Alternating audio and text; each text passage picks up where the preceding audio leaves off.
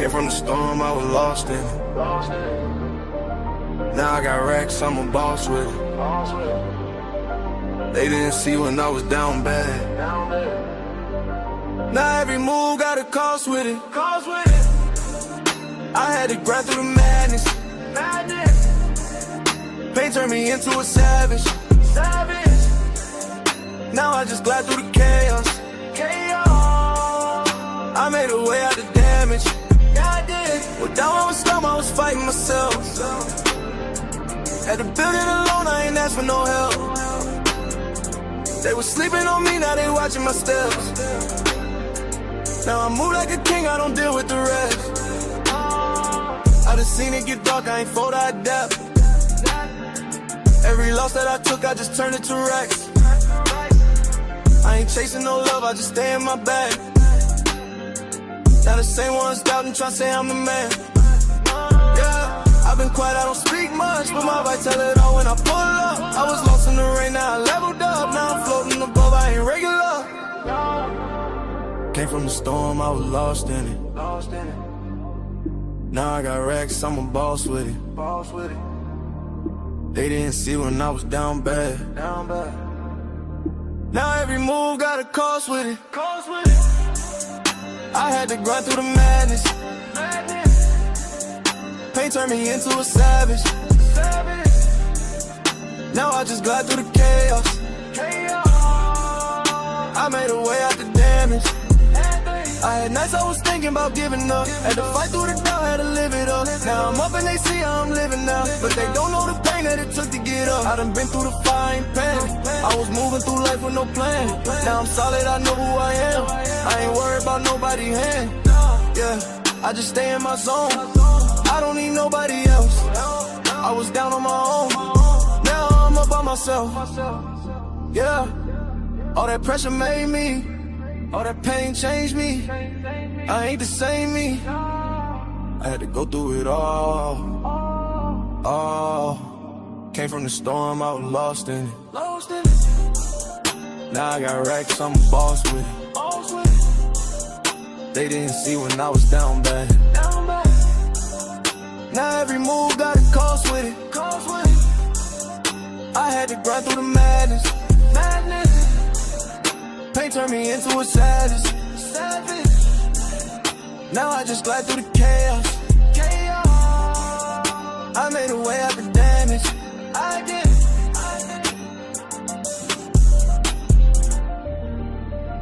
Yeah. Came from the storm.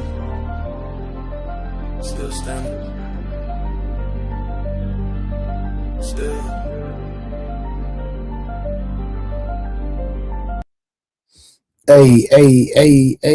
Hey, what's going on, y'all? How y'all doing?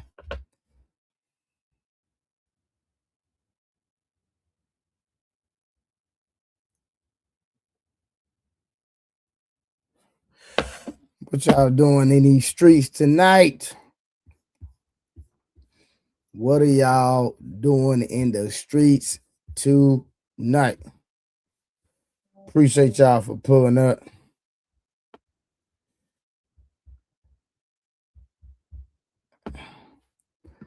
What's going on, y'all? What is going on in the streets tonight? I took a nap, y'all, so I'm up tonight. So y'all ain't got to be trying to clown me. I took a nap, so I'm up tonight, y'all. Y'all ain't got to clown me, all right? So your boy's up tonight. I'm up, y'all. I'm up. Took a nap. What's up, Karen?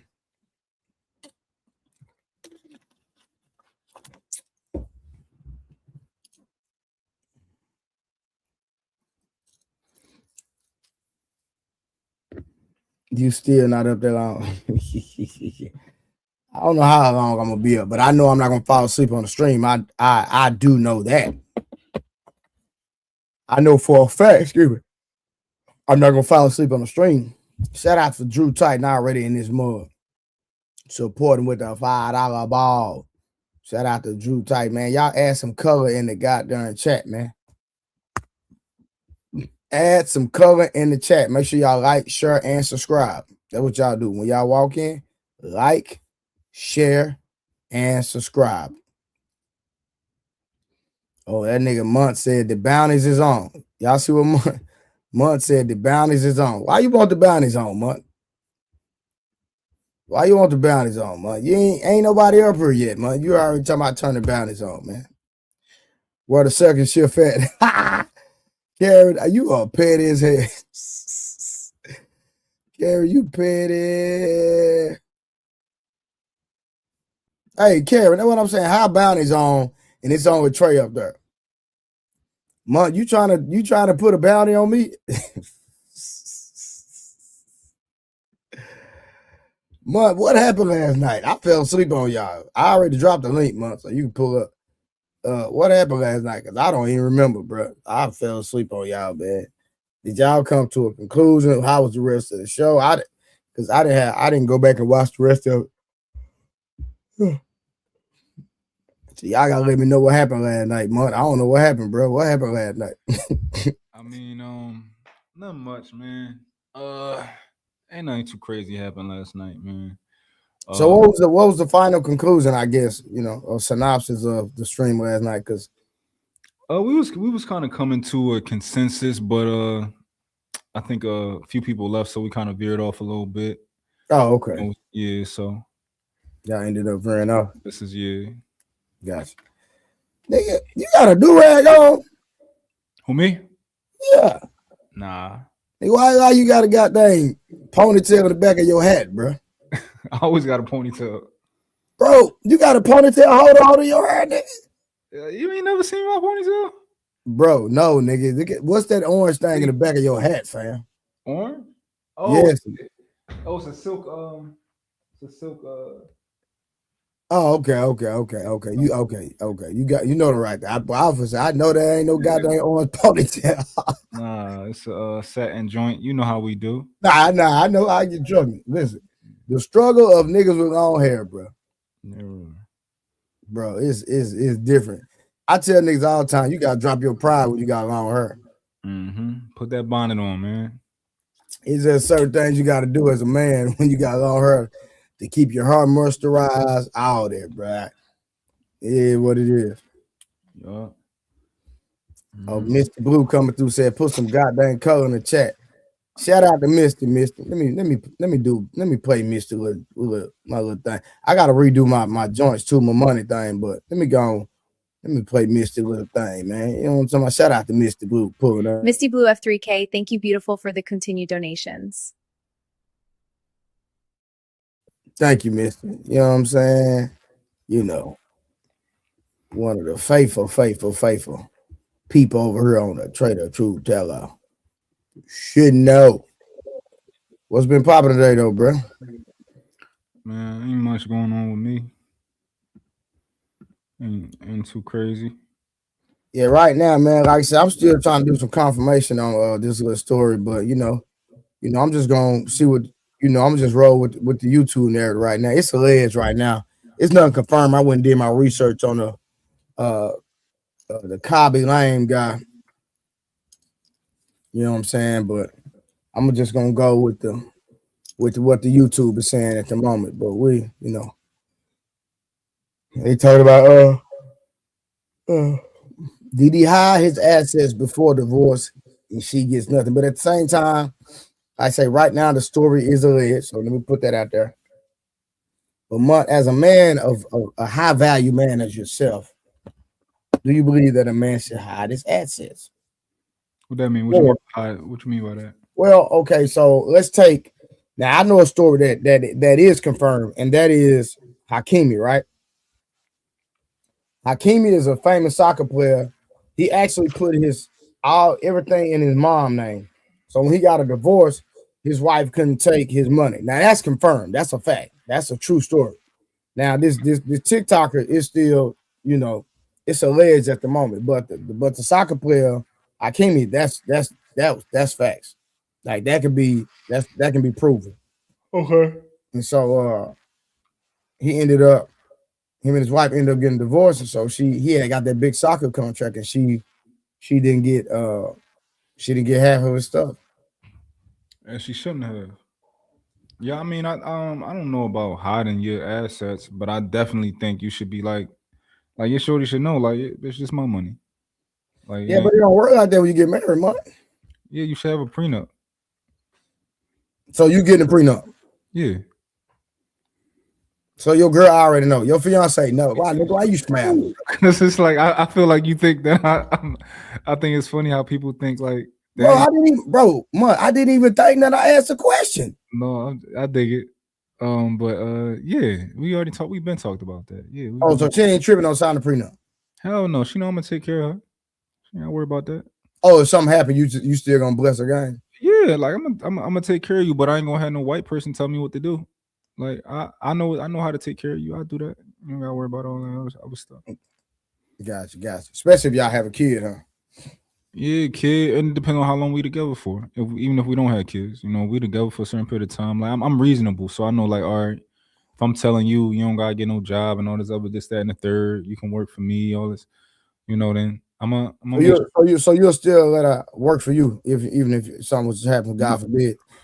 we probably wouldn't be working together. But I'm gonna make sure she cool.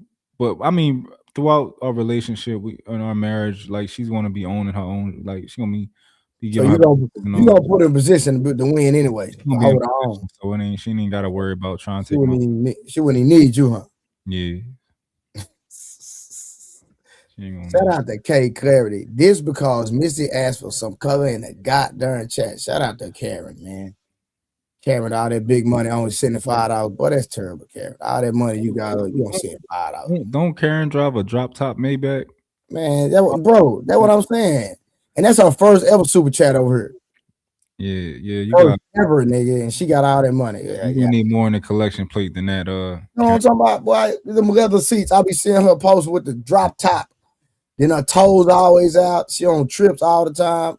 Boy, I tell you, boy, that's how they do me over here, bro. That's how they do you, boy, man. Crazy. That's how they do me over here, man. Kevin, that is your first super chat over here. Why is you capping? I ain't never seen you super chat ever. Don't be lying over here. They said Africa is damn near possible to hide your asset. Oh, it's impossible to hide in America.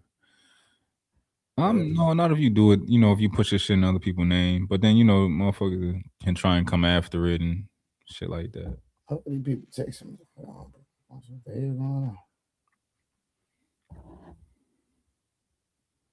okay. I see what they're talking about.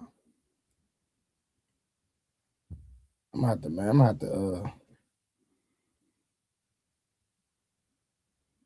have to hit you up, man. Your boy working behind the scenes, man. Trying to get something popping, man. You know what I'm saying?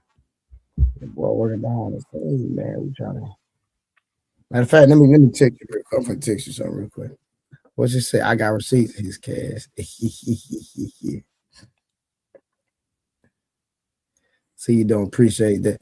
Boy, I do appreciate it. Boy, don't start lying, boy. Somebody don't appreciate it. Now you lying. Now you lying, sucker. Why you want to talk about lying? Oh, that's Night. Is that Night in the chat or? Yeah, that's Night. Mm-hmm. That's nice. He probably scared Will gonna come up here and drop him. Night, if you behave, we won't drop you tonight. We won't put no money on your head. You just gotta behave. That's all. Bro, Night cool. He be over talking people. He don't even see it, bro. That's all. He just. It's the old people, man. Like him, OG. They just talk loud and they just, they can't help it. The hearing aids and all that type of stuff. So. Is it?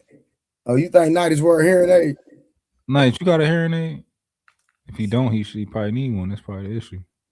August, I cut you out because you be saying dumb stuff. I'm sorry, August. You can't. You get mad at me all you want. You get mad all you want. You be tripping. That's proof we smarter than them. The Chuster speaks. What's up, Chuster? I don't know. I don't even know who is that. Have I seen him before? Yeah, this dude out of Cali. He been on the panel before? Nah, he ain't never been on the panel. But we talk behind the scenes though. See, whenever I say OG Speed name, he pull up. He know what's going on. Hey man, OG sent me a little jam today, man. That over hard. Hey, Wolf Stacks, you a liar, nigga. Pull up on the panel. Hey, Karen, send me that timestamp in the show right now. I'm gonna show Wolf Stacks that he's a liar. Wolf Stacks, I'm finna prove to you on camera that nigga, you's a liar, nigga. Karen, what's the video and the goddamn timestamp? We finna cook Wolf Stacks right now. Wolf, pull up, nigga. Yeah, nigga, pull up. I'm finna show you how you be lying, nigga. And don't drink, nigga, so you can be sober, so you can see this in real time. Wolf. Pull up, Wolf. I'm finna show y'all that this nigga be lying, man. Man, this nigga right here, hell, boy. Wolf Stacks is hell. Yeah, pull up, Wolf. Don't worry about it. I'm gonna hold you to the fly.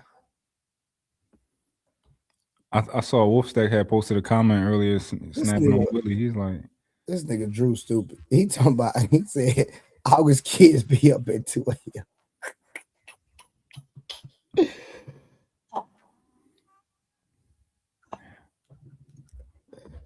That nigga stupid. Blanco, this nigga, Blanco gonna be walking around getting his steps in. Blanco, you got a Fitbit? You getting your steps in? Yo, can you hear me? Yeah, we can hear you.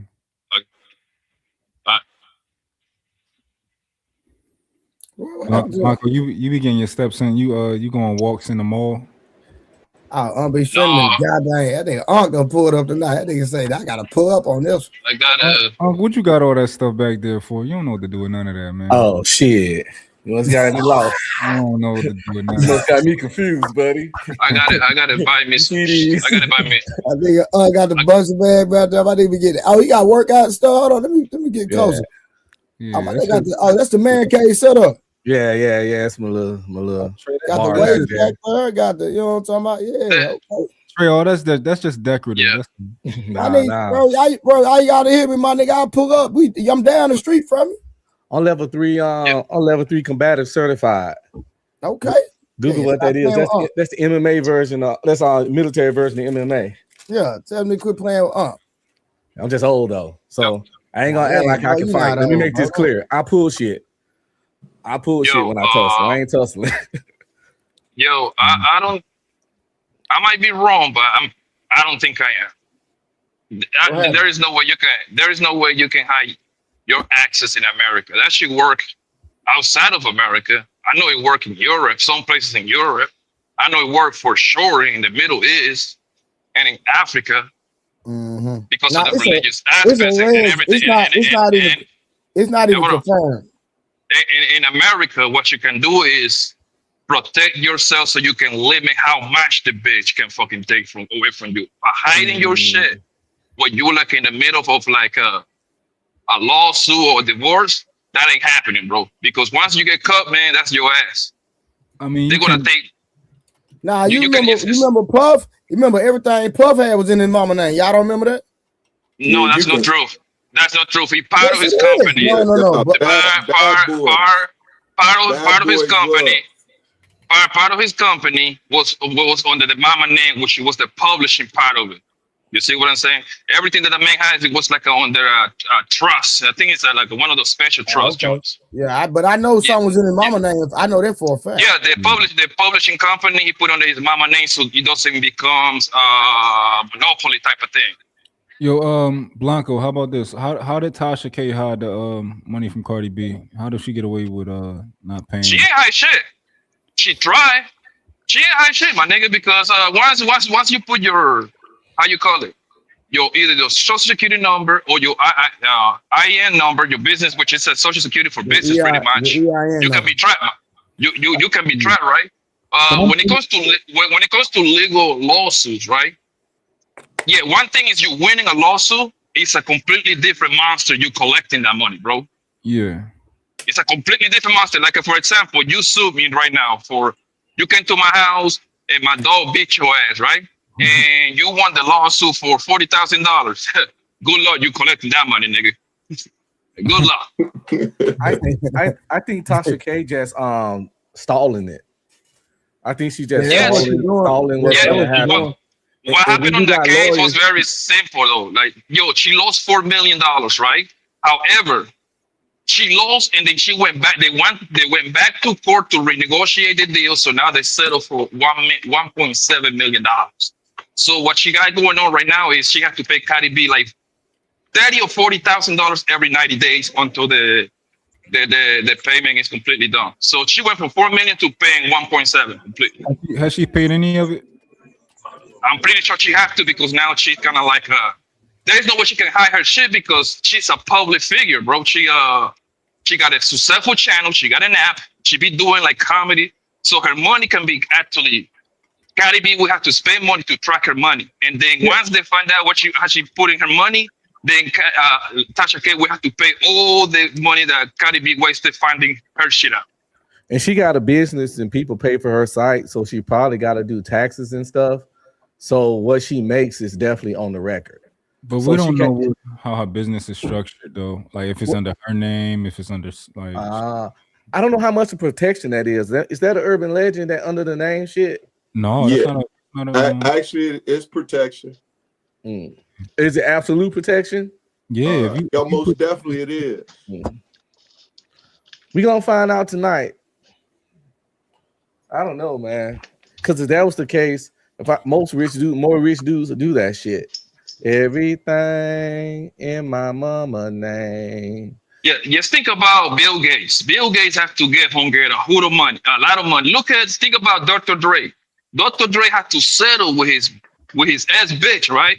He had to give her like $150 million. Look at Michael Jordan. He had to give Homegirl $190 million. Look at Mr. Jeff Bezos. Jeff Bezos gave his bitch $38 billion. Yeah, but Jeff Bezos' situation is different because she was there. She was actually working in the company. She helped them build that. So like she was owed that. Yeah. So you're talking about getting hit by direct checks, right? So you're talking about people like Michael Jordan. He had a contract. So we already knew what the contract was. So she definitely was going to get towards all that cash. And then we're talking about during the time before men became a lot more smarter when it comes to moving their money and their assets, right? Smurf, stop right there, Smurf. That was a settlement, because if they wouldn't went to court, Michael Jordan was on the hook to pay more. Jeff Bezos would have been on the hook to pay more. All of them. Actually, if you ever go through a divorce, all of it is settlement. Nothing is never set in stone until you go to court and you come to a settlement. That's why I say if you're gonna deal with a woman long term, it's best to be married to her. Right? Because when you go to court, it's once again just like a court. You're going back and forth. So they didn't know. I'm talking about, once again, by experience. I ain't talking about what I think. I'm telling you what I know, Blanco. So you got to put Smurf. You got to put in consideration to the state that you own. I know in California it's automatic 50-50. Yeah, you're right. You're right on that. So it is depicted upon the municipality in which you are in. That is correct. So definitely be intelligent about, once again, what how you going about doing it. That's all. So you are right. Prenup. Just don't feel harassing. Prenups are not guaranteed either. Prenups can be broken too. So you gotta like continuously. No,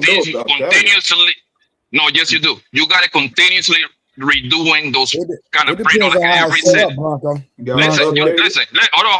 Listen, you don't have to take my word. I'm telling you, the mother of my kids is a lawyer, and then you don't have to take her word either. Go to Mr. the lead attorney. He tells you the same exact thing. Poppy, right? Prenups not as ironclad as we would like to think. Even if you get the lawyer to write it up perfect to perfection, the way the system set up primarily against men in those kind of situations, they will find loopholes and extract your money. They will, because the law can be interpreted a lot of different ways and manipulated depending on the situations. And real quick, as far as the mama name stuff, you can do that, but it's one of those things where it has to always been in her name. If you get married, if they transfer to her name, they could call that some fraudulent. Well, see, that's in America, though. Overseas, not overseas, though, because overseas, Hakeim did it. Do you know who had a prenup? Dr. Dre. That's the perfect example. Yeah, he Dr. Dre did. had a prenup. Yeah, man. And And a lot of other I people. think he still had to come off 180 big ones, bro. So guys, you have to do your prenup the right way. Of course, you got to research, right? You gotta, you got to understand what are the things that can happen and what do people commonly do wrong. Mm-hmm. But you just got to do it the right way. That's all. Hey, real quick. I mean, what's the right way? What would you consider the right way? Yo, what's up, everybody? How y'all doing tonight? A woman can always claim that she did the prenup under duress. Like, if you don't marry, if you don't sign this prenup, we can't get this married. We can't get married. If she bring that up, she would say, "I only signed it under duress." Well, that's the thing, right? The easiest way you get off that prenup shit, bro, is very simple. Most for the most part, men, right? Whatever you do, either you got your own business or let's say you work. Most people just do the 9 to 5, got a good job or career, right? Most likely than not, your payment gonna go up every year, right? So that's one of the ways a lot of the girls get out of the contract avoided. This man went from getting paid 130,000. Now he got it raised all the way to 160. Let's just use that as an example. That right there alone, that's a loopholes that she needs for her lawyer to use to break up that prenup because quote unquote he didn't tell her. You see what I'm saying? That's why the prenup got it. That's why the prenup got to be redo constantly. Well, that's what the lawyers say. You can include but the prenup ain't going. The prenup in the beginning, like you can have like tiers of like, okay, if I make this much money, this is what we're gonna do. If I go and start making this much money, this is what we're gonna do. Like you can get ahead of that. But also to what Unc was saying, right? That's why you need her to have her own counsel when you do the prenup. So she can't claim later on I was under duress. I didn't know what I was doing. I didn't. That's fact, sir. That is fact. Counsel when, that's what I say.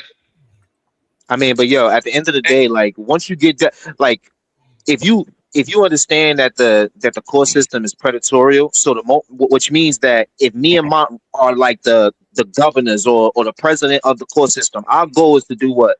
Make money. We all understand that, right?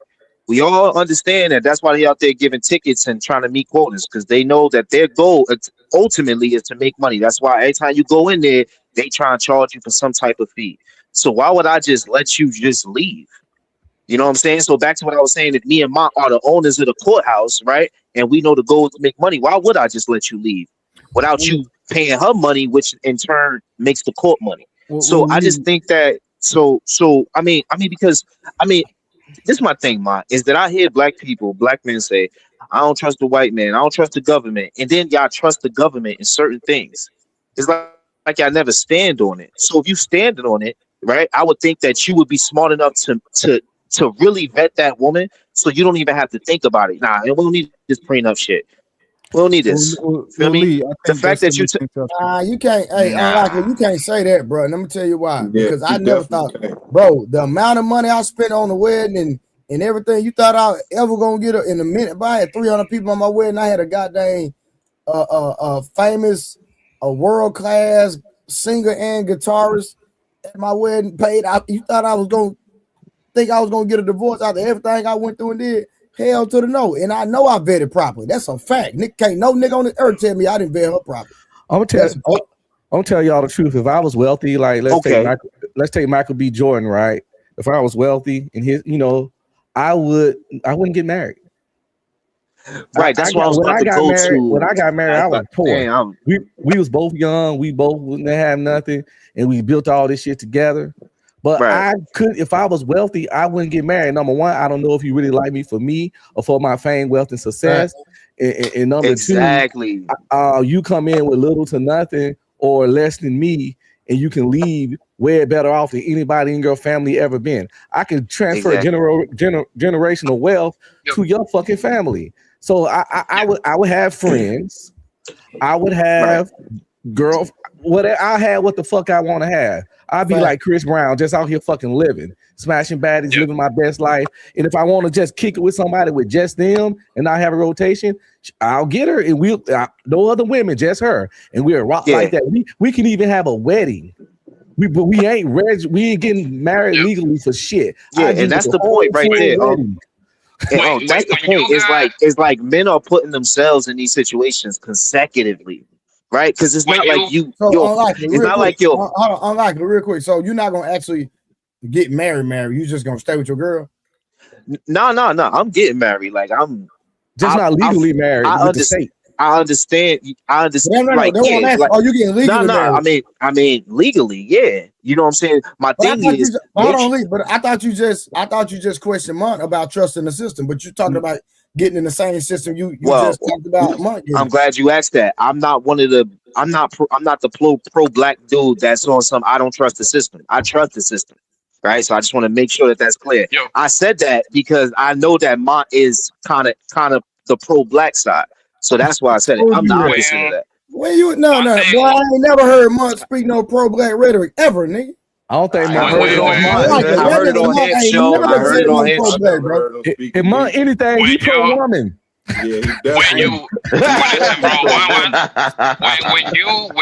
when people got If money, you're not pro-black, then my bad. Then. when people got that fuck you money, bro. You pro-American then? Is that what that is? Okay, me too. When people got that fuck you money, bro, nobody like you for you. People need to get out of that. Okay? When you get LeBron James, Steph money, nobody like you for you, unless they got with you when you was broke. Anybody that come after when you got that kind of money, nobody like you for you, bro. That's the game. All right? Like I said, like when I was any famous celebrity. I remember the dude that played Superman, I think he finally went on and got married, but he was just saying like he was scared to date. He was scared to date, didn't want to date because he was like, relationship go wrong. All it takes is one accusation to ruin your fucking career. Yeah. And he had so much going on in life, he was scared to fucking date. And that's one of the things in this new age world of being rich, famous, and successful. One accusation and niggas dropping you from fucking 4 movies in a row. And once the shit get proven false, you don't get them roles back. You don't get them movies either got canceled or somebody got recasted. So it makes like a rich, famous man, like if you ain't get nobody when you was poor, it's rough to date unless. So let me ask you this, who's bigger than you? You know what I'm saying? Because I was going to ask you. You know what I tell hypergamous nature though, so it might be problematic. You know what I tell my boys that got. Let me tell you what I tell my boys that got real emotion. You know what I'm saying? And like my nephew and. You know what I mean? He went to the NBA, all that. Like all my young boys that got real emotion.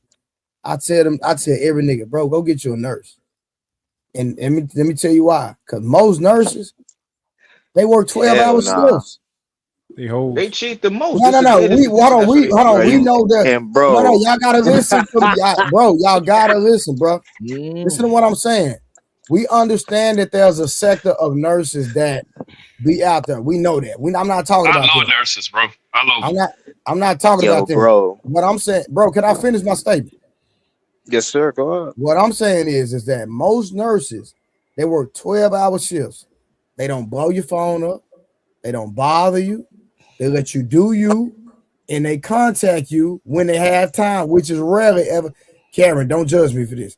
Because they rarely ever have time in out days in the first place, and some of them still going to school. So a lot of them not gonna keep up. Lucky Trey. That's not all nurses. I get one. I did not say. Oh my God! Did I say? You got y'all think a nigga? What's think a nigga stupid? No, we listen. Listen, let me tell you something. When it comes, listen, I'm gonna keep you dancing. When it comes to get women. Listen, when it comes to getting women, it ain't too many niggas that can stand next to me, and that's all. And I ain't trying to cap. That's facts. I can stand next to you. I can stand next to you, and I can tell you that that is that's very shaky water that you put in them women. Telling them just go. Are you saying for a girlfriend or for a real girlfriend? For a friend. I'm just being safe. A friend or a girlfriend? I'll pick a nurse for a little homie. I got you. Why niggas think? So hold on, watch this. Unlikely. You telling me every nurse on the earth is a 304? That is not what we talking about, and that's not what you're talking about. No. That's what. Hold on. That's what's being implied right now. Facts. No. That's not what I'm implying at all. I'm just saying what everybody on the panel is implying. Because when I made the statement, no. Okay, well, not you, Peace Merc. But hold on. When I made the statement, Karen, can I talk? God dang. When I stop talking, you respond.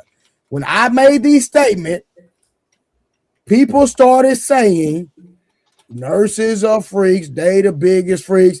Am I lying?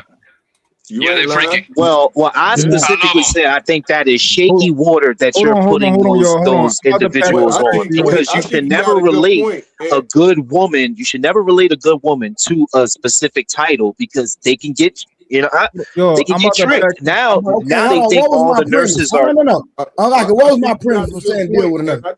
I think your premise. You said because they work long shifts, because they don't bother you. I've been listening to you, right? I was listening to you, and you're right. But she could be one of the freak nurses, and now you got him thinking, "Oh, this is a nurse. She's good. So let me give him a." Hold on, bro. If I got to worry about that, I don't need the data. I'm gonna pack Trey up for y'all. Go ahead. I wouldn't marry a nurse. Yeah, but she could be my friend. Bro, I know plenty of, bro. I'm not saying it's a bad. I know plenty of nurses that's not out in the streets. That's a fact, nigga. I know nurses. I can call them right now, my nigga. I know what they. Listen, I can call one right now. I know what she at. I know what she doing right now. That's a fact. I think everybody. Should you relate a good woman to a job title? That's all I'm trying to understand. Bro. I think everybody should be able to understand. It being a good woman, bro. I think everybody should be able to understand when people are talking, bro. Nobody mean 100%. I don't understand why we have to obviously say that all the damn time. We're not talking about 100%. No, he packing Trey up right now. Go ahead, pack him up. No, he's not packing me up at all. He can't pack me up. I just know because at the end of the day, when I made the statement, guess what niggas start saying? Exactly. So what Poppy's saying, so what Blanco saying don't apply to me at all. So I don't know what you're talking about, Amar.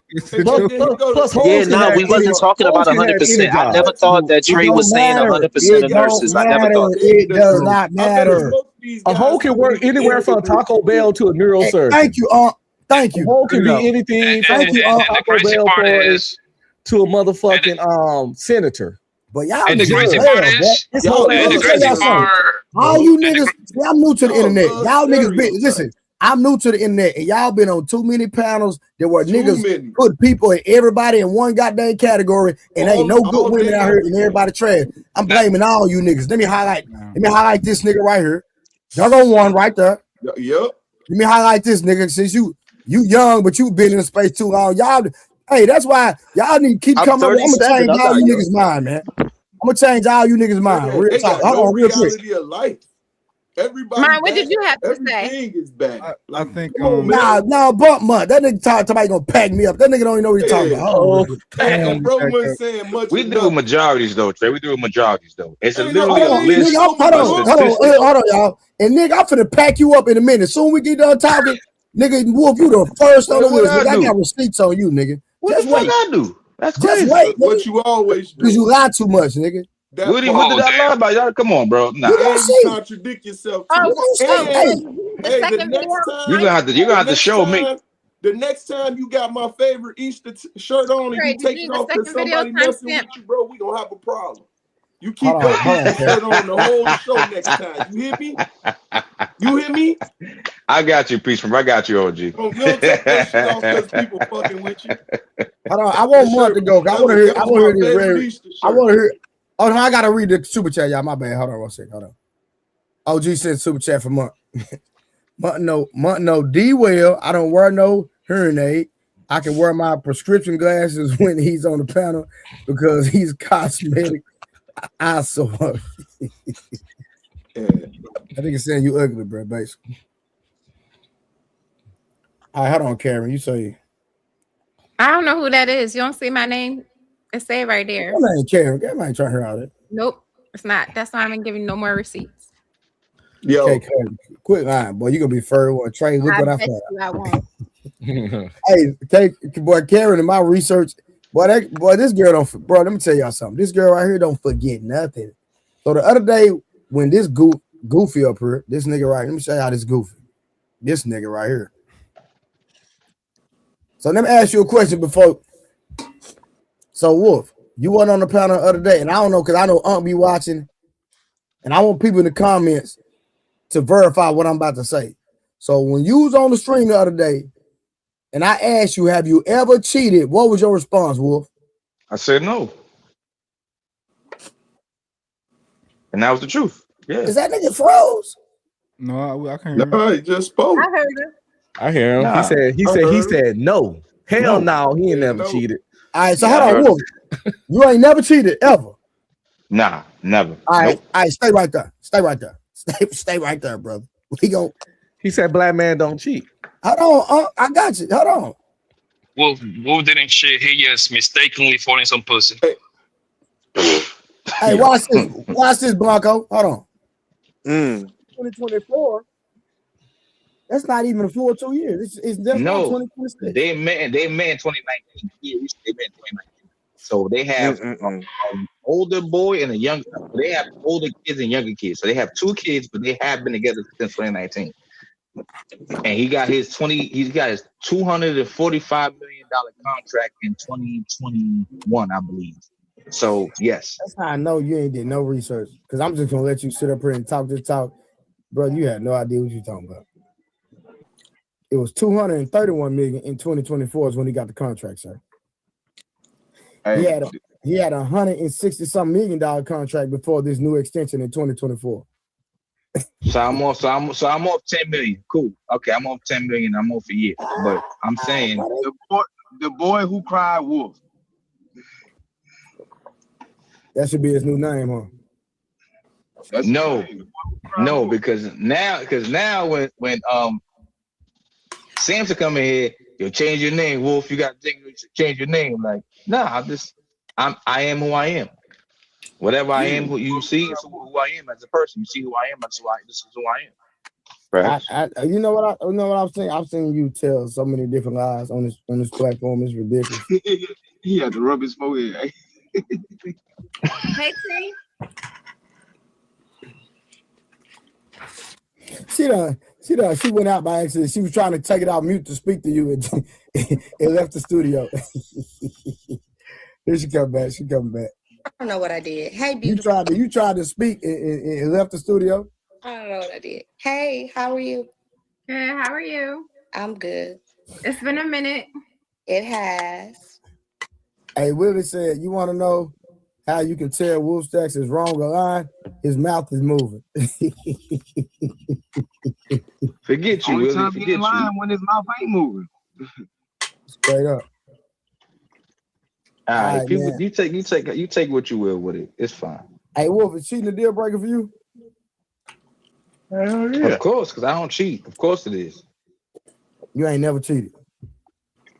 I cheated like twice in my lifetime. Oh, you don't cheat anymore. Oh man, damn, that's crazy, son. Damn. Hey. Yo, I would look at the screen no more. I think. Jeez. Okay, so hold on. Now, let me. Now that you put me off. Just stop talking. Hold on. Wait, stop. Wait, stop. Hold on. You have to give people a chance to defend themselves, right? No, now, when I said, hold on, stop. Hold on, stop. Listen to me. Let me speak first. Now, I don't mean stop. I don't mean physically cheating. I don't mean. Hold on. I don't mean physically cheating. I mean like talking to somebody else. So that technically, all right, keep playing it then. Keep playing it to see what he says.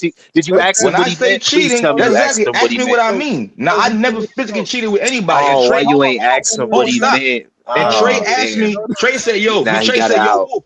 He said, "Yo, Tree." He said, "Yo, Wolf. How don't you cheat?" I said, "Women would get mad when I would look at a video or something to not be with another female." Yo, play it back again, Trey. Just play it back again. Let's see that. Let's see how you want to. Because never when you said it there, cheated. You really want to do? Wolf, be quiet, Wolf. Listen, You a man. grown man. You know what cheating mean, bro. We grown men. We know what cheating mean. Come on. I can get you out of this, Wolf. Okay, but like I said, talking technically still is cheating. That's why I had to think about it. Wolf, you're talking too much, bro. You're talking too much. I just started talking. Listen, Brody. You say you hyper, my nigga. Listen, I can get you out of this when you just cash out me $10, my nigga. Hold up. Hey, cash out me $10. I can get you out of this one fast, my nigga. You understand what I'm saying? Cash out me for the Starbucks that I'm about to buy tomorrow, my nigga. But listen, technically, Wolf didn't cheat, right? I'm gonna tell you why. Hold on. Before we I expunge his record, my nigga. Once you expunge your record, there is nothing on your criminal history. So there you go, nigga. He got his record expunged. He didn't cheat. That whole die, that's it. It don't count. I guess that's the same as girls' whole facts, Run right? that shit back. Trey, run that shit back. Run it back. If you, it don't matter to me. I'm telling you, Man, I we never don't physically want to cheated. hear that, man. What's that? You gonna have y'all a chance are, to you know defend we yourself. live. Oh, we gotta let this simmer first. Y'all not even let me defend myself. It's crazy. Not yet. There ain't no defending that, pimpin'. She went out by accident. She was trying to take it out mute to speak to you and it left the studio. Here she come back. She coming back. I don't know what I did. Hey, beautiful. You tried to speak and left the studio. I don't know what I did. Hey, how are you? Good. How are you? I'm good. It's been a minute. It has.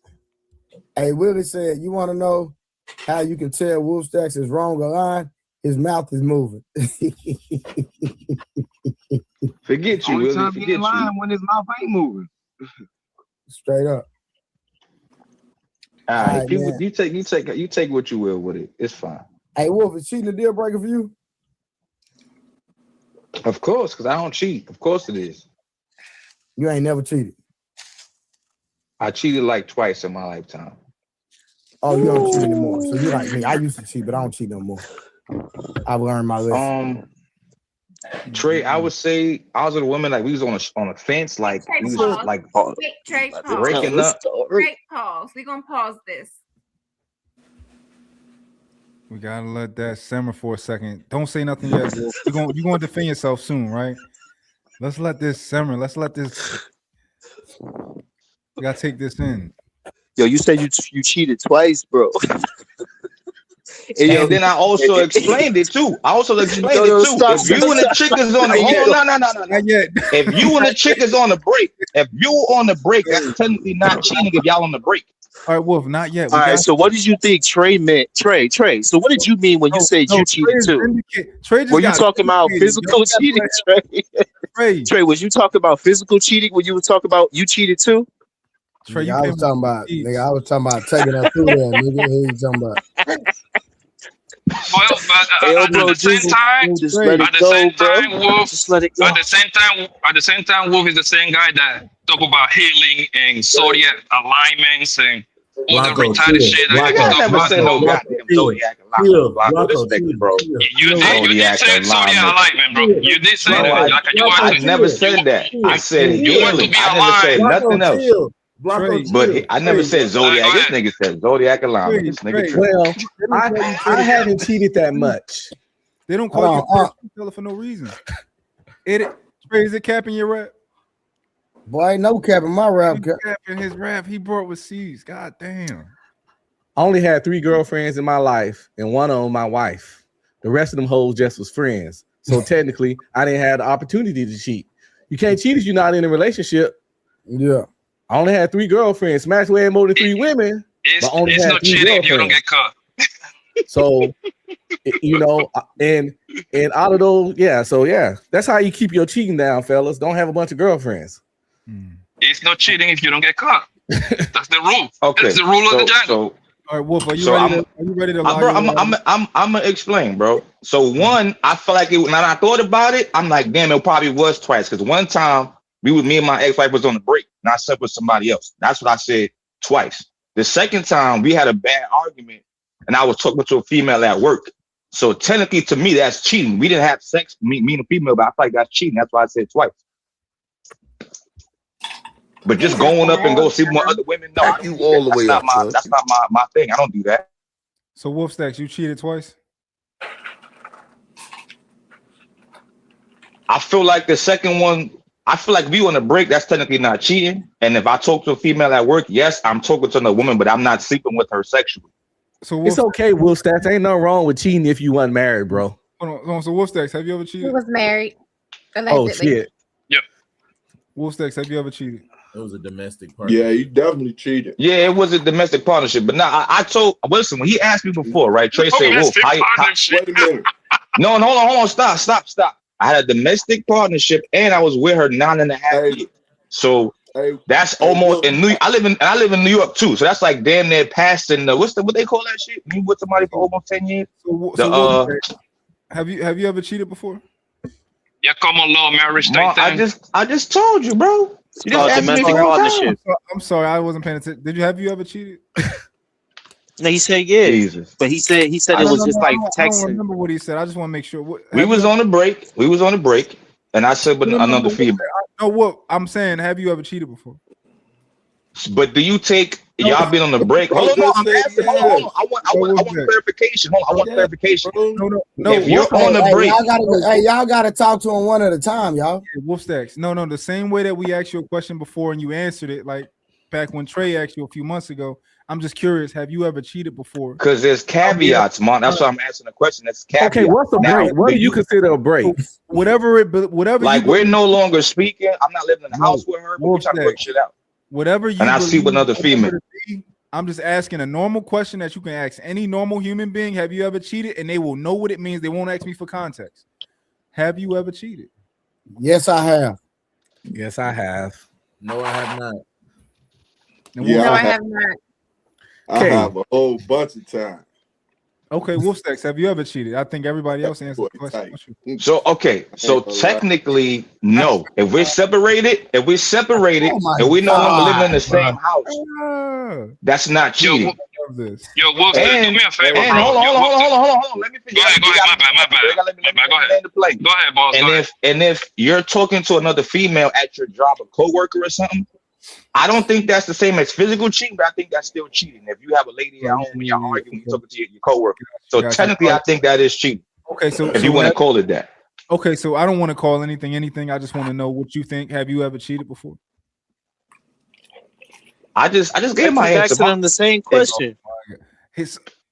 Expecting a different answer. That's insane. You answered the question. Well, you answer it differently all the time. Yeah, you just literally heard me answer it the same. No. 5 times back to back to back. Hold on, Trey. If I ask you a yes or no question, can you answer it? I don't have a, I love yes or no question. That was, I think Will said nuances. It's nuances to his situation. Man, I cheated. It's just what it is, bro. What Wolf Stacks is doing, right? I'm asking him, has he ever cheated, right? Yeah. And he's asking me, oh, what do you think cheating?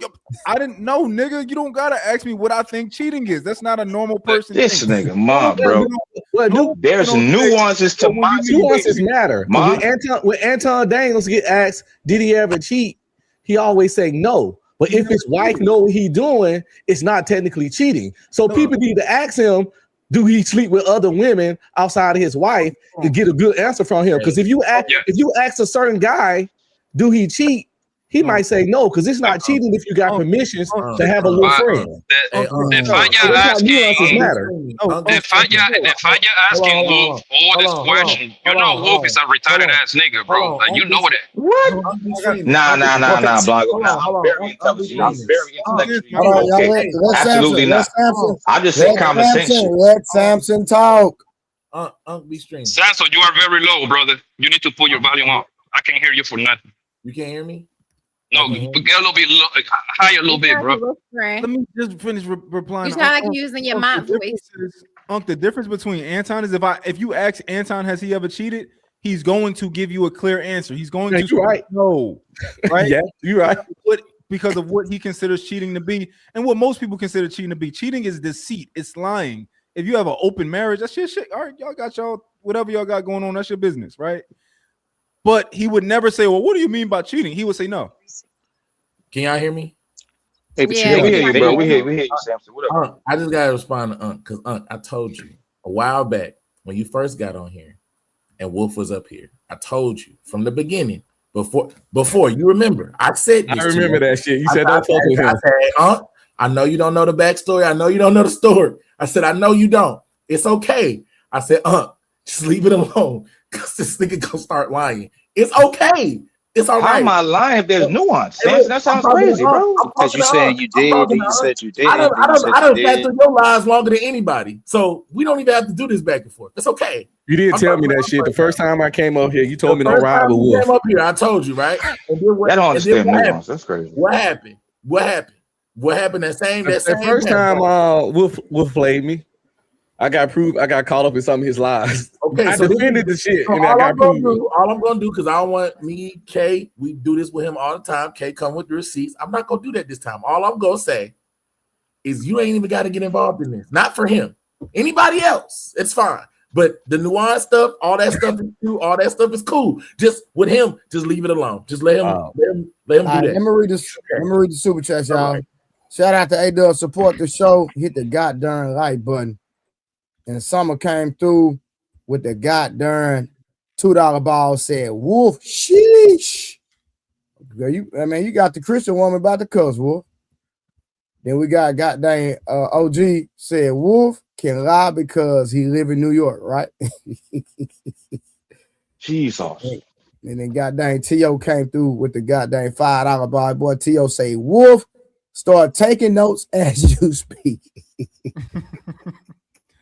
Yo, Trey, ask me if I ever cheated. Month, have you ever cheated? No.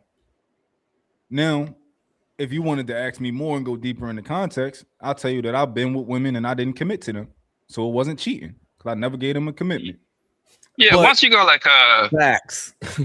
Once you go like the quote unquote the friends with benefit, that's no cheating, my nigga. Hold on, y'all. Hold on. Oh my God. No did it, bro. $20 ball. Wolf Stacks, have you ever cheated on your strong hand? That boy switched to his lefty. No. That's wild. That's a super wild, chat. You gotta answer that. Wolf. Hey, hold on. That's a super chat. You gotta answer that, sir. It's a natural thing. So the answer is no. Yo, all I know is Wolf, bro. This nigga Wolf. Even when I got a girl, I still. Listen, bro. Yo, Wolf. Don't ever do crime, my nigga, because you cannot spin your way out of the revolving door. Bro, what are you talking about? I already said what I'm gonna let you deal with that. I'm gonna let you handle this. I'm not touching it. I want to know, what is the problem if you not with your lady or you single, you like, damn, I'm not going outside to pay for no tunes. Just go work, when I take a shower and go to bed. That's regular shit. But because OG told you, he said you do your shit so often, your right hand is gonna be the strongest thing on your body. That's what OG told you. Bro, he took that literally. I don't really be sitting up here every day, 3-4 times a day. I have a job, bro. I have a life. Bro, I have kids. Bro, we don't need that's what happened. Yes, because I watch it. I like to watch it. That don't mean I gotta do it every time I watch it. I like to watch it. Wait. You watch porn and don't beat your meat? Y'all give Will Stack a follow. Sometimes I do. I just like to see bad. Jesus Christ, man, this is crazy, bro. Why y'all talking to Wolf Stack about beating his meat on? That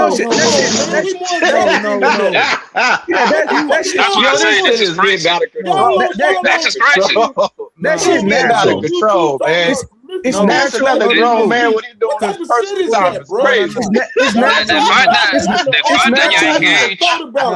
It helps prevent. See, Peace Marco. Check in when y'all come to Chicago. It's natural. It helps prevent prostate cancer.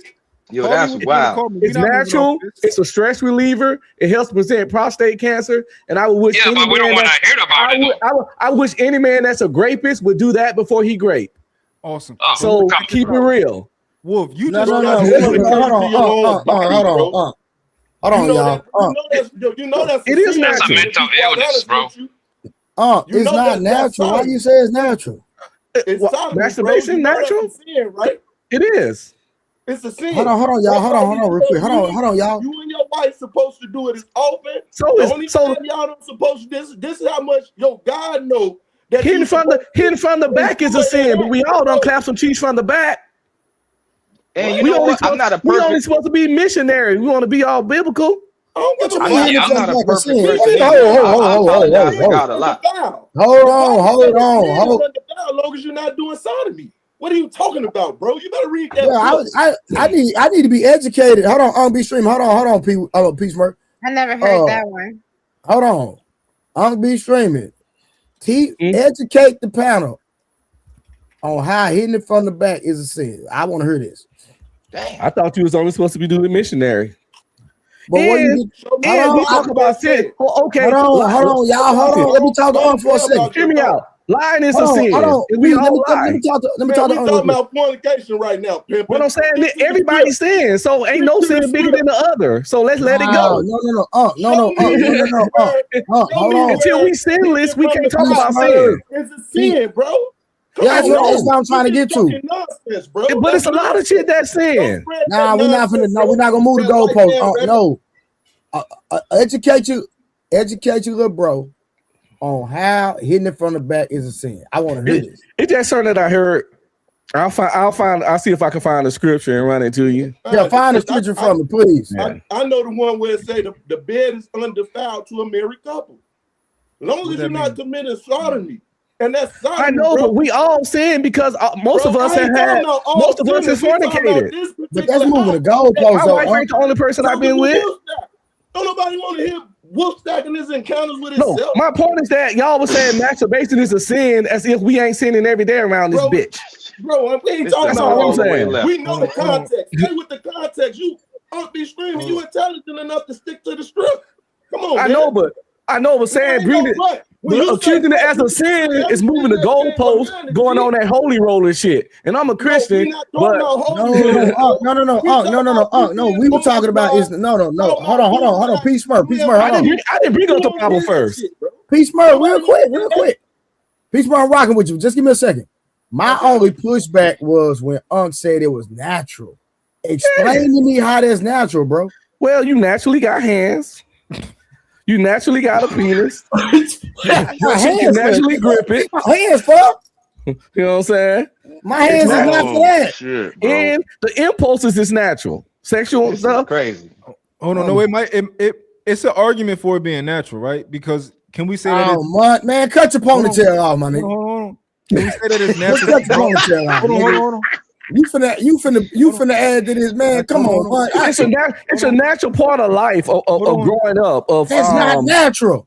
Can we say that it's natural for dogs to do what they do? They weird shit. We're not dogs. We're talking about man right now. Come on, you intelligent enough to have. No. Hold on. Peace, Murray. Let's entertain. Let's entertain, Mark. Yes, it is, Mark. Dogs be beating they meat. No, they do not. You be watching them too. Dogs beat. Oh my God. Y'all have a dog. Different. Y'all gotta. We gotta stop, man. We gotta stop. We talking about adult males right now. Come on, man. Y'all entertaining.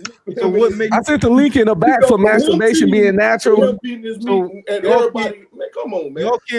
Doctors and psychologists will agree. You can't. That is natural. They go to white man. They say fuck them. But it's also black doctors. Hold on. It's still under the 21 times a month. That's what they say. 21 no, times natural. a month. White man taught us this language we speaking, but we still speaking it. No, y'all. Hold on. Let me tell y'all something that's natural. There's studies. Come on, man. Hold on. Let me tell y'all something that's natural. Walking is natural. That's something that's natural. Defecating is natural. There you go. Exactly. Y'all, masturbation is natural, y'all. No, it is not. I sent the link in the back. So hold on. If you go to use the bathroom, you gotta pee. Is that also kind of doing that when you go to pee? Don't you gotta touch yourself to pee? That's crazy. That's weird. We men. That's weird. Bro, someone want to talk. Be quiet. Go ahead. I just had a question. When you guys, when you guys are beating said meat, are you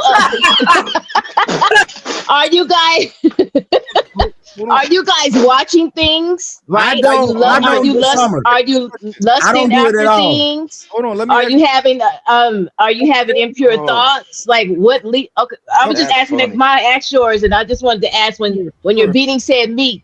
What are you thinking about? What are you consuming? No. Hold on. Everybody, hold on. Let's go. I'm gonna start with myself. I don't do that at all. I don't have an urge for it. Not interested in it. Nothing. Samson. Well, I need someone to say the question. Say the question. Hold on. We can't answer her question. I was trying to get in there for like 3 minutes. Fuck no. What? I was saying where the sin comes in at also is what are you lusting after with your eyesight or in your mind when you are doing the thing. But we all sin, so I don't really. Even a real question. Find me a motherfucker that ain't sin, and I'm gonna turn him to a saint as we speak. He need to float his ass on up to heaven. Let's move in the goalpost. Hold on. I don't think y'all. If I lied today, I'm gonna beat my meat in the same day. I dig it. I don't think y'all can make the argument that beating your meat isn't natural. I want to hear that argument. It's not natural, bro.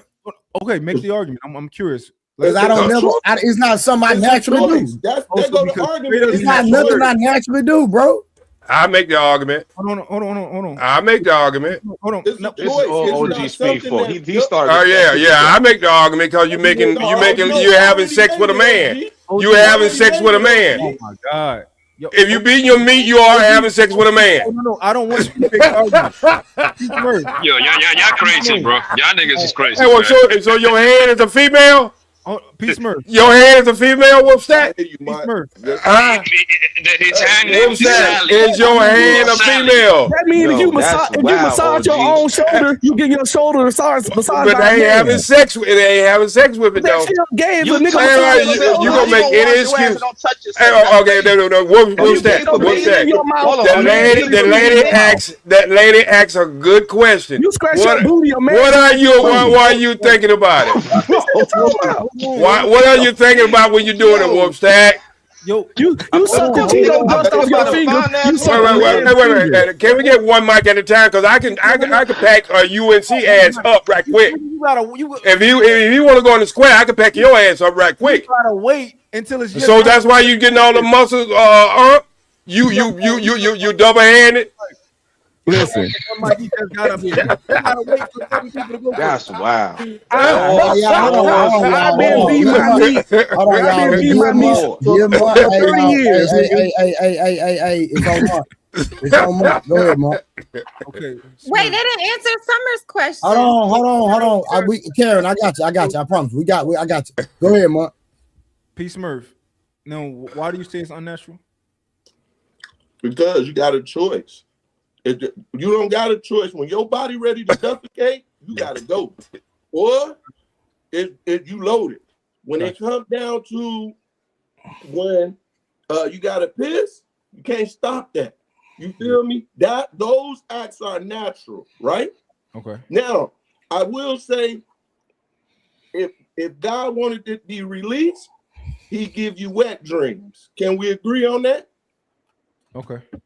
So with that being said, that's the natural act of it. If you want to be precise, right? I want you to stay right there. So is sex natural? Sex is natural. Okay, but that's a choice too. Hold on. Do you have a choice? I most definitely got a choice. So what? You defeated your own argument just then. They're eunuchs, right? That never have sex. They no longer have they joint. So once again, priests supposed to. Based on the logic that you chose to use for that argument, you contradicted yourself. No, I did not. To make a different argument. No, I did not. You did. So I explained the natural act of you even ejaculating without touching yourself. That's why I said wet dreams, right? Everybody agreed. So that's the natural act. Gotcha. Now, if you're forcing it upon yourself, that's something different. You sodomizing yourself. Okay. That's what it's called, bro. No. Where's that at in the Bible? People do it, and you go and look it up. Hold on. Where's that at in the Bible, though? Because you make that, you be smart. If you make that, you gotta. I believe, man. Every man did that shit in the past, bro. I don't care if it was once or 1,000, bro. Like, come on now. That's not the point. That's not the point, Blanco. That's not the point. What are you thinking about? Whether they did so it doesn't matter. It's the same thing. It's the same thing as catching. Oh, go ahead, boss. Go ahead, my man. Hey, no, Blanco, check this out. Summer asked the question, what are you thinking about when you do it, since every man do it, right? Every man don't do it. Already said it. You can go, Blanco. Go next since you want to talk. No, Peace Murph. This question. Peace Murph. I'm listening, man. I answered your question now. I'm about to push you off the side of the building. Don't get out of this.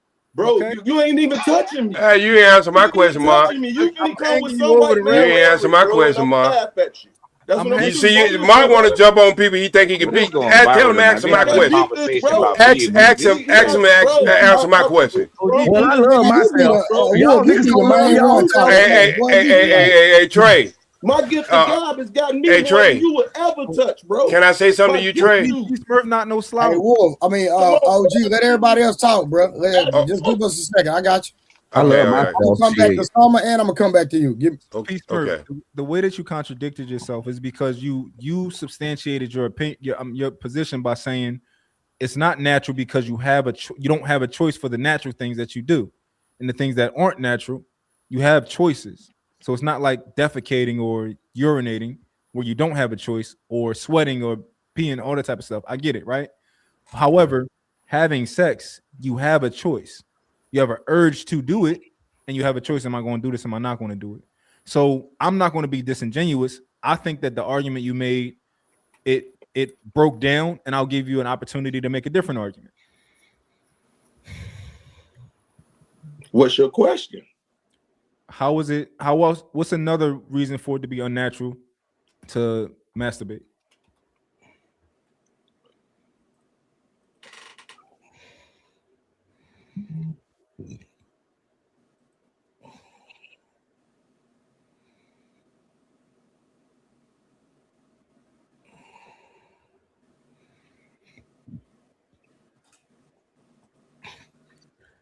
I think he confusing natural with autonomous.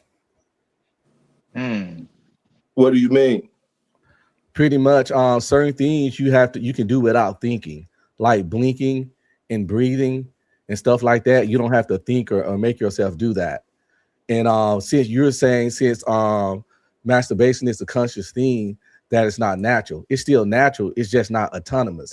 I can say it's natural for the simple fact that there is a study that you need to, like, if the people that had 21 sex 21 times, they reduce like getting prostate cancer by like 80%.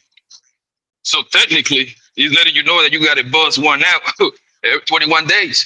Doctors recommend masturbation is good for prostate cancer and eliminates your chances of catching it quite significantly. So I hate the C word. Stepbrother died of it. So if Be My Me can keep me from catching the C word, shit, bring that baby all over here. You know what I'm saying? Like, I ain't no prude. I love myself. I think people that hate, I ain't saying don't masturbate, but if you hate it and just hate it, dude, I kind of think you don't love yourself. Because if I'm feeling bad and I want to feel good, I'm gonna make myself feel good. Get to me If quickly, I'm Trey. stretched out, I had a hard day at work, and the old lady on her cycle.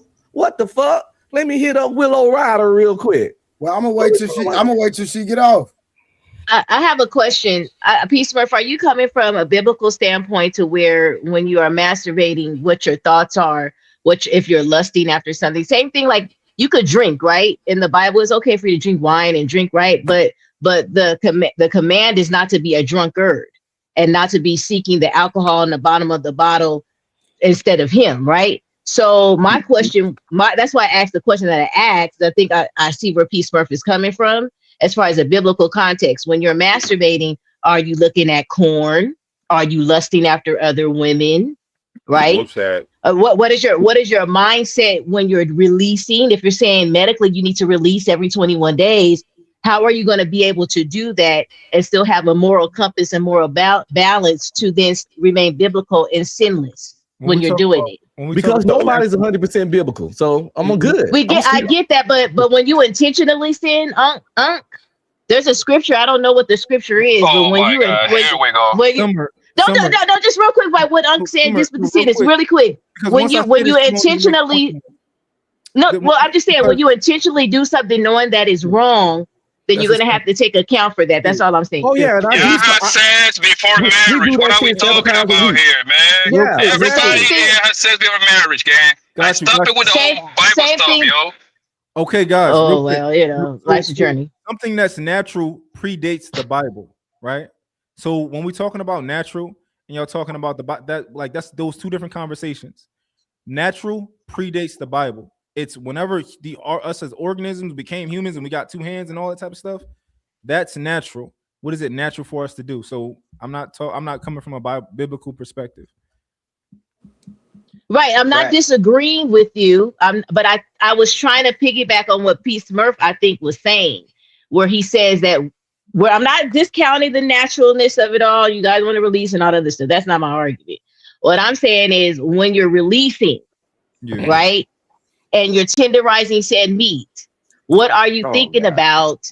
I'm sorry, I won't win tonight. So what are you thinking about, and are you lusting after something while you're trying to release yourself? That's where the thing lays. Y'all know who make the sex toy industry $1 billion industry, and it's not men. So, let me throw that out there. Who made it wasn't a gender thing. Oh, no. Just as you trying to like you say meat. y'all waxing y'all meat. It's some coochies getting fucking filleted around this motherfucker too. The Walking Dead, they getting slayed. I can't deny that too. It's the same argument with them too. It would be the same argument with women. Motherfuckers be having two. They be having two roses because they're running the charge down on one. That's fine. And want to switch up. Both questions for both sexes, genders, male, females. It runs the same way. You know what I'm saying? So that's how you know it's natural. It's natural. Was I on the right path there? Was I on the right path with what you were saying a little bit? So I'm gonna say this. To me, it's not natural. Y'all can sit here argue all y'all want. I really don't care. It's not natural. Yeah. OG, what was you trying to say? Make it quick, man. We need to change the subject. Real talk. Damn. Ooh, y'all don't wore it out. But since no pun intended. Okay. Oh, since Unc is the strongest one in the house. He's ambidexterity. He can use both hands. And Wolfstack, Mont, I'm gonna ask you a question. All right. Since you want to try to hem up Pete Smurf, I'm gonna ask you a question. Left or right hand? When you do masturbate, are you having sex with a man? Are you having sex with a man? Yeah. Are you sexually having sex with a man?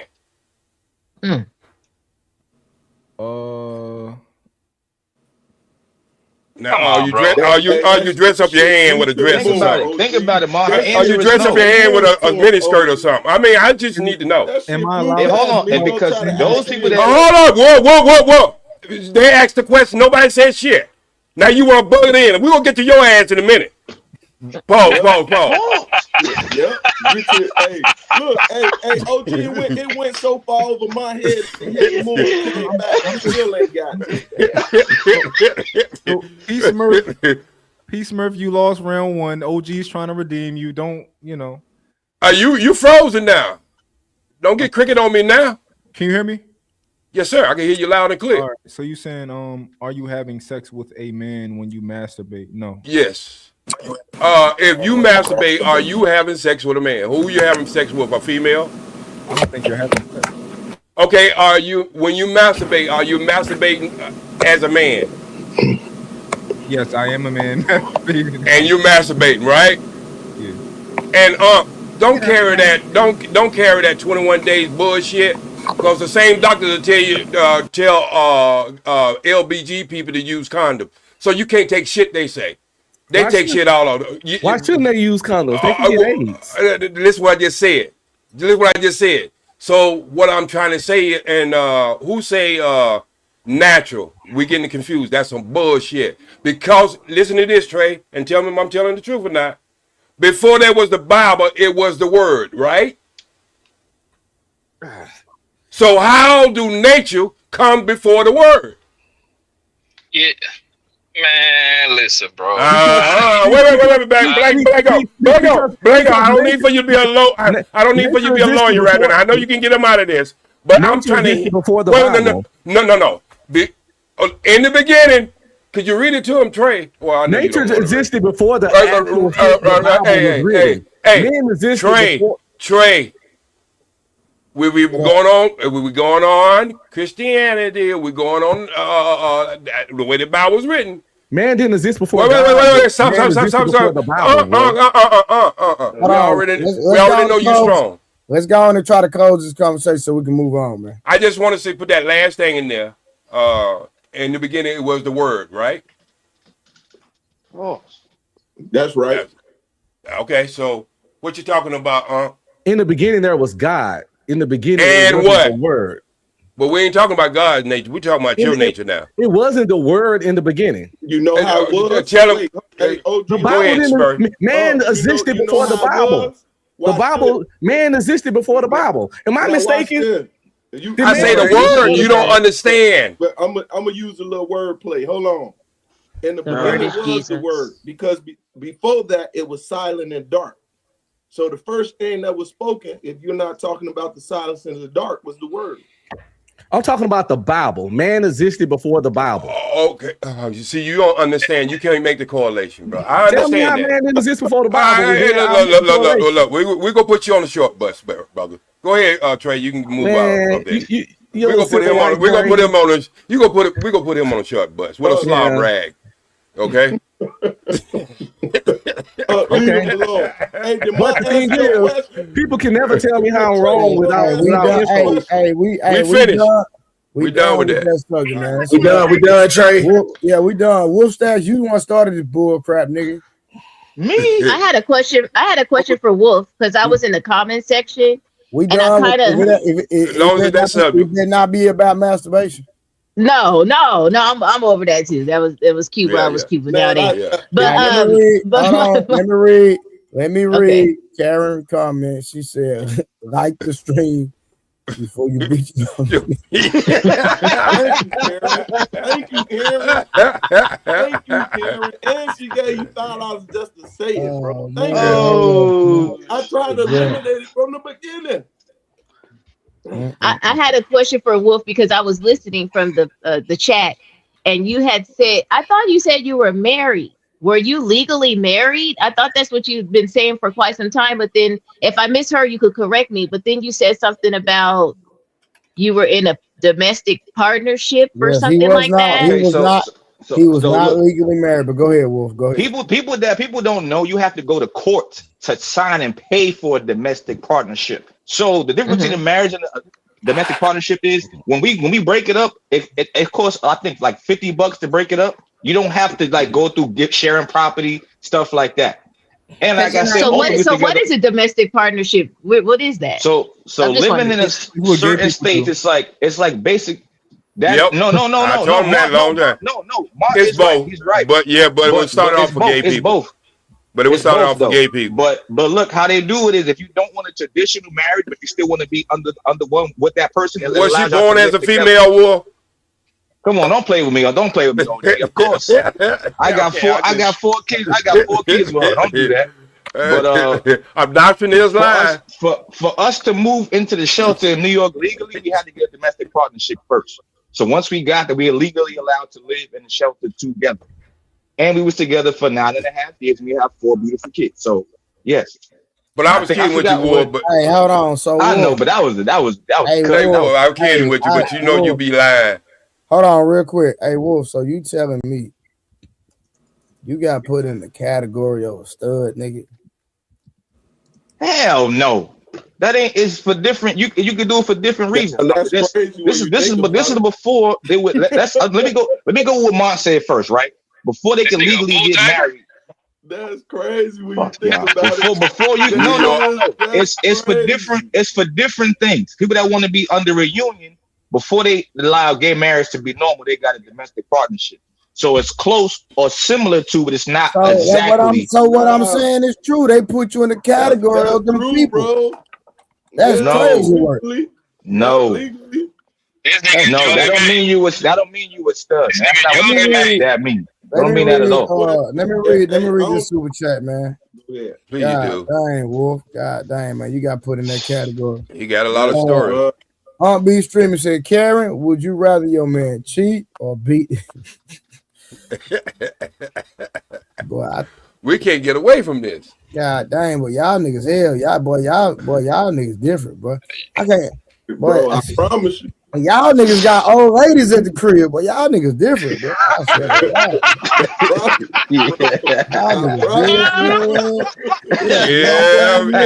If you catch, hey Trey, if you catch one of them brothers with lipstick on their fingers, you know what's going on. Listen, hey, I tried to get out of the conversation.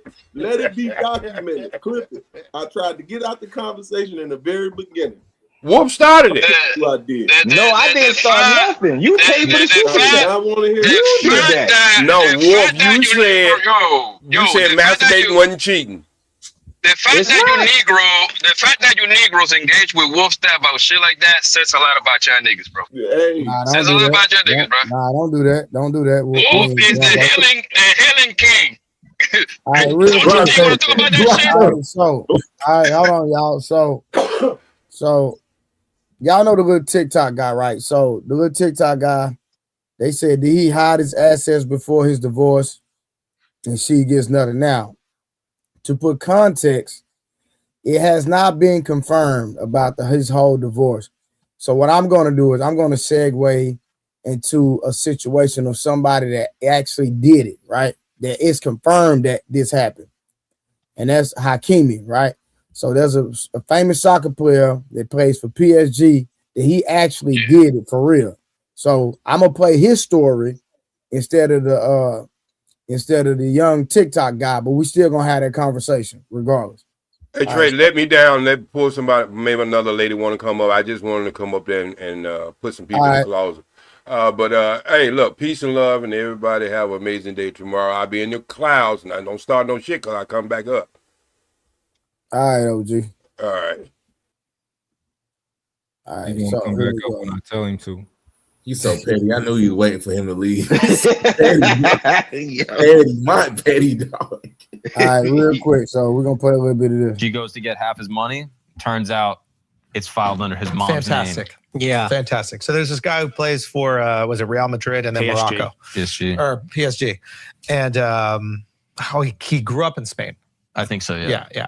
And we obviously went to Morocco and we're like all into it. That's where I first kind of really heard about this dude.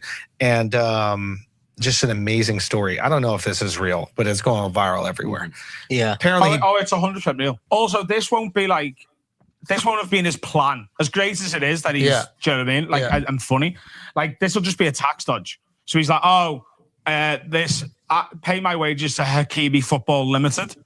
And my mum is the CEO of it. And it'll be like the way taxes work in Europe is if you do that, you'll pay a lot less tax on the money if it's getting paid to a business rather than an individual because you can get more tax breaks. So it'll be that. Like, it's very common, like for comedians who start earning a lot of money in the UK, like their partners are then like managing director of Andrew Schultz comedian. Yeah. Okay, let's look at her. So she's of Tunisian descent, born in Spain as well. Apparently from Spain is like big, and then apparently there's reports that he's gonna get half of her assets. Yeah, because she's got money. Yeah, her assets are in her name. You never once thought about where the money's coming from? Yeah. You never once were like, hey, whose name is this? Oh, you don't have anything in your name? Yeah. In years of marriage, it never came up. It was never mentioned. But like, it's so easily explained. Like, if she goes, where's this money coming from? He goes, oh, it's coming from this shell company, so we don't have to pay taxes. Yeah, it's in Monaco. And she doesn't know. She doesn't fucking understand what it is. She doesn't give a fuck, does she? Yeah. Also, this how you know that everybody's acting like she's some gold digger. Like this, how you know she was pure. She never asked where the money was going. Yeah. She Who actually asked where loved the money had come kids from? with them. Like, this isn't some gold digger. She put 2 kids out here, and he's gonna take half of her shit. That's some scumbag shit. Do you ask me? Is it a big bad breakup? Like, why is the news of the whole money thing? All right, let's do because this is my first time seeing that. So, how do y'all feel about that? So, Andrew Schultz said, because I think Hakeim ended up getting a $90 million contract, right? So, everything was in his mom's name, and so it came out that he was going to get a half of his wife's stuff, and his wife was a millionaire as well, but she didn't have as much money. I think she had a few million. She didn't have a lot. So, Andrew Schultz said he's a scumbag because he hid his assets, and he's going to get part of her money. Samson, what you think about that? I feel like it's like boxing. You gotta protect yourself at all times. Ooh, nice. Mutt? Ask me that question again. So Andrew Schultz said he's a scumbag because he's making more money. He's a scumbag. But so he's going to get half of his wife's assets instead of his wife getting half of his 90 million. So Andrew Schultz said he's a scumbag for hiding his money. What's your take on that? I would need more context to see if he a scumbag, but I don't think he. No, just based off hiding your money, knowing that you making more money than your wife. No, not right now. I'm not gonna say he's a scumbag. Blanco. Yeah, he's not a scumbag, but the story's kind of incomplete for me because he doing that to protect himself. I seriously doubt that he will go after half of his wife's shit. You know what I mean? He wouldn't do that to his wife. Like, he just gonna let her keep her money. I think that part is capped right there to go after her money. Nah, bro. I just don't see no scenario he doing that when he making 90 plus and Hunger probably got like 3 or 4, some shit like that. I would. Yeah, but you got kids with they say they got 2 kids, No. right? No. Listen, if I'm the breadwinner and I know I'm doing everything as a husband, and my wife divorced me, nigga, I would do this. I would do the same thing he did. Watch this. Do you know why he got divorced? Do you know why they got divorced? I can do more research, or you can probably try to pull it up right now if you can, Karen, if you don't mind. But listen, Yo, Trey, can I ask you something before you go? Hold on, let me. Before you go, so you know what I'm going. Like that part in telling you, like you would one part like go for half of her shit when you got 90. Yes, I would. Okay. If she divorced me, yes. Yeah. And what I would do is I would take half of her money. I would literally document me spending her money on other women. Yeah. What, y'all having kids together too? I would spend every dime. I would do a documentary, or I would do a series on YouTube on me bagging other women with her money and spending it on other women. What y'all it would go viral. I would be petty as hell. What'd you say, Karen? I said even with y'all having kids together, you would. Yes. Yeah, women take half of men money when they have kids together. No, I do. I'm not giving you that. I do better with it than she The would. money. I do better by than she would. I bet you at least the kids will have a fortune when I finish. Especially, I think it was 500 million that he got to be. Don't quote me. I think it's about 500 million. She was worth like 1.5 million. No, I was referring only to what Trey said about doing the whole documentary, spending the money on other women. Oh, that's just petty. Yeah, that's I'm petty. I'm not gonna lie. He'll be petty as shit. He don't look like he'll be petty as shit. He'll take it personal. No, matter of fact, you divorced me and wanted half of my shit. Just so happened, he was cold with that strategy. That was cold-blooded. Woo! You got somebody Google how much Hakeim is worth. I don't think he was a scumbag for keeping his money. He was like 100. He makes a lot of money, dog. And we I think he's a overseas money. That's big money. Cause I think he would be. I think he would be a scumbag if, let's say, the reason why she divorced was something on his part that he was doing or not doing or cheating or something like that. I think he would be always the goddamn cheating every time, man. No.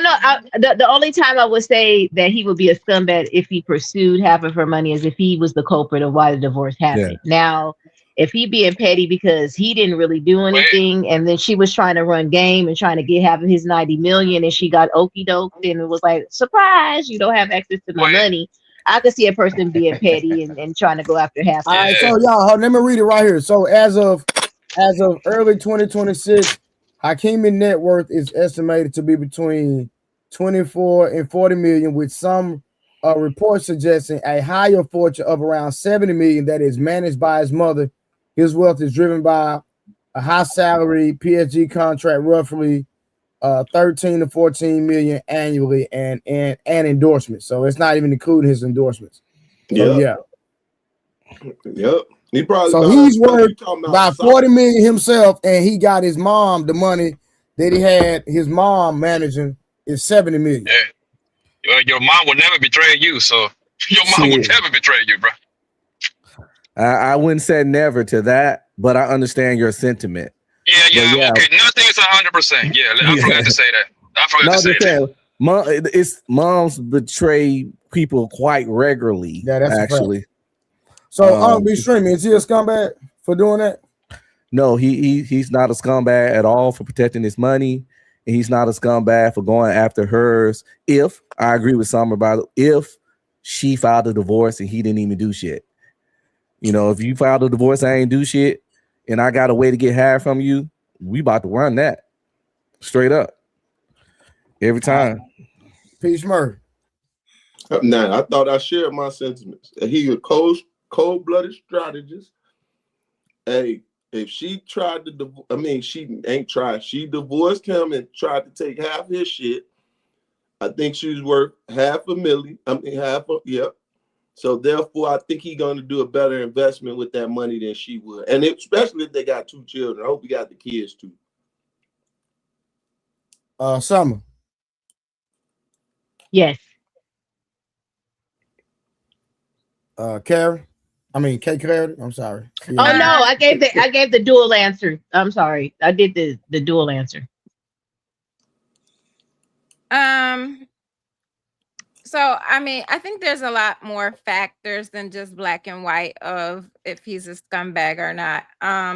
From what I just looked, and I don't know how accurate it is, she was divorcing him due to great allegations against him. So I can understand why she would want to divorce him.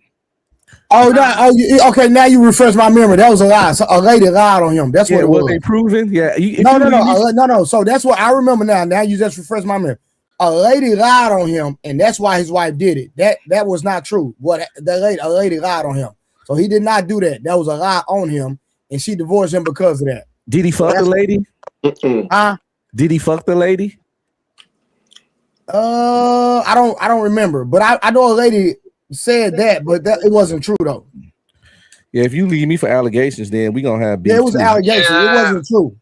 Bro, no man get millions of dollars just to be with one bitch, bro. That's just a Disney movie right there that people created in their head, fam. I don't think that was what was in question at all. Yeah, it was an accusation. It goes because of the whole cheating part. Like, bro, if you happen to be lucky enough to get with a man that made millions of dollars, he's not going to be just fucking you, gang. Like you got to be honest with yourself. But he needs to be honest before he gets married then and say he's gonna have multiple women. Okay. I shouldn't tell you shit. You should know the game. Fact, check this out, man. You lucky to be with a nigga like that to begin with. Fuck you, man. Are women gonna be honest and tell man? Why do you guys keep I thinking might luck divorce has you? to do with money? You could be the stankiest, nasty Because person you in the want world to have before it. you out. Exactly. I got time for that. Because you want to have I know that Nobody got time for and that. I got a couple of If it's not joints. about I money, ain't even go yet. leave empty-handed. Then if it's not about money, leave empty-handed. The reason men don't tell because you women, want the money. the reason men don't tell women that I might want to be with other women, it's the same reason women don't tell man I might leave you if the butterfly's gone. They don't tell you Same that. difference. They're both deceitful and they're both deceptive. That's why we don't say, yo, I might fuck other bitches.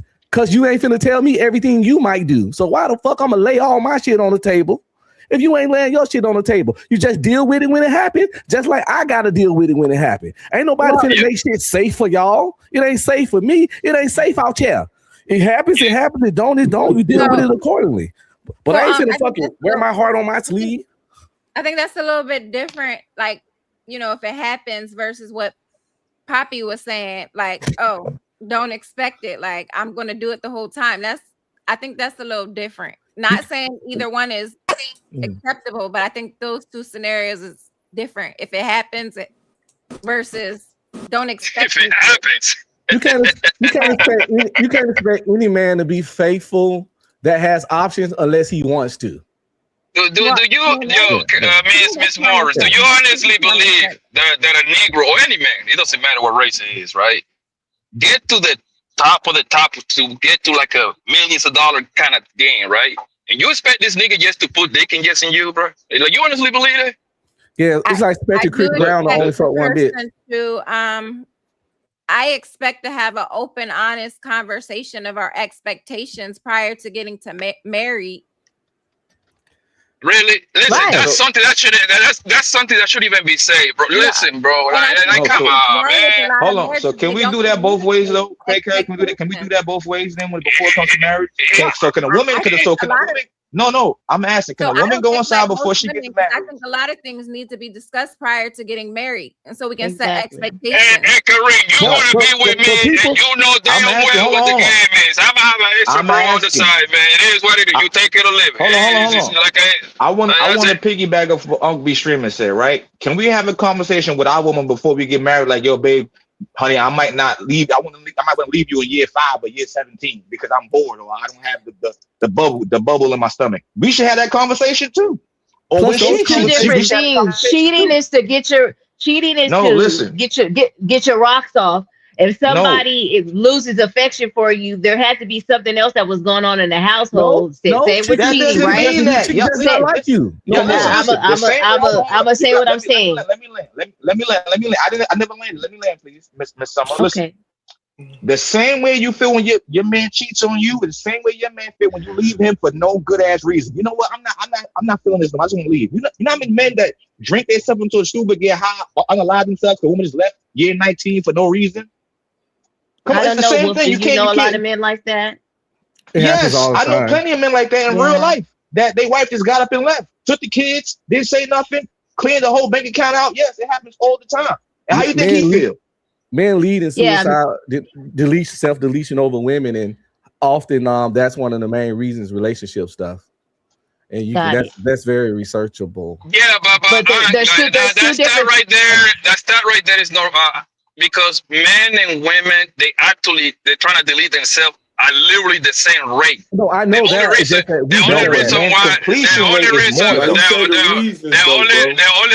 only reason why man is more is because men is more effective. They use like a stronger way to go about it. Women just go up for the most part for like a little, you know how they do it, like in a weak manner to the point that somebody can save them pretty much. They take some pills that then they can get their stomach pumped and all that. Yeah, I wanted to say the word, but yeah. No, I was saying from the perspective of Poppy. Poppy is saying if you're a man with means, most men are going to have a variety or want a variety of women, right? So if that is the standard, if you're a man of means, knowing that you have access to women because of your money, then just have a conversation and say, hey, I want you to be my main girl. I want to marry you because I love you. But every now and again, I may step out on you, and then let the chips fall where they may. So, Same thing with the woman with, okay. And I know you're married, so I'm not trying to be disrespectful at all. No worries. Okay. So if you were dating a guy that's a multi-millionaire, do you truly think that he would be faithful to you? It would depend on what industry they're in. If they're in the entertainment industry, if they're a sports person and they're traveling, if they're in WWE and they travel most of the time away from the home, the expectation for me, I'm a logical person. If I'm gonna pick that type of person on GP, I'm gonna think they're going to cheat. I'm gonna think they're going to, and I would have that conversation because I'm that type of honest broad. I'm gonna be like, listen, ain't nobody stupid. No, it's not that. I'm just saying, do you realistically think that they would be 100% faithful? Not a person that's in those industries, no. But a person that's just making their money regularly, a businessman or whatever, entrepreneur. Jesus Christ. You know the businessmen, they go to the strip club and get their rock. That's fine. Strip clubs you watching, right? You're not having. Yes, you are. Yes, it's sex in the champagne room. Yes, they are. What are you talking about? They get in at the strip club. What are you talking about? What I'm saying is my expectation for people that are away from their home at long periods of time, and and women are throwing themselves at those individuals at every stop that they make. Of course, I'm not going to be naive. Don't matter. The industry don't matter. I know people that own junkyard cars. You know what that is, right? You give the cars that don't work to them. This niggas is millionaire. They still get busy. That industry is not famous. It's not beautiful. When you got the money, you got the money. It doesn't matter what industry you are. You do the same thing that the motherfucking player do. What world you live at? I understand what Summer's saying. I'm saying that, okay. Mature. I'm trying to get to the conversation at hand. That's the individuals. I'm trying to see if you're gonna be realistic though, Summer. I'm trying to be realistic. I'm saying you asked me, would I get with a person? I'm saying no, that's not. That's not what I said. I didn't say would you get.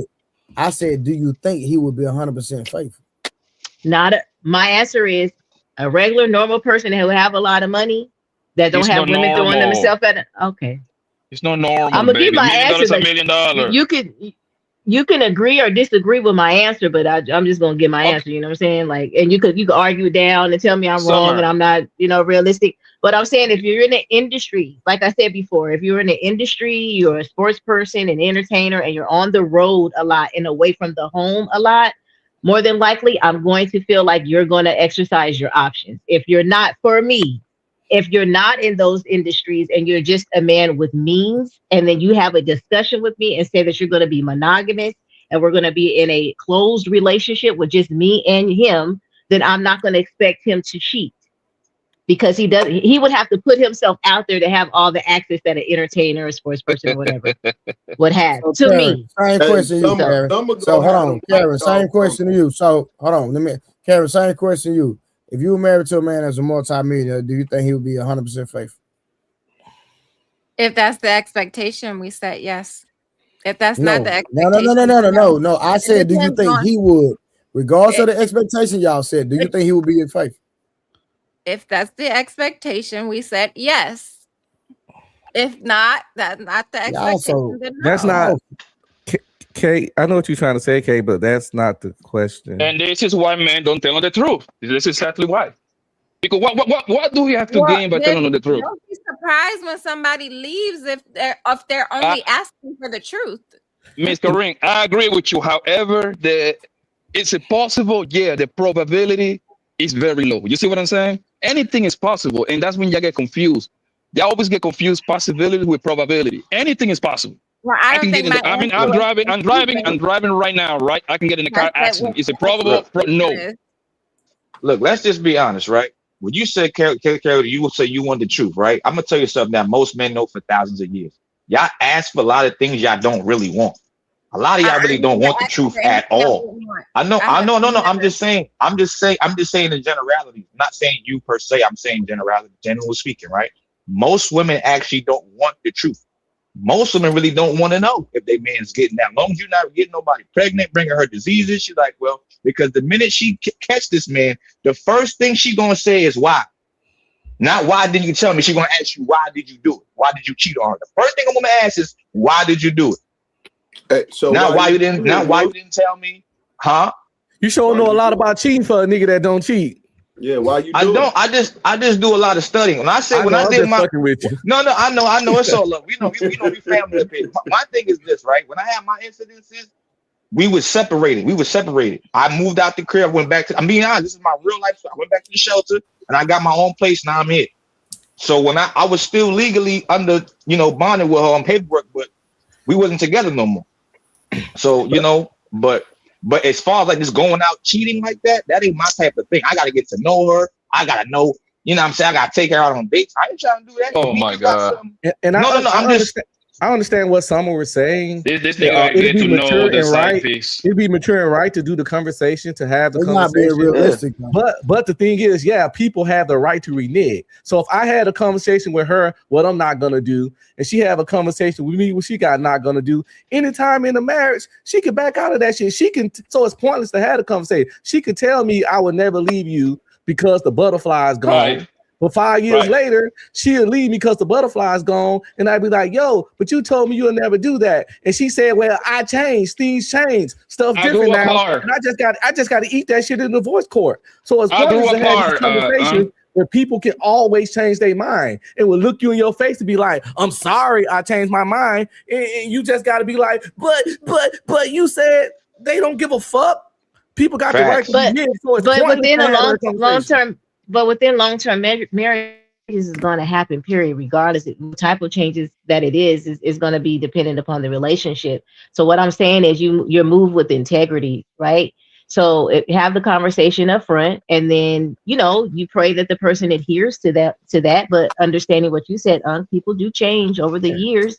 And as you change and develop, if you want to have a long-term relationship, you sit down again and you renegotiate the contract pretty much and say, hey, at first I just needed you to do X, Y, Z, but now I'm different. Now I need to move up to another level, or whatever the case is. Have that conversation before you cheat and or leave because butterflies are no longer there.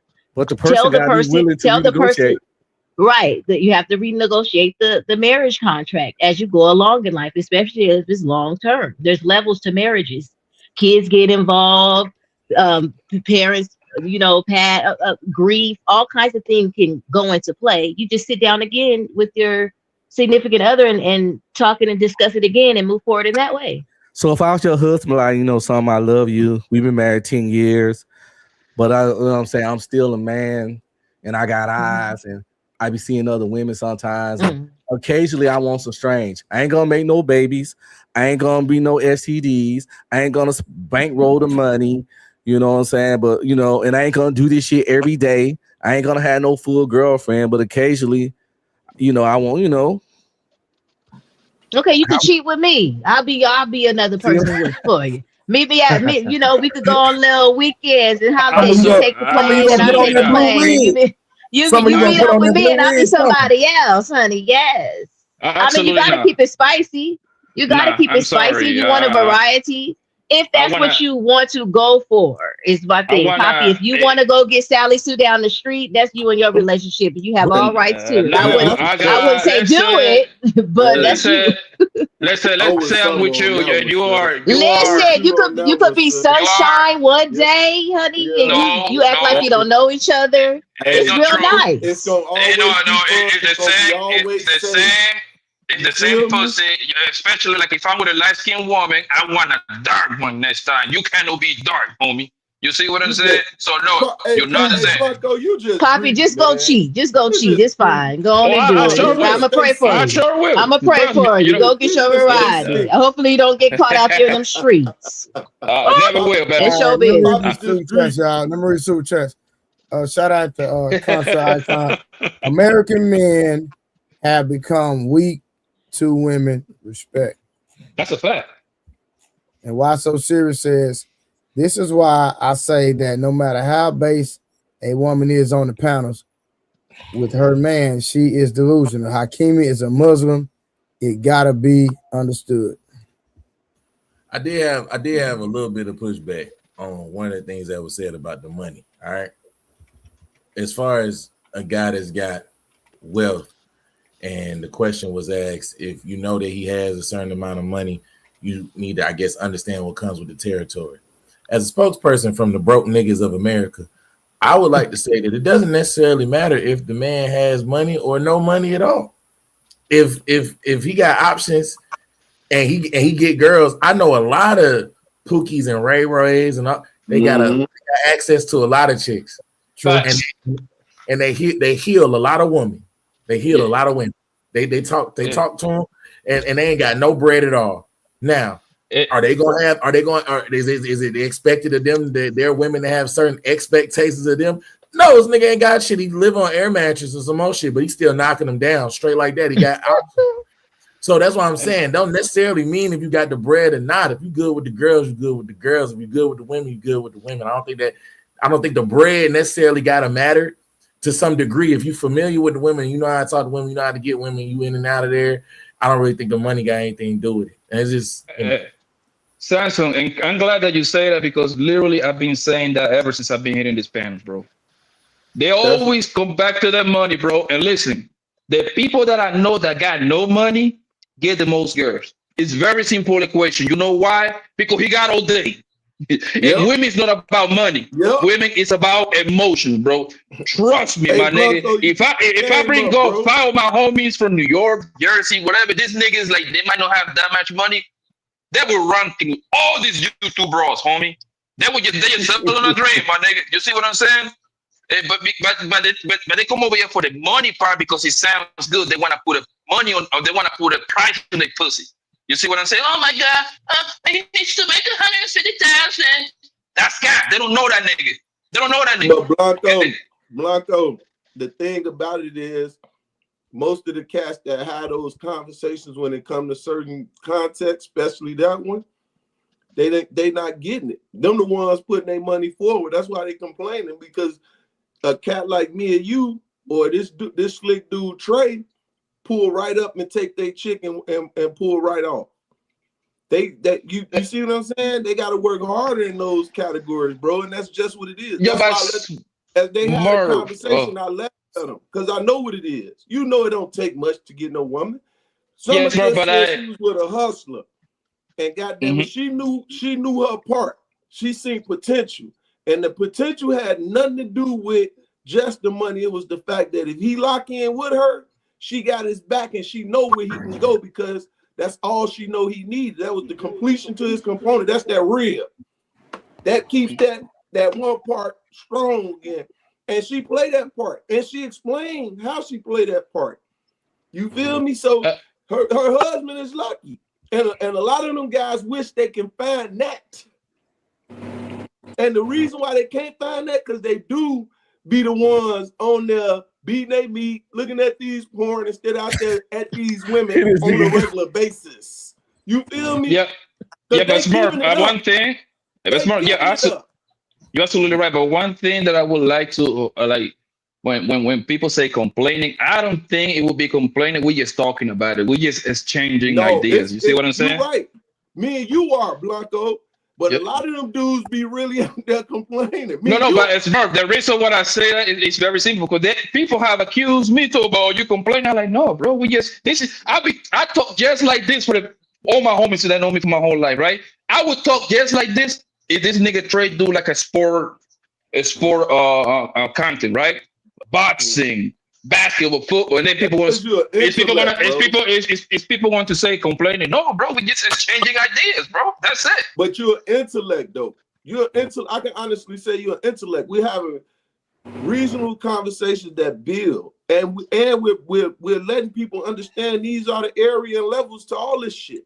So let's be honest, it's not hard to get pussy. It's just some niggas can't get the pussy they want. Come on, but it's not hard to get pussy in general. It's just some cats get mad because they can't get the pussy they want. But chicks fuck niggas with no jobs, riding bicycles, all kinds of shit.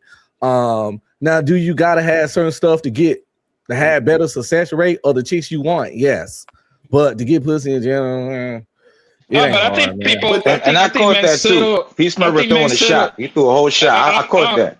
I'm be streaming. I think men settle. First of all, I think men settle for a part. So I don't have that problem. I ain't talking about. I'm be streaming. I'm be streaming. I think men settle. You see what I'm saying? If a broad do like 2-3 right things and she don't look that good, man, be like, man, this bitch kind of take care of me. You see what I'm saying? Like a chick can be like a 4 or 5, but she do everything at the same rate. You see what I'm saying? Because I believe men are the one that settle. Make no mistake about it. Men, we are the one that settle.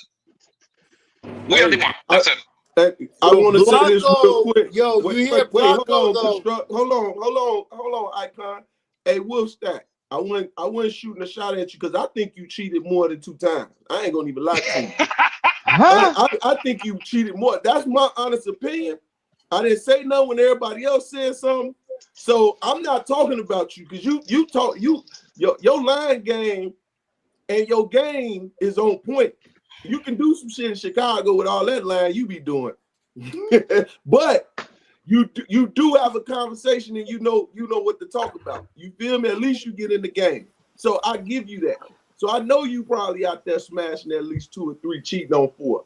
I mean, I say this. So you can't tell me you only smashed 1 out of the 1,000 that called you. I promise I did. I promise I only smashed 1. Look, if we're gonna keep it all the way $1. Like I said, it's not always about the bread. You can get up here and say, well, all you want to say about money and all that other stuff is cool. But if you used to getting with chicks, you can get up here, lie to them, tell them that you want to heal them, and you can still smash them. It's clearly proven. The point is proven. The point been proven. Yeah. So that's why I said not always. Let me relying on the bread. It's not gonna always be relying on the bread. Hold on. What I was gonna say to what P. Smurf said though. What I was gonna say to that P. Smurf, I honestly be feeling like when we talk about like levels, right? When they talk about guys with levels and different levels and stuff like that.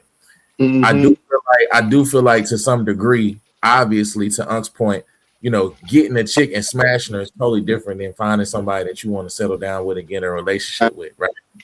Obviously, if you want to settle down with somebody, get in a relationship with them, she gonna need a little bit more than you just banging around. She gonna need a little bit more than that. You know what I'm saying? But I'm saying that the point of entry, she don't even know if you're a stable dude. She don't even know your personality like that. It's got to be here first, and that has nothing to do with what you got yet. Right now, once y'all start to engage, and she started questioning you, try to figure out what's in between your ears and stuff like that. Mm-hmm.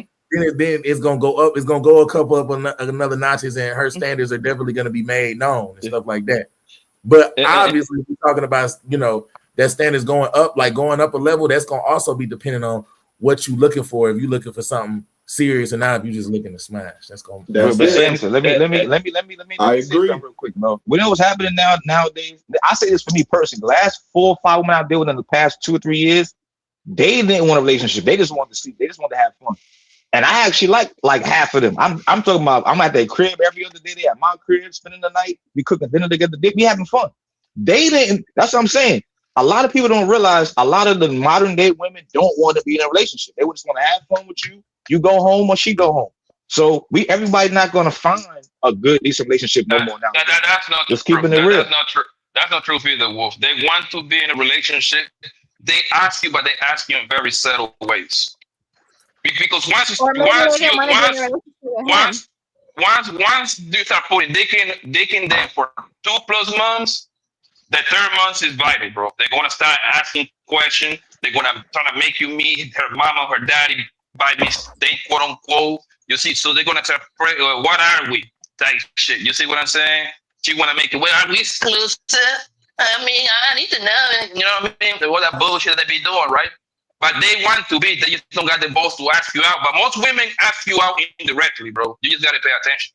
No, Blanco, I'm telling you, bro. I deal with women too, but I'm telling you for a fact. Living in New York, bro, a lot of women I deal with out here don't want no relationship at all, bro. Living in New York, like we ain't because every female is different. Every part of the country is different. They're not different. They're not different, bro. No, it's not, nigga. I used to be in New York all the time. Month with $5. I said, Wolf, that's embarrassing.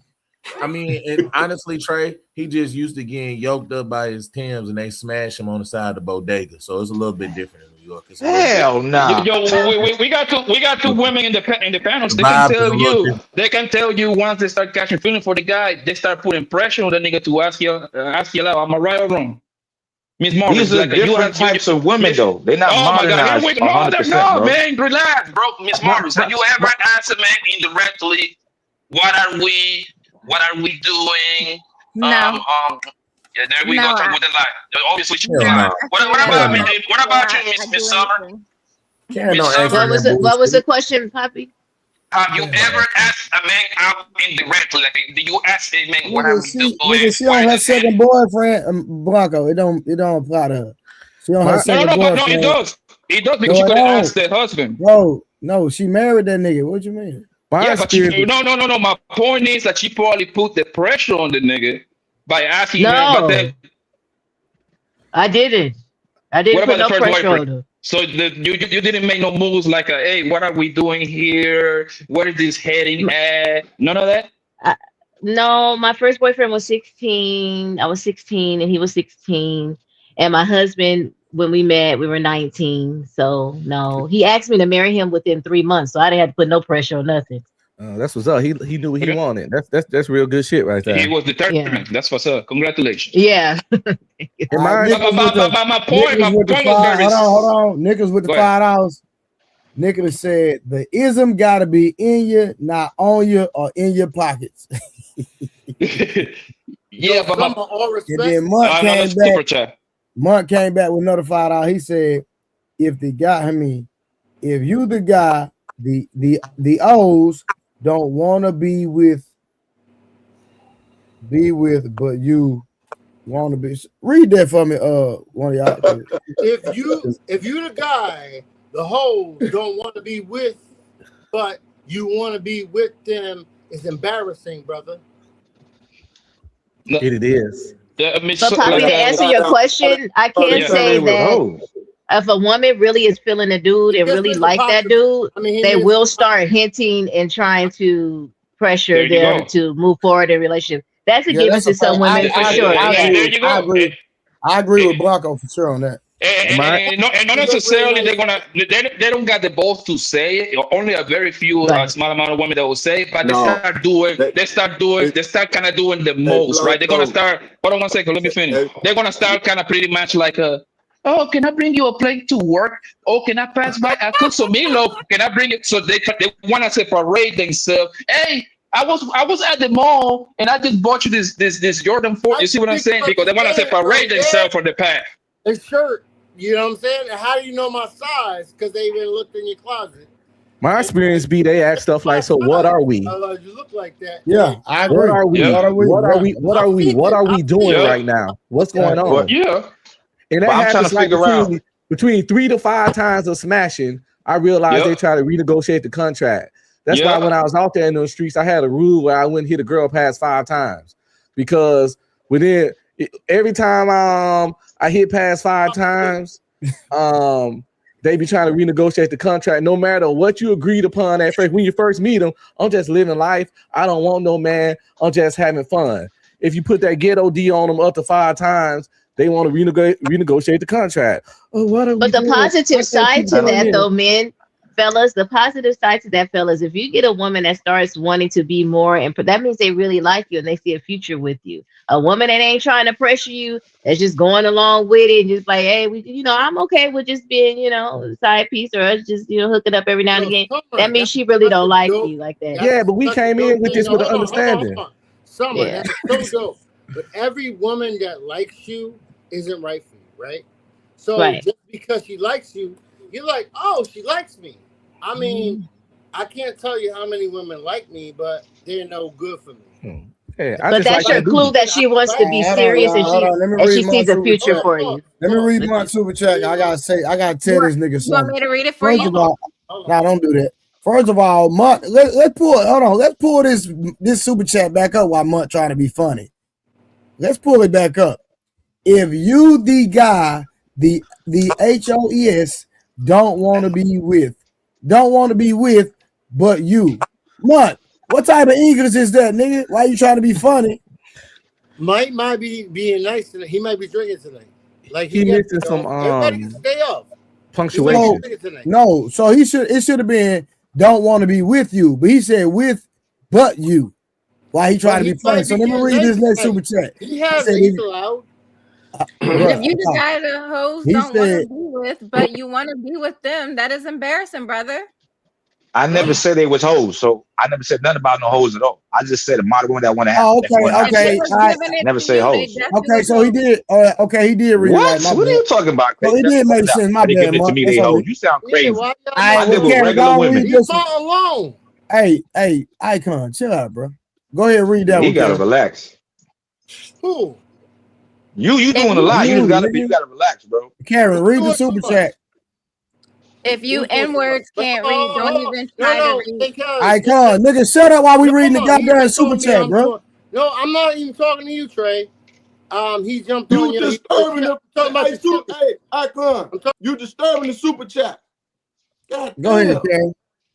Somebody else can read it. I don't say some of those words. If you Negroes can't read, don't even try to read my damn super chats. Let the girls read my ish. Effing up my flow. What? Forget you, nigga. He should have been up there talking. Man, you done traded one guy for the next guy. Yo, that's wild. Wasso is cool though. What's up, bro? Yo, K is wild. She said, "Bro, I'm about to go to bed." Oh, you're gonna bring them both up? You're gonna have all 3 of them on the panel at one time?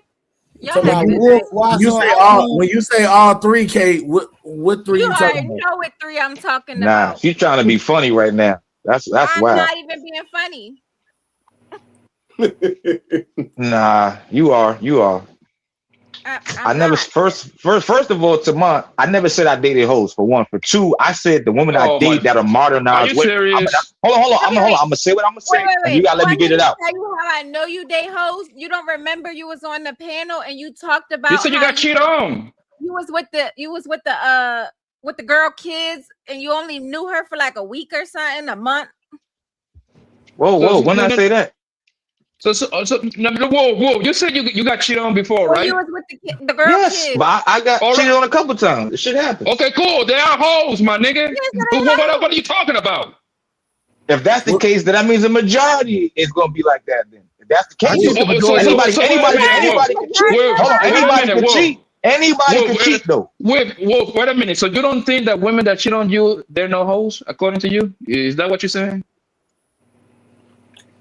When you put it like that, they could all be like. Yes, most of them could be like man. that. Hey, Wolf, Most listen of to them me. could be like that. Listen to me, Wolf, because I'm only gonna come to your. I did the come into your defense thing a long time ago. I stopped doing this. Is gonna be the only time I do it. I'm gonna do it right here. So I want you to listen to me very carefully, okay? Any woman that gets you, that she done got into with your moms. She done came home in the middle of the night, 5 a.m. while you watching the kids, then got you locked up that's a hoe, my nigga. That's a hoe. I'm not even talking about. I'm not even I'm talking about her. I'm not talking about that. I'm letting you know that's a hoe, my nigga. Yes, you I know was that. dealing with a She hoe. was. So that They means call him that you was dealing with a hoe. Is that simple? This is not. This is not what I'm talking about. You want to respond? It ain't about that. I'm letting you know. This ain't for you to respond. I'm letting you know. That's you a don't hoe. got to tell me that. I know she was a hoe. I'm talking about the you last just said women I said dated. you weren't dealing with no hoes. I said no. I said the last women I dated. You just sat over here and said you weren't with no hoes. So no, I'm not trying to hear that. You just sat over here and said you weren't with no hoe. Now all of a sudden you know. I said the last. Y'all not listening. Y'all just talking. Y'all not even listening. I said the last women I dated were modern, regular women. They did not want to be girlfriend and boyfriend. They just wanted to have sex, and they go home, and I go home. And all I've been trying to tell y'all is, if you see, that don't mean you want to because you have. Hold on. So, okay, you're telling me. I thought you was telling me that woman that wants. Hold on. So, okay, tell me that woman that wants to have casual sex, that single is a hoe. Let me read super chat. Hold on. Let me read super chat. She called them niggas the Three Stooges. Why so serious? Wolf Jackson Icon. Just let y'all know who they talking about. Hey, y'all, make sure I'm not tweaking. Did he say he wasn't with no hoes? He ain't been with no hoes. He say that. He said that. I said the last women I was with. What he said was, Samson, is that he ain't never cheated, but we got him in 4K saying he cheated. Never mind. Yo, Wolf, you did say that you never been with a hoe, my nigga. Like, come on, gang. Come on. You say that, I bro. said I don't date hoes. If you're with the woman and she happened to cheat on you, if the woman that you was with cheat on you, that's a hoe, gang. What you mean? Yes, but I'm not talking about that woman. You're not. I'm not talking about her. I'm saying we're not just dating. You are complicated, bro. No, you're not complicated, man, bro. Listen, any man up here has common sense. Knows if you're having casual sex with a woman, but she does not want to be with you, it doesn't make her a hoe. You're having casual sex. Nobody's talking about that, bro. Nobody's talking about that, bro. I'm not talking about my ex-wife. I'm talking about just dating in general, bro. Most modern women just want to have sex and have fun, bro. They don't always. You're not gonna do that. By default, okay, you're wrong. Because they have sex with you doesn't mean they're hoes. They just have listen. Hold on, correctness. Hold on. Thank you, Any woman. Listen. I actually did a live stream about this, my nigga. I make a lot of money, man. I broke it down, nigga. Like I first slim, nigga. Listen, I'm gonna give you one of the parts that make you a hoe, man. If a woman popping that pussy for you, she's not a girlfriend or wife, that's a hoe, gang. That's a hoe. There's no way around it. Okay? That's a hoe.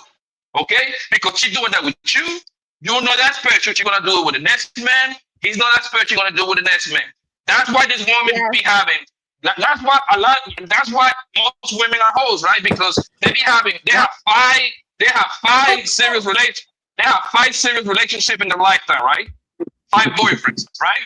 But some way, somehow, their body count is about 15, 16. You see what I'm saying? That means 10 niggas in there for the free, pretty much. They hoes, okay? That's a whole game. There is no way around. Okay, so what you're saying is that women that just have casual, frequently sensualities are okay. I just wanted to make sure we understood we was on the same level. Okay, got you. So any woman that just has actual relationships with a man is a 304. Cool. Yeah, if you're having sex with not outside a committed relationship with multiple men and throughout your life, you're a hoe. But it's okay. Like, because I like it. Based on that logic, I was a hoe, but I'm not ashamed of it. Like a lot of women be ashamed of being hoes. Can be hoes. Can men be hoes? can never be a hoe. A man can never be a hoe. Well, that's a YouTube. Yes, they can. Based on that rule, they can. I'm okay with being a hoe. Like, no. A man can never. A man is not being penetrated, homie. Y'all need to kind of like respect yourself a little bit, man. When I was 22, I was confused. Why can't a man be a hoe? Because when I first got to the army, time out. Because we don't get penetrated. When I first got to the army, I was community penetrated. We don't get nothing, okay? If we So that's the definition of a hoe. You only could be penetrated. A promiscuous it's not equal. It's a promiscuous person. That's what it is. No. I agree. A man could be promiscuous too. When it's a I agree man, with they Mr. call him a Casanova. See, that's a pretty way. See, y'all always got the nice, pretty words. We got hoe. Y'all got Casanova. That ain't right. No, we just made. Maybe We she. just made live. Listen, man. Yeah, that's what they call him. Casanova. A man that gets a lot of women. That's a valuable man.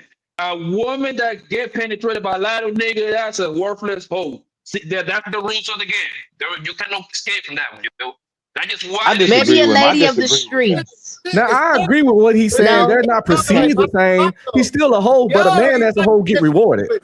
Because it's hard. I agree with that. It's hard to get a lot of women. It's easy to get fucked a lot, but it's hard to get a lot of women, especially good-looking women. You got to show something, achieve something, be something. Yep. Kay can go in the bar right now and walk in there and be like, which one of y'all niggas want to come home with me? And about 5 gonna raise their hand. I walk in there and say that shit, I probably get arrested or threw out the bar. So for a man to attain a lot of attractive women, it takes accomplishments. And people respect accomplishments. That's why. But you guys do know the consequences are the same for both male and female when you have sex outside of marriage, right? I agree. I do you one better, right? I can't even get pregnant, so they definitely not the same. I do you one better. No, I said the right? consequences as far as like what's right and wrong is still the same for male and female. It's going to be the same. On this earth. Okay, a man that gets a lot of women. What are the consequences? It's respected. It's respected. Okay. Having sex outside of marriage is what I was saying, Trey. What's the consequence? Get more women. Do you want to get into that? I wasn't trying to get all into that. What's the consequence? He get more it's women. just fornication across the board. What's the consequence? Here we go. If the Lord come back in the sky right now, the twinkling of an eye, and you caught up in your sin and you haven't repented, you going to hell. That's not true. I'm just saying that's not true. I'm doing God's work. Nobody should be having sex outside of marriage. Is what I'm saying. That's all I'm saying. Summer, you don't think people should be having sex outside of marriage? What Bible you reading? Yeah, If the Bible don't preach not having sex outside of marriage, is it gonna send you to hell? What? Having sex outside of marriage? No, one sin gonna carry me to hell. I didn't say one sin is security. If you repent and turn away from it, then you're good, right? That's the question that I'm asking, though. You got to repent and then turn away from it. But is it going to send me to hell if I don't? It don't cost you to go to hell when you sin? If you don't repent from it, you're doing it knowingly? So this is my thing. What's going to happen? As a believer, so if I struggle with one sin and you struggle with a different sin, that's not the same sin that I struggle. Hold on. So you're going to go to heaven and I'm going to go to hell, but we struggle with sin. No, what I'm saying is if you don't repent and your heart posture is not repented from it, you're not trying to turn away from that thing, and you're knowingly doing a thing, knowing that it's wrong, and you're not truly repenting from that thing.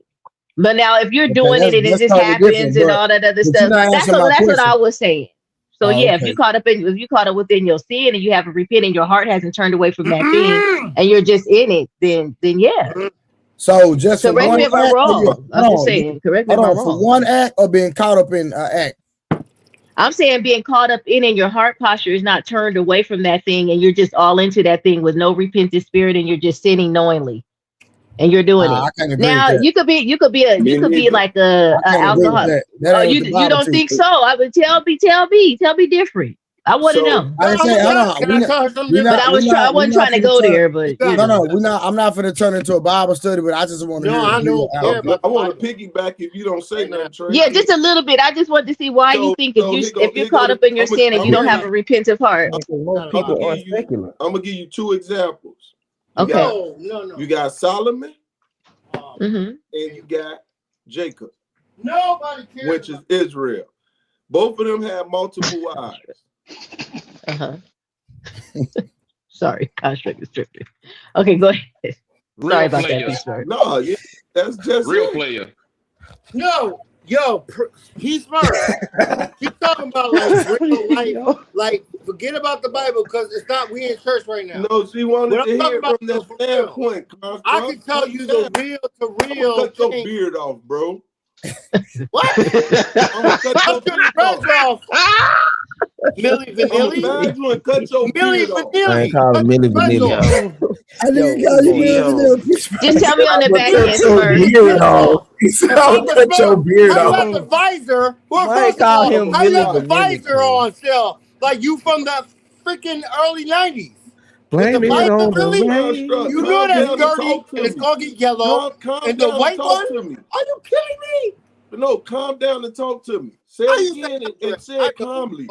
Because you intelligent enough to have a conversation. So calm down and talk to me.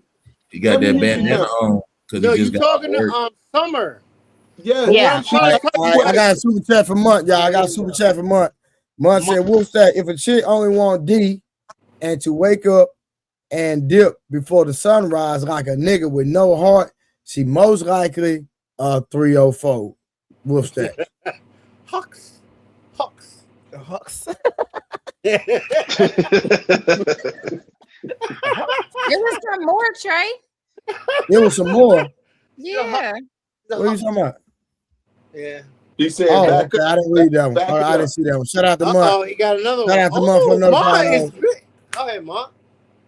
Somebody can read it for me real quick. A hoe gets used. That's simple. A man can be a hoe if he's tricked and getting passed around by women. Sexually, it's very hard for a man to be a hoe. Yeah, when he tricking his money out, that's when we A man cannot be a hoe, man. Y'all niggas is dumb, bro. No, I never said. I just say men are hoe makers. We the ones that penetrate y'all. We the ones that get y'all out. And y'all. If you consider hoe, you were born. A man that mess with multiple women is a valuable man. man. They know about it.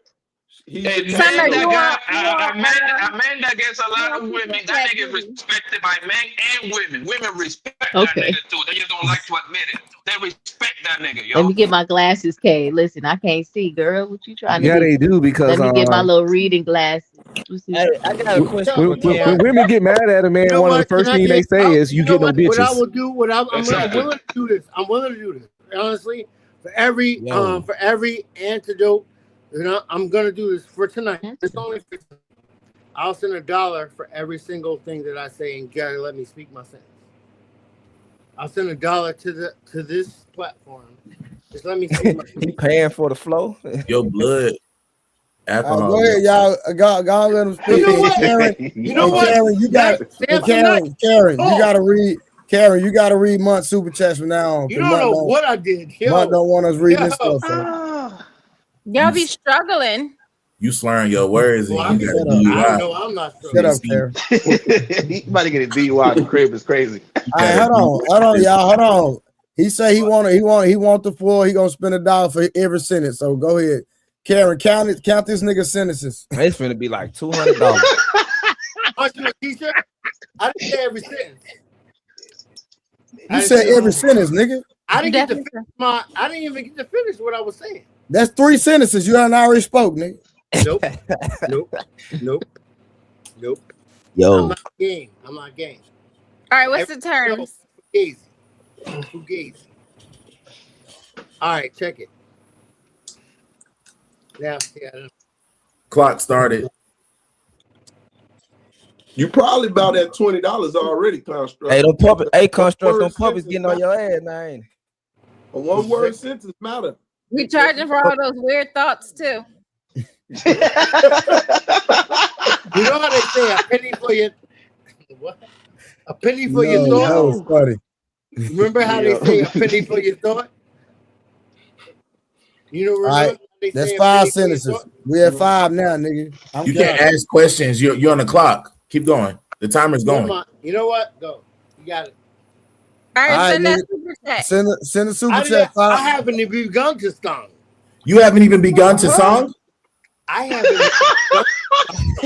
Hey, you haven't even begun to song. I thought you said get this card. I haven't even begun to song. Send me Hey, can I ask a question though? The thing, the break thing. Yeah, you got DUI. You got DUI. You ain't even no car. That's crazy. Hey, Construct, send me some of that hooch you be drinking, bro. Hey, you had $10, bro. Look at him. See what You had $10, Icon. Mm-hmm. So send a super chat, nigga. But I got y'all chilled out. You see how y'all weird about money? Calm down. Who's next? Nigga, we don't care about no money, nigga. You one brought it up, nigga. I got you did. Have y'all at a stasis. No. Listen. You not a man. Listen. This was gonna happen. We'll bring you up. Was about to say something. Listen, we'll bring you back up when you send the super chat, nigga. Damn. This is Sparta. Hey, can I ask Karen and something? Go ahead. Since y'all, so if I take a woman out on a date and everything go well, and I fuck her the first night we go on the date, is she a hoe? Absolutely. Hey, you know what's crazy? Y'all be so down with that, but then y'all turn around and say it's nuances to things. So no, I got a question. Wait, let me add to that. No nuance. Let me add to that. Yeah. Hold on. Wait, so Karen, you never one night stand? Hold on. Let me say something. No, you said something. Boy, you know Karen, boy. You know Karen ain't on that, so boy. What, Karen, lady, she could have been in her 20s. What if y'all been talking on the phone for 3 months? Will it make a difference? You still don't know a person until you really I asked you a question. FaceTime. Y'all been talking on the phone. Y'all met already. That's how you got the number. Y'all talked on the phone for 3 months. Y'all go out, y'all digging each other. Is she a hoe? Are they in a relationship? That's crazy. Do you know what? That's fucking crazy. Look, this is why I asked this question. Okay, listen, hold on. If you had a roster, how many other people was she talking to? Listen. This is why I say, like, until I started talking to Trey them, I never looked at it. I always thought it was black and white, no gray area. I've noticed even when I talk to women in my past or just women in general, they'll be like, most of these dudes, they gotta do this to get with me. They gotta be like this, but with you, it came so easy. So let me ask you, so what if she normally put niggas through the ringer, but with you, you just got it right? That's just a lie she's telling you. I'm not listening. Oh my God, because y'all women like to live. She's a hater. She's a hater. Listen. No, listen. Women like to live in hypotheticals until the hypothetical is put on them. Look, I'm saying hypothetically, what if? Because there is women out here who actually are hard on niggas, but with the niggas she like, it's easy for. She gives it up. She deal with them on a different. It was easy for a whole bunch of other people too. Oh my God! You know what? Hey, you listen, come on, man. She's being Hold on, Karen, read the super chat. Y'all saying we not believing y'all. She probably was easy for a whole bunch of other people. It's a hypothetical, Karen. That's for you, Karen, to read. You the mountain whisperer. I don't curse though. You a lie. Summer, you can say ninja. You don't have to say the N-word. You can just say ninja. I mean, I don't have a problem saying the N-word. Oh wow. Say ish at the end. Ish. Y'all let an N-words full of liquor and hookah read my ish. There you go. But why so serious? That like the one night stand, the one night stand thing is too direct, bro. I'm gonna tell you how most hoes operate. They fuck you on the second date or the second night you chill with her. Exactly. Because they don't want to be sitting as hoes, right? They come to your house or you go to their house. So they play the game. Oh my God, no, it's so good. It's so good, baby. It's so good. I still gonna crack you. I'm gonna crack you next time I see you. And guess what? The next time, it can be the next week or the weekend, she gonna come willingly and put that mouth on you and go about her business because she don't want to be seen as a whole the first night, so they can do it the second night. Or Trey, hold on. Trey, real quick. Mont wanted the link, Trey. I saw it in the comments. A chick that operate as a hoe can make her turn to a good girlfriend and possibly a wife. If you meet her on some hoe shit, it can turn into something. It ain't even just that. A real hoe, when she has sex with you, most of the time they'll be like, I normally don't do this. Don't be the one that you gotta watch. I normally don't do this. Like Just because I've learned, just because a woman fuck you on the first night don't mean you a hoe. The only niggas that swear up and down a woman is a hoe if she fuck you is if that's a nigga that's not used to being around women. That's a nigga that's used to having to wait 2-3 months to fuck a bitch. That's having to wait 2-3 dates, spending $400-500 each date. He's not used to just being around a woman and the woman vibing with him. And That's not accurate. Why So how about we just say? How about we just say she got a whole like tendency if she's sleeping on the first date? You get what I'm saying? Because he lost me at the end. Yeah. Sorry, Summer, go ahead. No, I'm just saying it means that she has whole like tendencies. If she sleeps with a person on a one night stand. Okay, I was just saying. Let Summer close her deal, y'all. I was just saying the way that you framed the question was if you were out on the first date and then you were able to have intercourse with her after the first date, regardless if she didn't do it before or not, she has whole like tendencies, because a woman that has, that values themselves, right? Regardless of how much they like you, regardless of how much game you spit, regardless of how gentlemanly you were, they're going to have a value and a standard about themselves, and they're not going to give up their vagina to you on the first night. If that person does do that, they have whole like tendencies. Like Miss Karen said, it is what it is. You're not going to let some dude just certain women ain't going to do that on the first. It just is. I don't care how handsome and great it was. Some women have standards. They're not going to do that. And been married for years.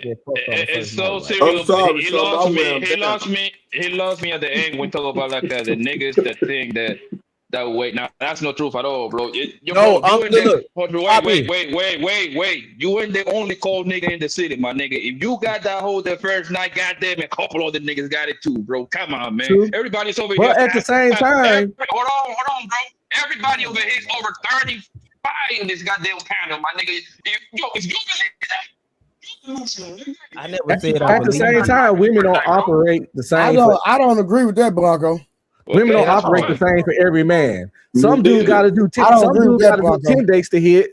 The other dude might have to be one. I wrote a book. I wrote a book and I had a chapter in there talking about the ugly tax. And the ugly tax is pretty much the price you got to pay to make it make sense for the woman. And every guy don't have the same ugly tax. One guy ugly tax might be one date. Another guy, when I say ugly, I don't mean actually ugly, just undesirable. One guy might get it on the first date. The other guy might get it on the 5th date. The other guy might get it on the 10th date. The other guy might not get it at all. You got to take her out. You got to romance and wine her to make it make sense. And that's all really dates is. Because if they really fuck with you, you ain't got to take them nowhere. You can come right over and hit. But if they don't fuck with you like that, you gotta pay the ugly tax. But they just call them hoes though. But I got a question though, because I remember what's wrong with hoes? Kay said something earlier, right? Do y'all think that a woman that had question, Wolf Stacks? What's up, man? What's up, bro? No. I think women who, if you do fuck me on the first night, you're done. You are a hoe, right? Now that's the thing though. That's because she's a woman. She a woman who do what she want when she want. Now I might not know her body count. I might not know a lot of things, right? And it don't mean that because you don't fuck me on the first night, you not a hoe. It don't mean that either. However, you a hoe. You know, and it's okay to admit that we be fucking with a lot of hoes. Like, maybe she just like you like that though. Bro, it don't matter. The rules, the rules. You ain't the only cold nigga in the city, bro. She could have been a version of whatever. Like the statement. What is it called? The statement I was about to make was, I don't think a female is a hoe if y'all having a situation shit. It's like you're only sleeping together. There's nobody else involved. It's you and her. You're talking to her. She's talking to you. Jesus Christ. It's some people that just don't want a name on something. Y'all do the same thing couples do. Go out on dates, go out on trips, do all type of stuff together, but y'all just don't have a name. And hoes be selective too. Hoes don't fuck everybody. I was it's a chick named Seymour, and I hit her the first night, but that's a couple other niggas they had to go with her to hit. And it's the thing is that women is like about quote unquote quality, right? So let's say they talk to 100 niggas, right? Let's make it more realistic. 50 niggas in a 24-month span, right? talk to them when now on 1 or 2 days. 50 niggas in 24 months is diabolical. God damn. Like talking like yes on the phone, the little DMs and shit like that. That's very possible, my nigga. Right? However, let's just say 12 niggas crack. Is that still a hoe or not? She's being selective because she fuck all 50 niggas, but 12 of the niggas crack. Is that a hoe or not? Yeah, that's a 3 or 4. Yeah. On the panel, she's not a hoe. You know what's crazy? You know what's crazy? I only asked that question to prove something that I was talking to my wife about. That whole term is only subjected to the person that's dealing with that woman. It depends on what you think a hoe is, or the people that's looking on the outside. It's only Most niggas are wiping hoes with some cereal. Most niggas is I wiping know hoes. that. All of I'm us gonna saying go with a hoe, bro. I'm not, bro. Look, I'm living in reality. Me and Mun already had that conversation like a few weeks ago. Most of these niggas out here know these hoes fucking. We just looking for the woman that's not gonna embarrass us the most. It's all there you go. The majority of women are hoes, then, based on this logic, and I agree, by the way, because most women have fucked some nigga real fast without commitment. Yeah, more than one nigga. More than one woman real fast without commitment. Don't make that face. I don't believe you because they said she only did it with him. No, why she don't believe that some guys got the sauce? Can we admit that a hoe is a woman without standards when it come to like how fast she like you don't have a standard for how fast you fuck a man. It's whatever you feel like, right? There's no standard. It's what however you feel. Or you feel like he cute, or I'm gonna fuck him on the first night. Like you a hoe. It's what it is. I just tell niggas all you gotta do is just make her feel safe and secure. You'll have that coochie any day. You make her feel safe. That's what the vibe be. But that don't mean she's not dateable or can turn to something real and can't be a good woman for you, bro, or can't be a wife if she fuck you fast when you first meet her. I wasn't listen. I think I'm on record saying that I think a hoe can make an amazing housewife. I'm not. Y'all finna say that. Must said that. He Listen, said the hoes that when I used to fuck with hoes, I was surprised at how good they wanted. There you go. They would cook. Like you go over their house, they cooking, they doing this, that, and the third. They coming, they bringing a rag, they wiping you down. Like, and if you that nigga to her, they'll shut that whole shit down for you. The danger with that, man, with messing with a hoe, and I agree actually. Hoes are cool as hell, bro. You can hang out with a hoe, she chill, she lay back, right? However, the thing with a hoe is that it's a short term. There's some good hoes. You know, them good hoes be cooking. It's a short term situation, right? Because at some point, let's say you want to okay, let me see how this is gonna play out for 6 months. At some point, her wholeness is gonna jump out because, bro, she's be like a cheat. You see what I'm saying? Because the whole tendency is they cannot stand still. That's why they keep jumping from dick to dick. You see what I'm saying? That's the only thing with that's the negative about the hoe. Like she always looking for the next phase like a junkie. So hoes love an adventure too. Hoes love an adventure. They always down to try something new. Now we got a cooking hoe, an adventurous hoe. We got all kinds of hoes like Barbie dolls. Okay, I got it. It's sad, but it's true. What can we do about it? Miss Summer, nothing we can do. No, I made a lot of money with hoes. No. What they saying is, what are they saying? Is basically saying that they're regular people just like everybody else. They just have an issue with not valuing themselves, but they were raised just like anybody else was raised with it by their grandmother, by their mother. They were taught how to cook, clean, wash, just like anybody else. And if you that nigga, you could just like a chick can change a fuck boy and stop his fuck boy ways. The right nigga, a hoe sit down for. And Blanco, it's just that she can't be too far gone. Yeah. If she was a neighborhood gangbang, I say run away. Minding my business. But if she had sex without commitment before, she's still dateable. That's normal. A lot of people had sex without commitment. If she was getting trains ran on her and all that, it's just a no-go for dating. Hey. So hoes is not bad from what you guys are saying now. You guys, you like them hoes. No, what you're saying. It's levels to hoes. It's a level to a hoe. Okay, I got you. It's a level to this hoe.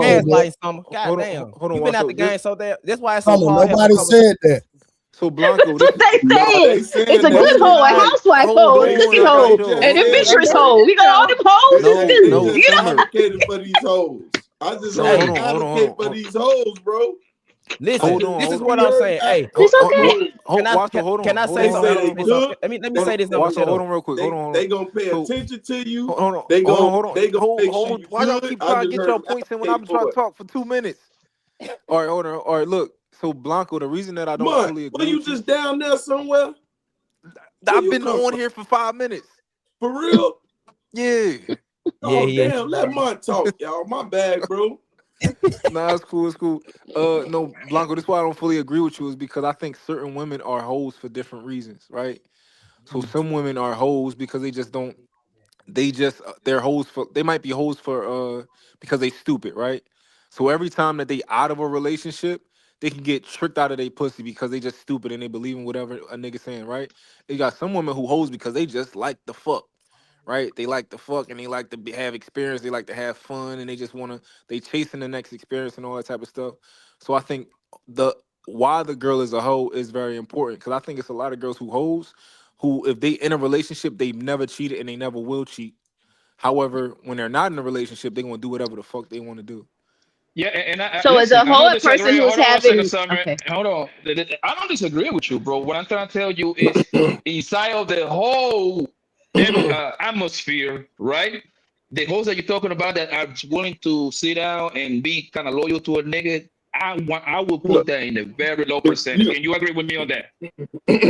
Yeah, so let me Can you agree piggyback with on me? you real quick, Blanco. Hold on, boss. Like, can you agree with me that inside the whole world, right, in the whole atmosphere, right, the entire whole country, right, the percentage of women that are gonna be good, loyal hosts just to you is going to be in a very low percentage for that to work. Can you agree with me on that one? Because I don't see hoes turn into a good wife. However, that's like a low percentage type of shit right there. So I think it's low, but I mainly think it's low because they typically choose niggas like wolf stacks and not the guys that they want to be with. So if they would like the wolf stack, This nigga, bro. Here go the thing. Let's define truly where the whole term came from. So Came from a white woman. It came from a white woman, and it wasn't no, called. it didn't. No, it didn't. So here this is how it came. Can y'all hear me? Yeah. We hear you. I don't know what my shit. Anyway, y'all can hear me?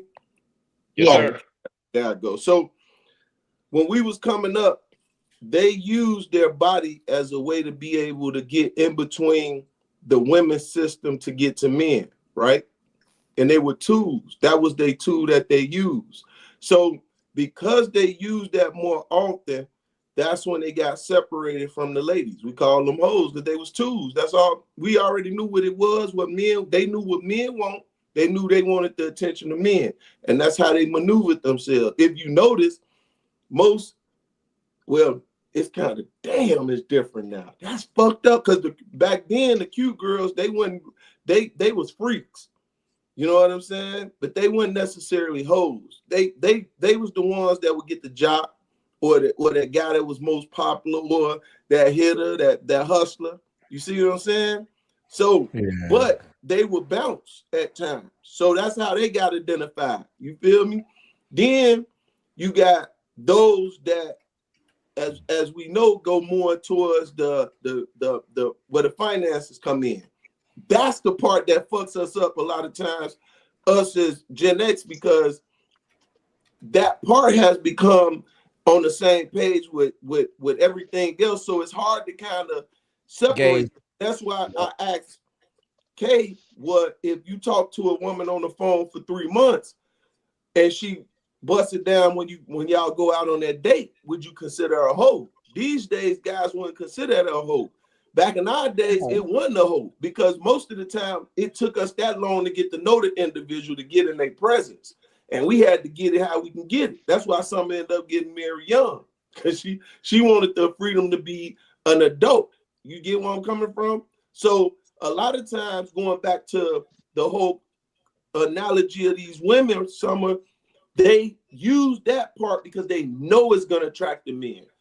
But at the same time, they still doing those other things that the guy's talking about, because they're looking at every opportunity to step into play, right? To get to that guy.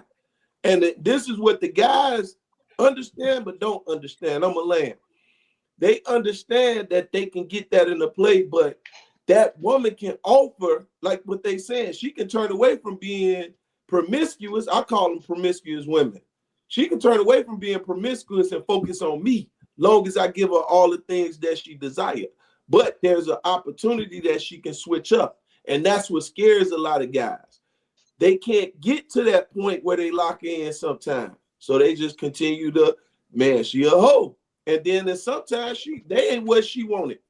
She decided you ain't what I want. I thought you was. So she knew what she gonna use in order to get to that next person. And I'll land there. Do y'all think that at a certain point in a while a man is courting a woman, right? Or from the time that you meet her to the time that you want to marry her, at a certain point, does a woman have to show pursuit of you?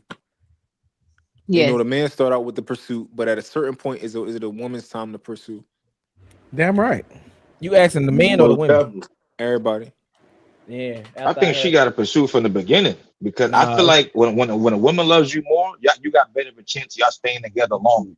Because women usually lose fascination with a man before we lose fascination with them. Just keeping it real. How is it possible that you always wrong? Bro, how am I wrong, bro? I had very long relationships in my lifetime, bro. Longer than yours be. I had a 9. I had a 4, 4, and a 9. My 9 was my longest. And the minute she That stopped, was very toxic.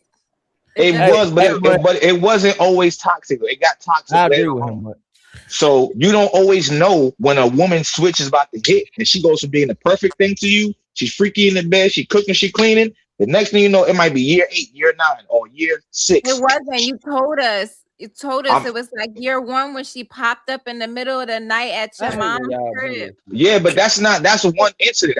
I'm saying no. K. One incident. Many of us have had a girl we stayed with for years that popped up at our mama's crib when you didn't answer your phone. In the middle of the night with a kid. Yes, many men experience that. No, it's crazy to you because you never loved a man like that before. You love a man, he's not answering your phone call. Damn. Women that love. If most of us men in here, right, can say right now, you could have been with her for 10 years or 7 or 5, doesn't matter. If she loved you enough and you're not answering her phone call, she's popping up at your crib. Open this door, let me in. Facts. No, yeah, this because y'all don't just say y'all love like that. Just say y'all don't love she might not pop up where you at. She might not do no pull-ups, but she's gonna have some type of point of contention to you not picking up her phone call. She might come to your job the next day. Some women go to the extreme of looking at, this nigga will say he was hurt, I'm gonna pull up her. Or someone is just, when you get home, just understand that she's not gonna talk to you until you and then when she do talk to you, the first thing she gonna say is, where were you at? Why weren't you picking up the phone? That's because she know y'all niggas be on bullshit. That's why. Right. I don't necessarily think that it's because they love you that they rolling up. I think it's just insecurities. It's like they have lack of trust for you as an individual. A woman that has human nature been insecure. That's what I'm trying to understand. Like, why the fuck is people saying it? Since when has he normally picks up his phone when I call him. Now he not picking up the phone. So they like if you normally do it and it's out of your is you normally, because I noticed women pay attention to a nigga's habits.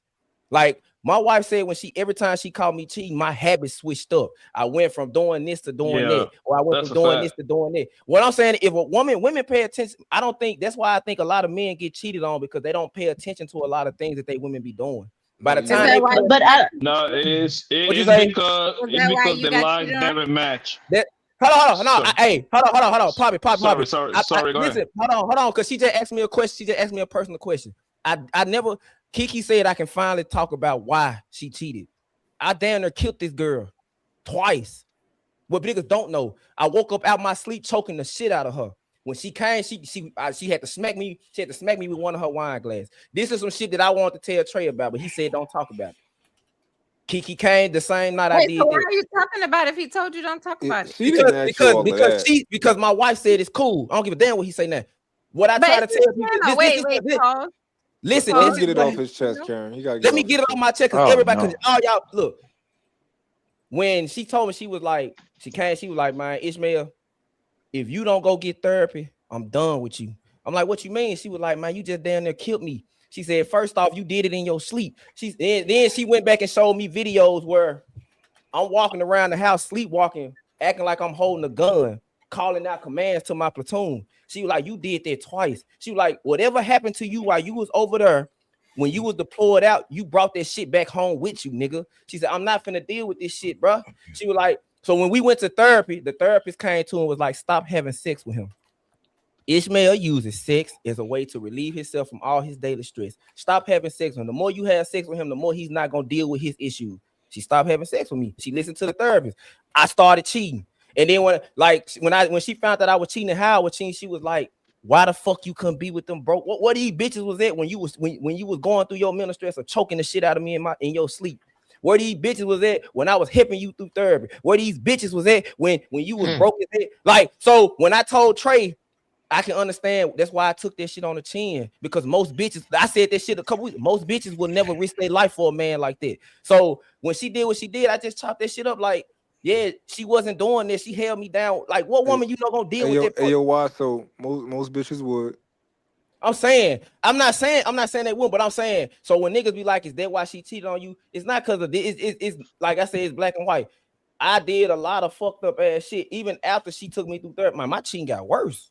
Man, I told y'all the day after my daughter was born, I was on the river fucking the bitch outside. I left them at the hospital. Like, you go dirty. I was a dirty ass nigga. I never once I said I wasn't. So she's still not allowed to cheat back though. Hey, I never said she wasn't allowed to, but I just said I took that shit on the chin. I also take any Samson, Trey, anybody. Listen. No. I also tell niggas I said don't do what I did. A lot of niggas can't come back from a woman cheating. I came back from it because I took responsibility of the shit that I did. Like, I just took responsibility. I ain't take her right back. It took me damn near almost 2 years to get back with her. But I understood why she did it. She should be lucky you took her back. I don't look. You right. Y'all can have what y'all say, but I'm saying at the end of the day, after I tell people all the time, after I took my wife back, I understood that it's a lot of niggas out here that get cheated on and take their woman back. The thing is, if it ain't gonna embarrass you, if don't nobody else know about it, if the nigga that she cheating on you with ain't doing no fuck shit, you will take her back, nigga. Hey, why so? Let me say this. First and foremost, I'm gonna say I understand your pain as far as that mental portion of it. Believe me, as a brother of arms, I get that. You pushed your wife out, but I know the disease did it, right? And I understand where you're coming from when you come from that standpoint. So you are the man I'm talking about when I say you love your wife, you go for it. Remember the other night, I don't know if you was on there, I say, I don't give a fuck if they cheat or not. If you love them, you stick around for them. So she took some shit on the chin where, goddamn it, you really pushed her away. You feel me? But she went hard for you. And I'm kind of with the brother and I'm kind of not, because they don't understand what you undergo. Some of the brothers may do, but I know what that PTSD do to a lot of guys. You feel me? Most of these niggas on their panel ain't never had to play God. Not like what I'm saying. They never had to play God, bro. Yeah. So to make that excuse to come back home in your family, they never had to. Bro. So what I want to say, kids and pregnant women, they never had to deal with it. Hey, you and watch this. At the end of the day, bro, I'm glad that you where you at now, bro. You feel me? And I'm glad to be able that you was able to vent it, get it off your chest. And at this point, I don't never see it again in the sense of your life, because I understand the whole thing. And your wife went through something. I'm glad you took her back. And I'm glad you loving the shit out of her, and you're going to show people what marriage is truly about. That to death do us part, right? You living that shit, bro, and I can commend you for that. I wanted to say that, all right? Now, if she was a broke down dirty leg, man, I would have just gone let her sister suck my dick. I already know you intelligent enough. What? You intelligent enough to, you know what I'm saying? But you were smart as shit, because it ain't too many people gonna hold you down with that mental capacity, boy. And I'm just trolling. Nah, I never been like. Why so get a pass because he fought for our country? Other niggas don't take girls back that cheat. They can't.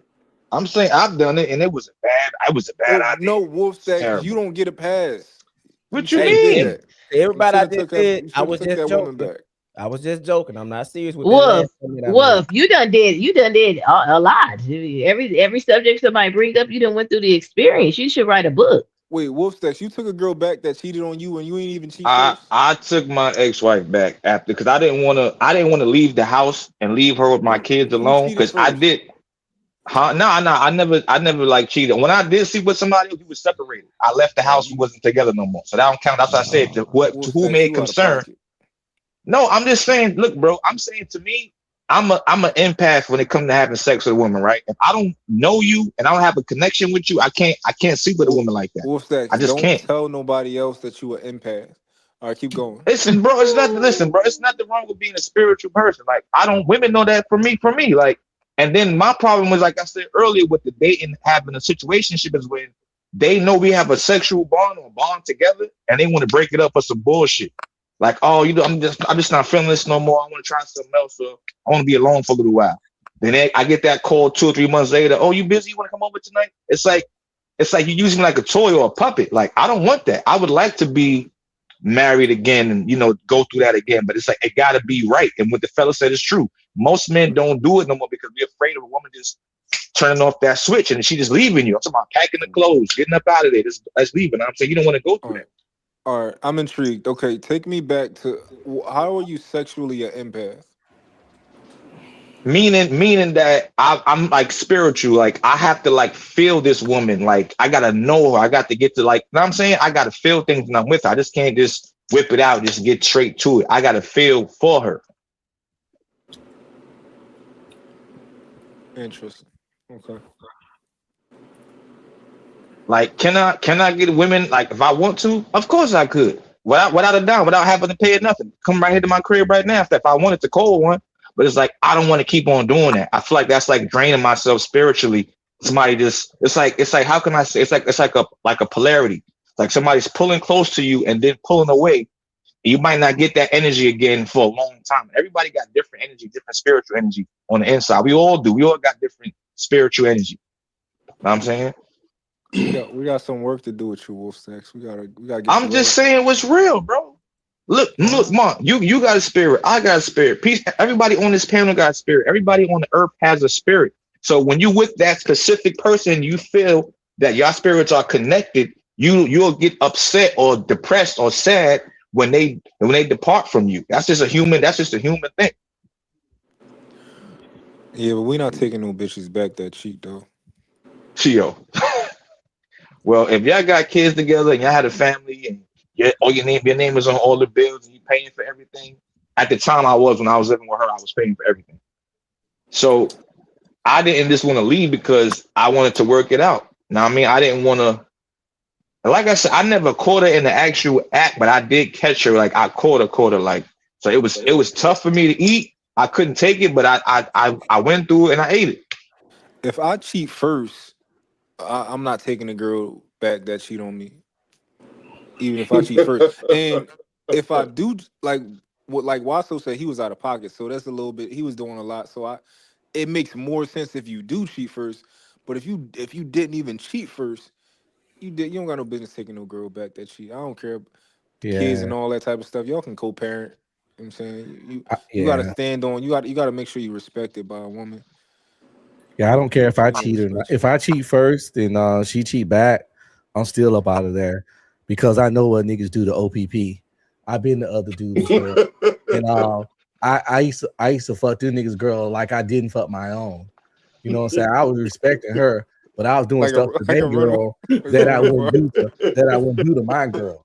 You know what I'm saying? Because I gotta look at her and I gotta hold her hand. I gotta look now. You know, don't get me wrong, you ravish your woman, but with other niggas, girl, you get real dirty and nasty.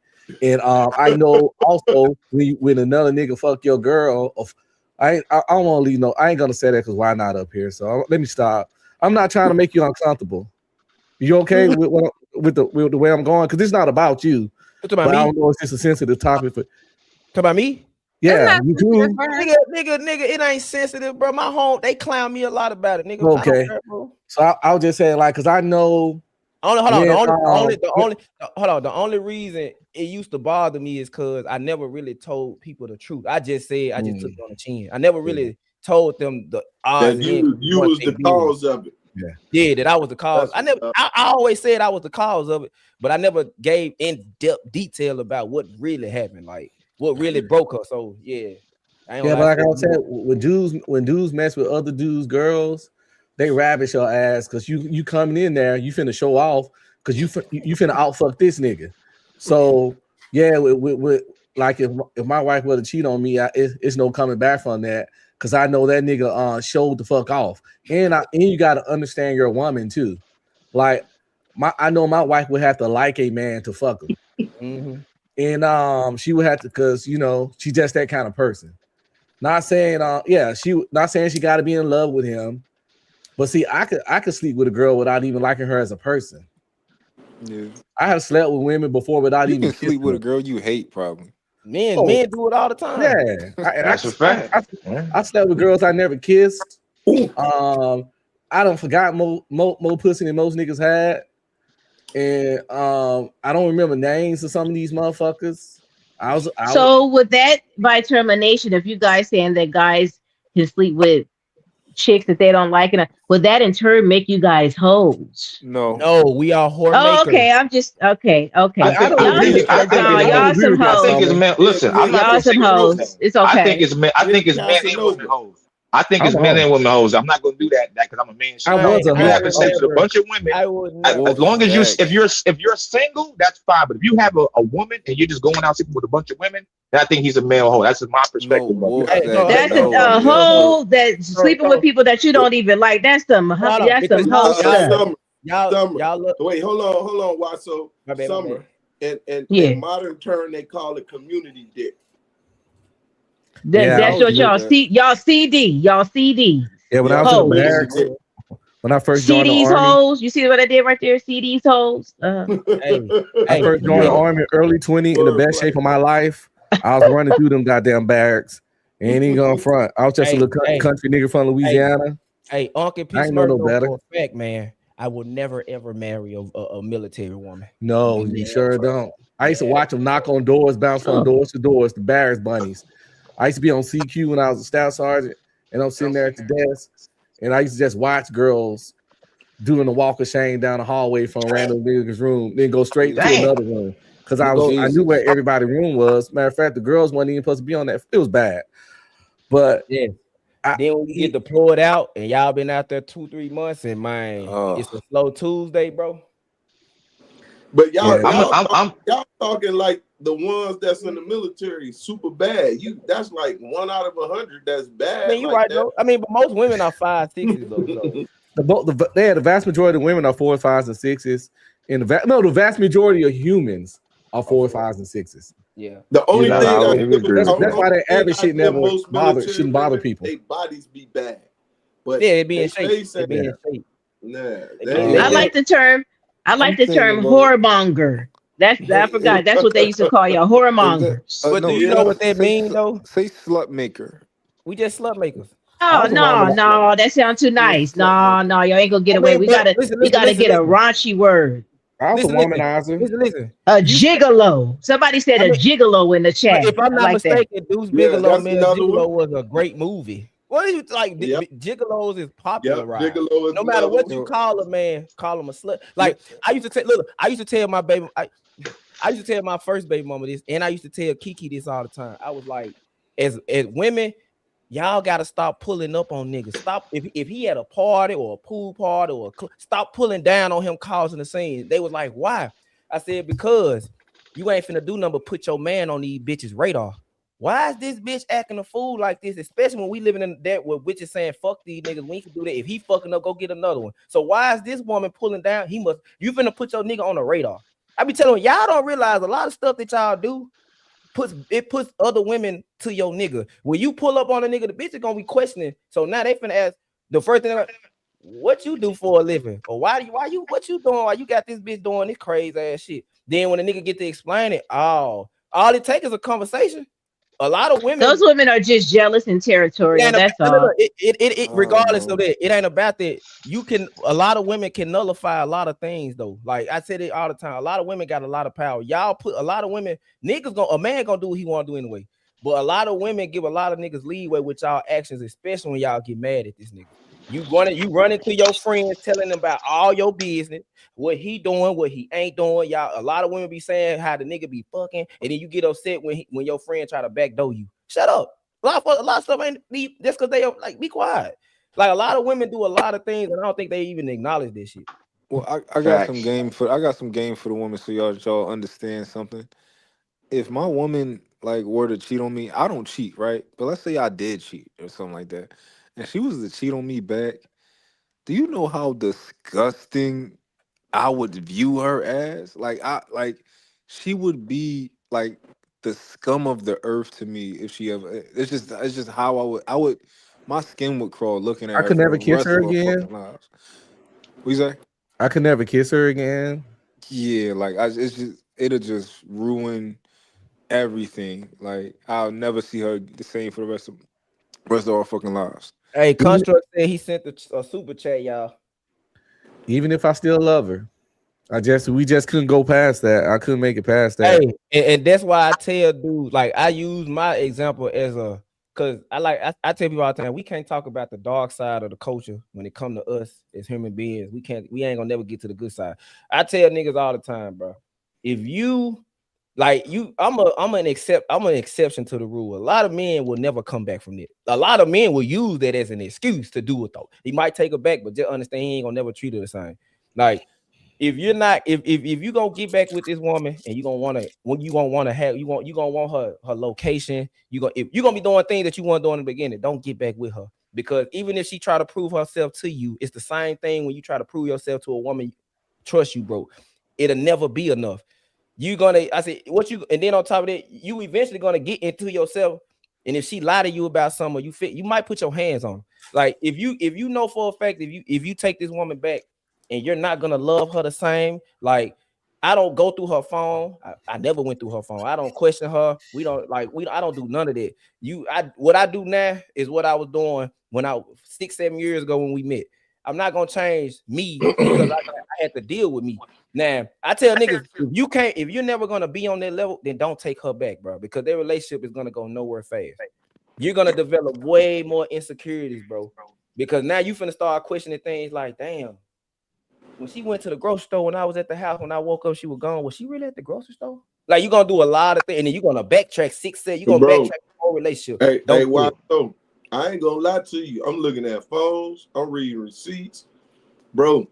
I make sure everything around me, goddamn it, kosher, and I don't want no surprises. Real talk. So I ain't one of those dudes that don't say, "Hey, I'm checking in."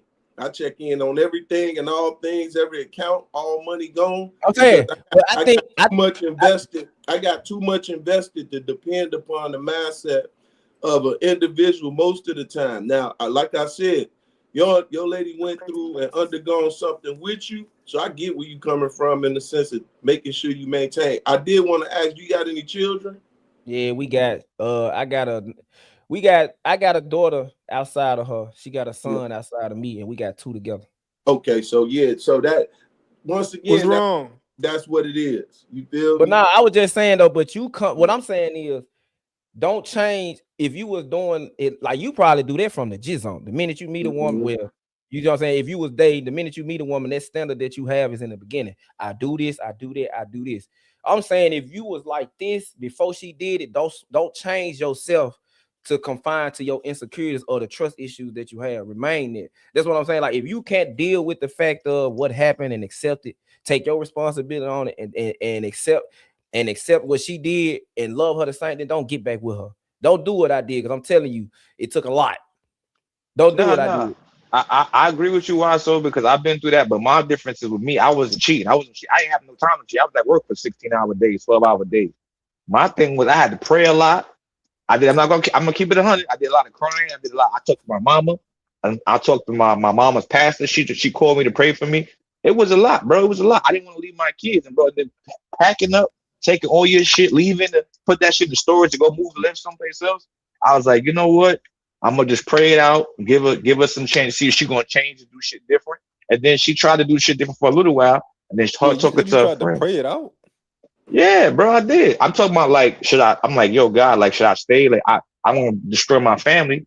And I stayed with her for like a good 2-3 more years until the last time I got locked up, and I never went back. Y'all know, I even one time me and a woman broke up, right? And after we broke up, during that time period, she has fucked another nigga, right? And from that moment, I couldn't even see her. Like, it just everything felt different. Her trying to get back together with me, like her being close, everything felt different, right? Like I could not.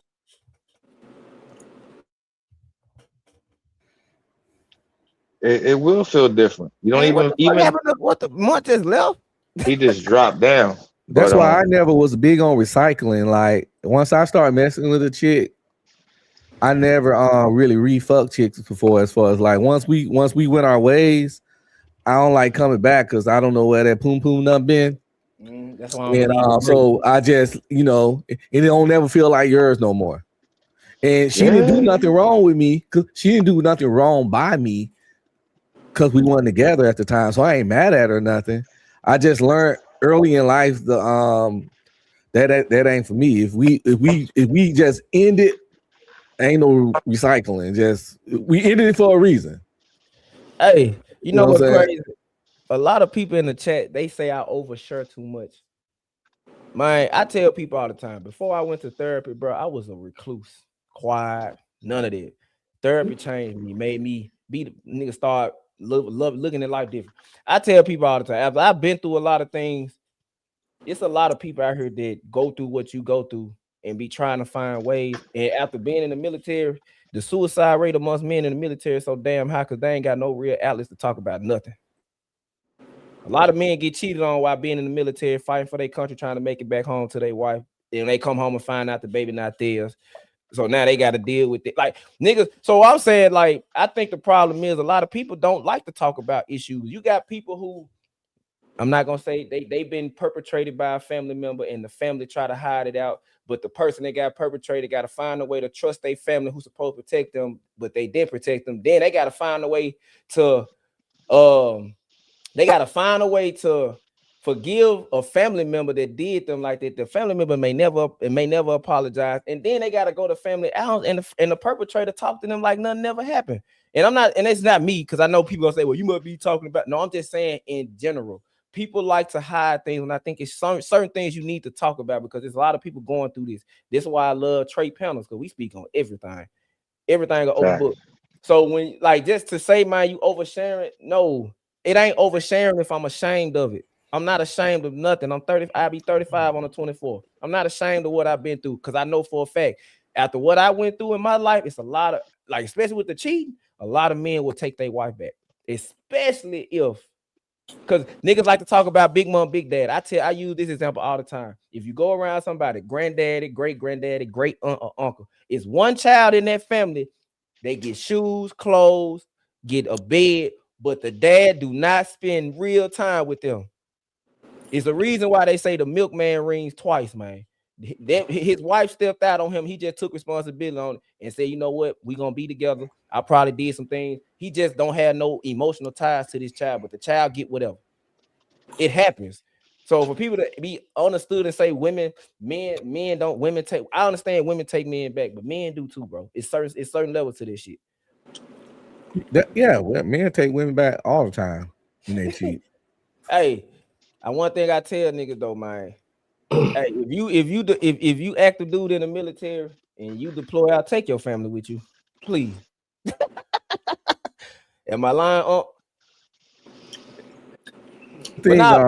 I never was a stressor about cheating because I grew up in the mindset of a chick gonna fuck who she wanna fuck, and you can't control nobody and you can't watch them 24 hours.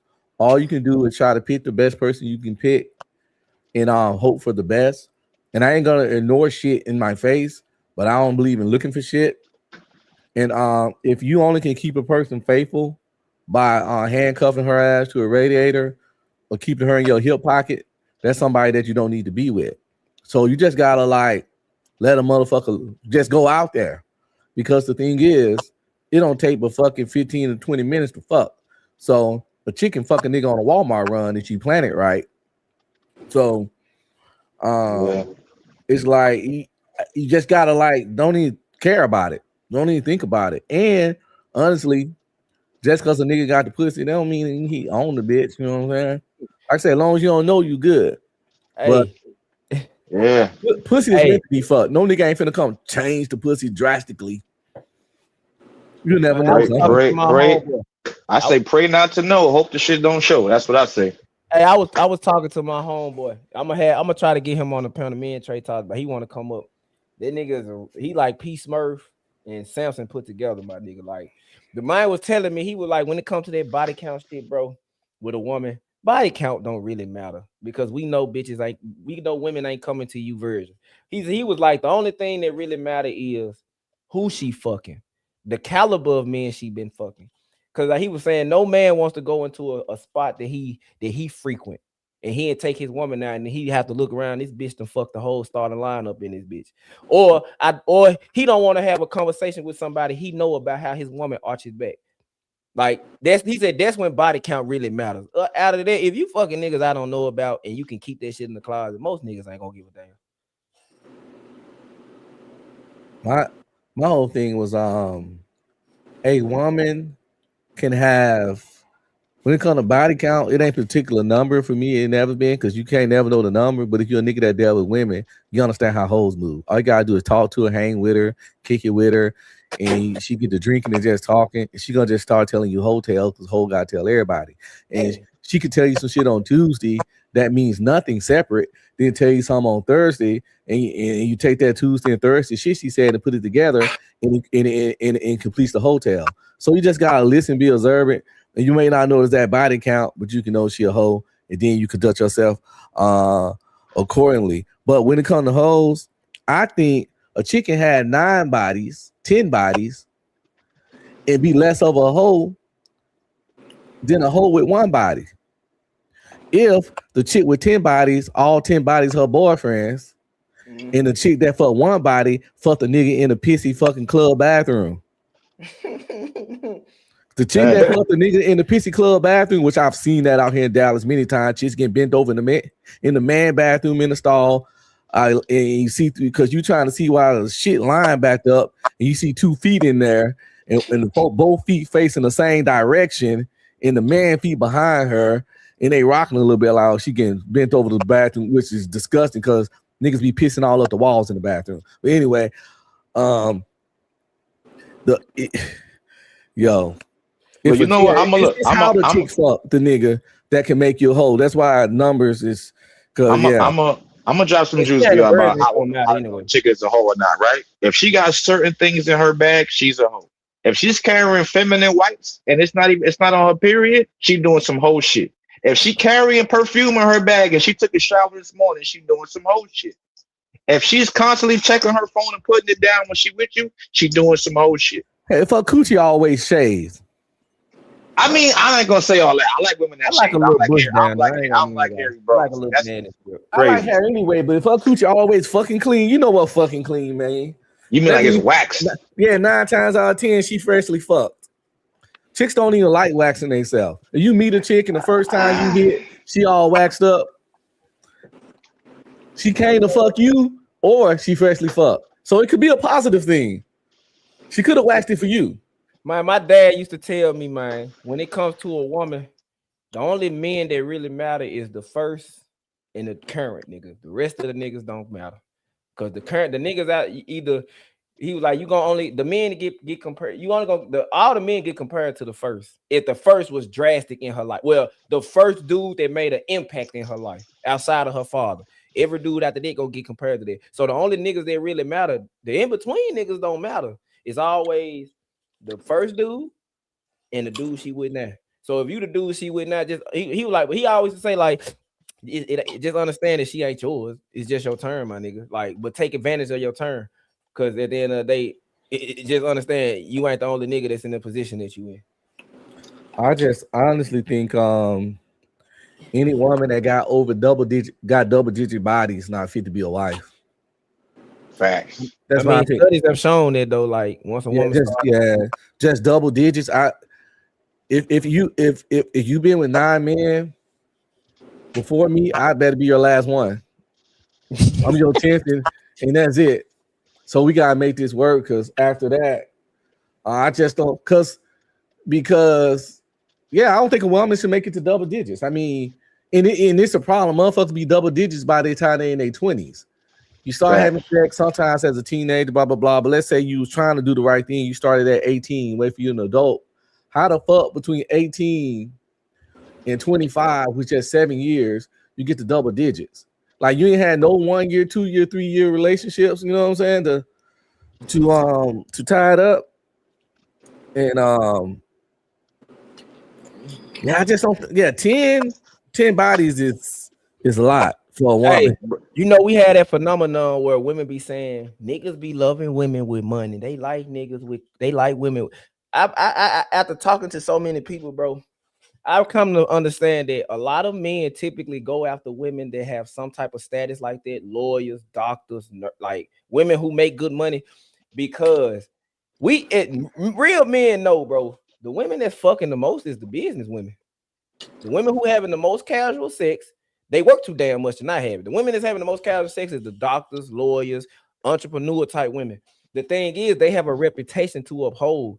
Like they know how to hide whatever they got going on. Because if the world finds out about it, they job is ridden, they whatever. So I think a lot of men go after women with money and has a certain career because in a way she has to have some type of mystique about herself. It ain't about the money. I don't think so. Why? So I think most men want. If you want something long term, I'm gonna tell this guys that's watching in the panel and guys that's in the chat. You want something long term? Get you a boring chick. She don't party. She don't club. She don't go outside like that. She go to work and she go home. That's what I did. I think honestly, hoes are fun, but the best wife is a boring wife. Yeah. One that don't like the club, never liked the club. She can't dance. She don't like attention. She don't like attention, and pretty much when she come around, she's quiet. Like you, like if your homeboys come over, she's speaking. My wife speaking. Go to the room downstairs, or your woman don't come downstairs like that. Or if you go out with her, people forget that she there. Like a modest, like I tell women all the time, man, a man will commit to a good woman. He might step out with the hoes. I'm not gonna commit to the hoes. The hoes ain't gonna get my last name. They not gonna get my money or my kids. Now that's how it is. Men, the fun going out, like nah. Like everybody wants to, like I tell people all the time, I like a woman I want a woman nobody wants. I got with a woman nobody wanted. Like if they do want to, it's not like if I take her out, niggas in my face doing this shit. Nah. Now like, why? So I don't agree with that. I don't want no woman that I take her outside. Ain't no niggas checking her out. You know what I'm saying? I'm not saying that. Come on, I already know women coming like that, but I was always taught that don't chase after the woman that everybody wants. It's a reason. Chase after the woman that wants you. Oh yeah, that's a fact. No, yeah, of course. Yeah, that's I always say it all the time. That occur all the dating complaints that men and women have on social media. If they simply fuck with somebody who fuck with them. Fuck with someone who fuck with you. Don't try to force it. Don't try to squeeze a triangle into a circle shape. Listen, she fuck with you or she don't. And it's easy to tell. You tell real fast just through the communication. If every time you talk to her, you got to initiate it, she don't fuck with you like that. If you don't text her for 2 days and you don't get that means y'all never talk again. She don't fuck with you like that.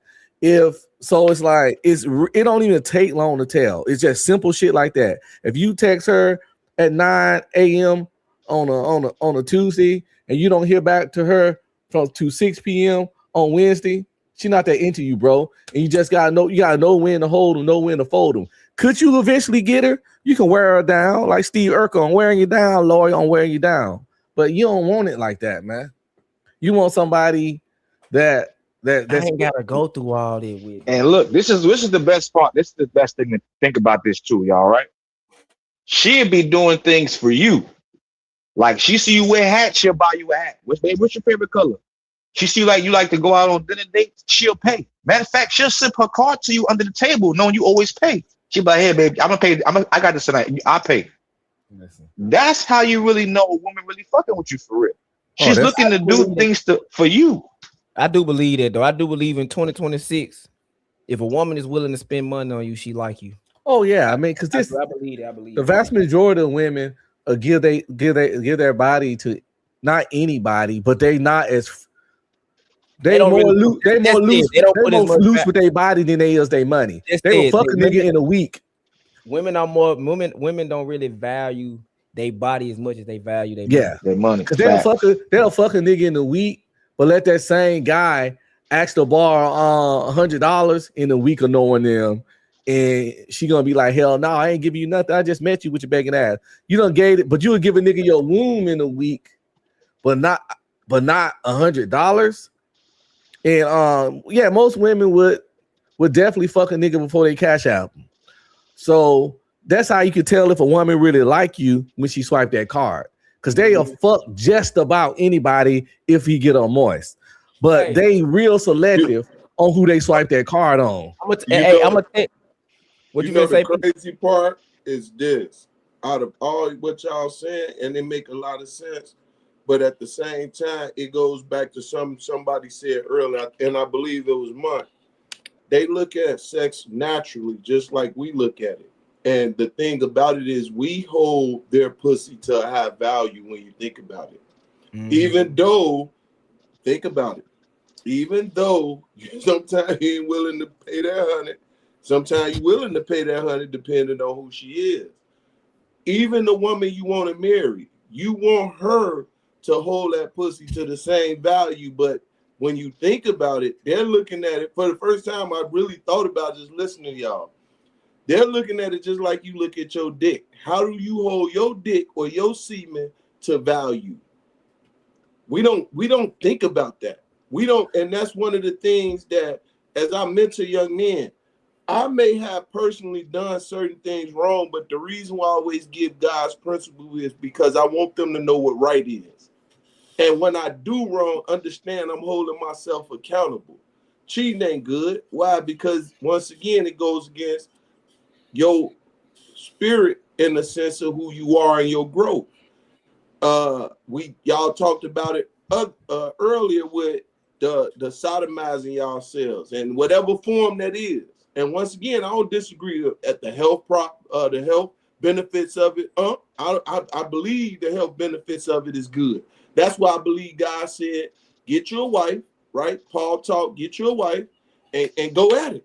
And the only time you don't do it is when she on her menstrual and goddamn it, she fasting and praying. But other than that, you supposed to fuck every opportunity you get. Even God say, be fruitful, multiply, replenish, and subdue the earth. He telling you fuck, and then fuck again, then take care of what you done produce.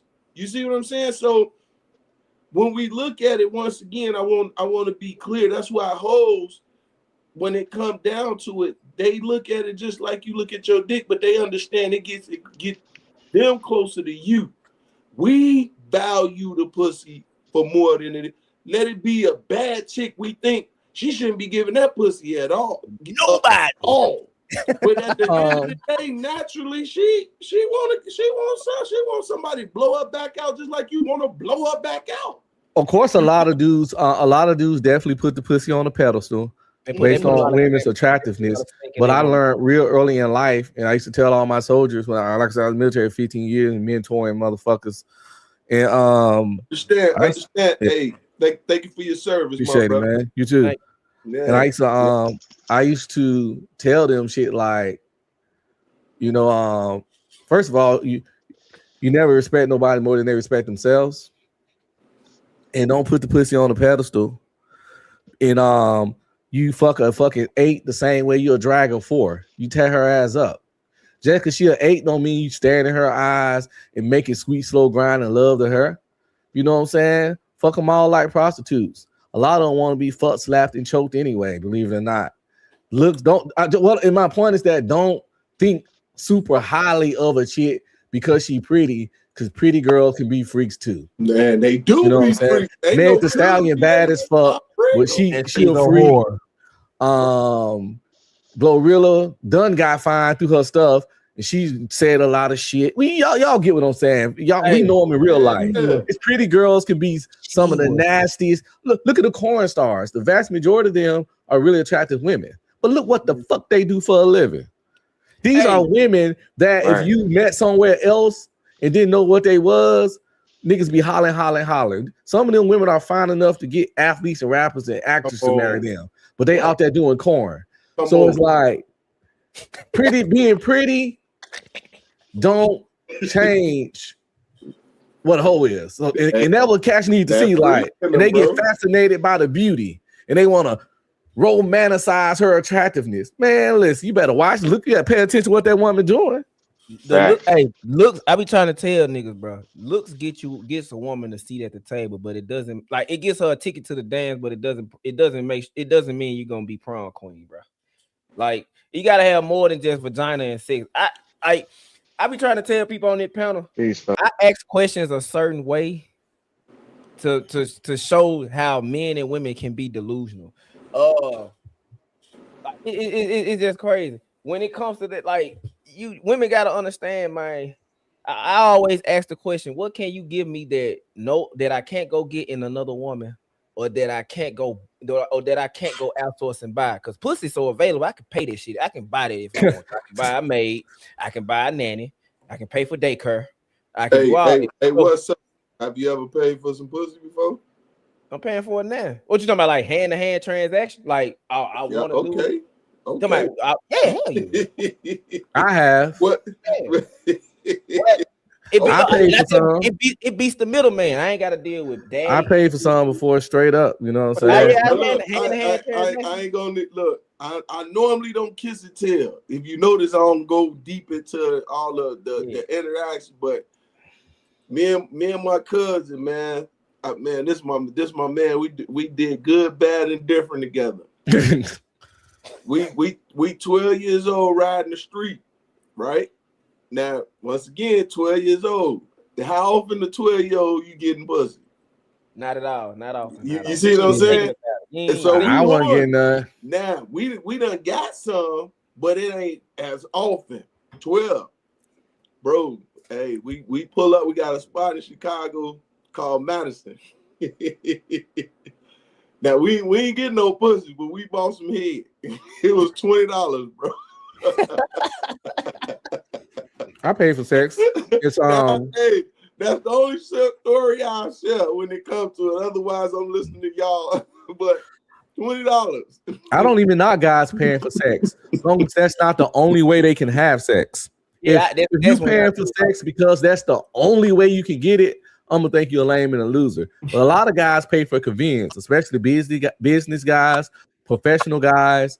They just want the shit to be discreet because that chick's never gonna call you. She's never gonna text you.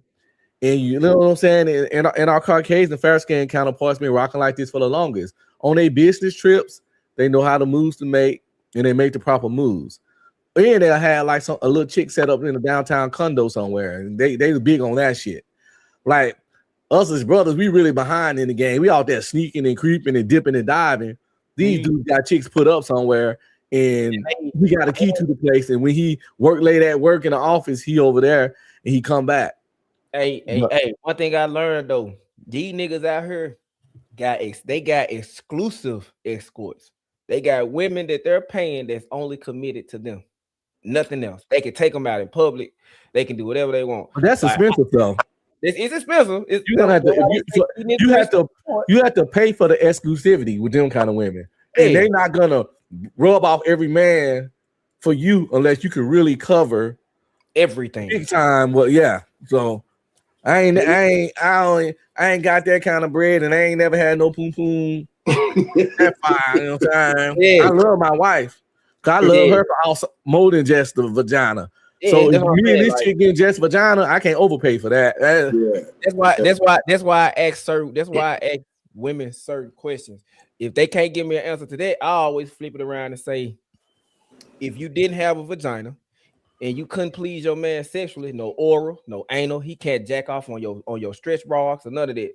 He can't do none of that. You can't give him no sexual excitement. How would you keep him? They ain't got nothing. Here's the thing. Most chicks the looks in this body catches the man attention, but a lot of women lack the stuff to keep him around. They can pull, they fine as fuck. They can get his attention. They can get him to come through the door, but then your personality, your behavior, and all that, that's what keep him around. And that's why you see so many really pretty girls talking about why am I single? Why am I single? Why am I single? Why my relationships don't last? Because they be pretty, they be fine, they life be together, they have good jobs. You got all the shit on paper. So if all the physical and all that shit good, it got to be some personality shit 9 times out of 10, because you got the looks. Are you crazy? Are you a nagger? Are you annoying? It has to be something, because when you got all the looks, but you still 35, ain't nobody never engaged, even proposed to you, it's a high chance it's personality stuff, because the looks are already there. The cement it in, like, bitch, you pretty, you fine, so you got me. Then I started talking to you like, oh, okay, now I see why you're pretty fine ass. I say ain't got this no man. I say this all the time, man. Women don't start maturing or realizing their wrongs or trying to change their ways in the relationship until they start buying their own fucking drinks at the bar. Or when you go to the club and the DJ be like, this the last song, then they cut the lights on, and then the lights on while she in the club. Because a woman who got a man, she might go out, but the minute that nigga say, like, come on, man, hey, I just left, I'm headed to the house, it could be 12:31. 15 minutes after that, hey, y'all, I'm finna roll, my man gone. Like, most women who have men, they be gone before the club over. And you shutting the club down, you probably ain't that cute, because if you are somebody trying to ask you like, you want to go grab something to eat or blah blah blah, even if you ain't trying to smash, it could be a little taco spot around the street, up the corner, or a Waffle House, depending on where you stay, and he trying to extend the night to you to get you out this loud noise, and you know what I'm saying, get to talking so y'all can eat. You ain't gotta get cut, you got your ass home, but we don't make that connection. So yeah, if they out there last call for alcohol, you know what I'm saying, but you still there like, man, I'm trying to get chose, bitch. No, man, you might not be all that. I ain't saying you ugly. You ain't a first round draft pick. Man. First round draft picks don't make it to that late. Make it to one. They don't make it past 130. They really don't. They don't, nigga. They don't make it past 130. Hey, somebody in the group chat said $20 in 1988 is like $55.25 today. Hey, that's funny as hell. Hey, listen. I've like I say, man, listen. Paying for Boston can save you so much time if you not broke. It ain't for everybody, man. But if you're a busy man and you got money, it can save you so much time and stress. You know how many guys that got caught up in all kinds of shit because they were trying to get some quote unquote free coochie by like actually talking and getting to know a chick, and that's what gets you caught up. All that talking and texting. You want something free, but you gotta fucking talk to this person. You leaving motherfucking trails. But when you call that service, you ain't left no trail. I ain't giving no cheating 101. What am I doing right now? Stop me, Smurf. I'm up here telling niggas the proper art of cheating. I'm enjoying you and what's so conversation. I'm talking here with the art, the great arts of cheating and shit.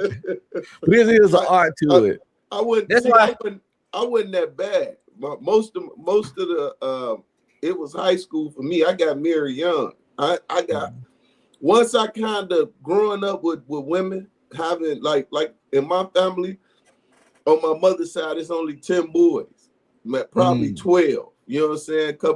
But it's 50 girls. So after a while, you just understand the mindset of women, and it don't always appease you. You feel me? And like I said, they in their natural sense, like I got them wild ass cousins. That's females. They talk like we talk. They roll dice like we roll dice. They fight like we fight. And they're attractive women. They just who they is. Country, city, shit. I feel sorry for the guys sometimes. They my cousins. But I understand what their mindset is because they grew up with 7 uncles and 2 aunts. You feel me?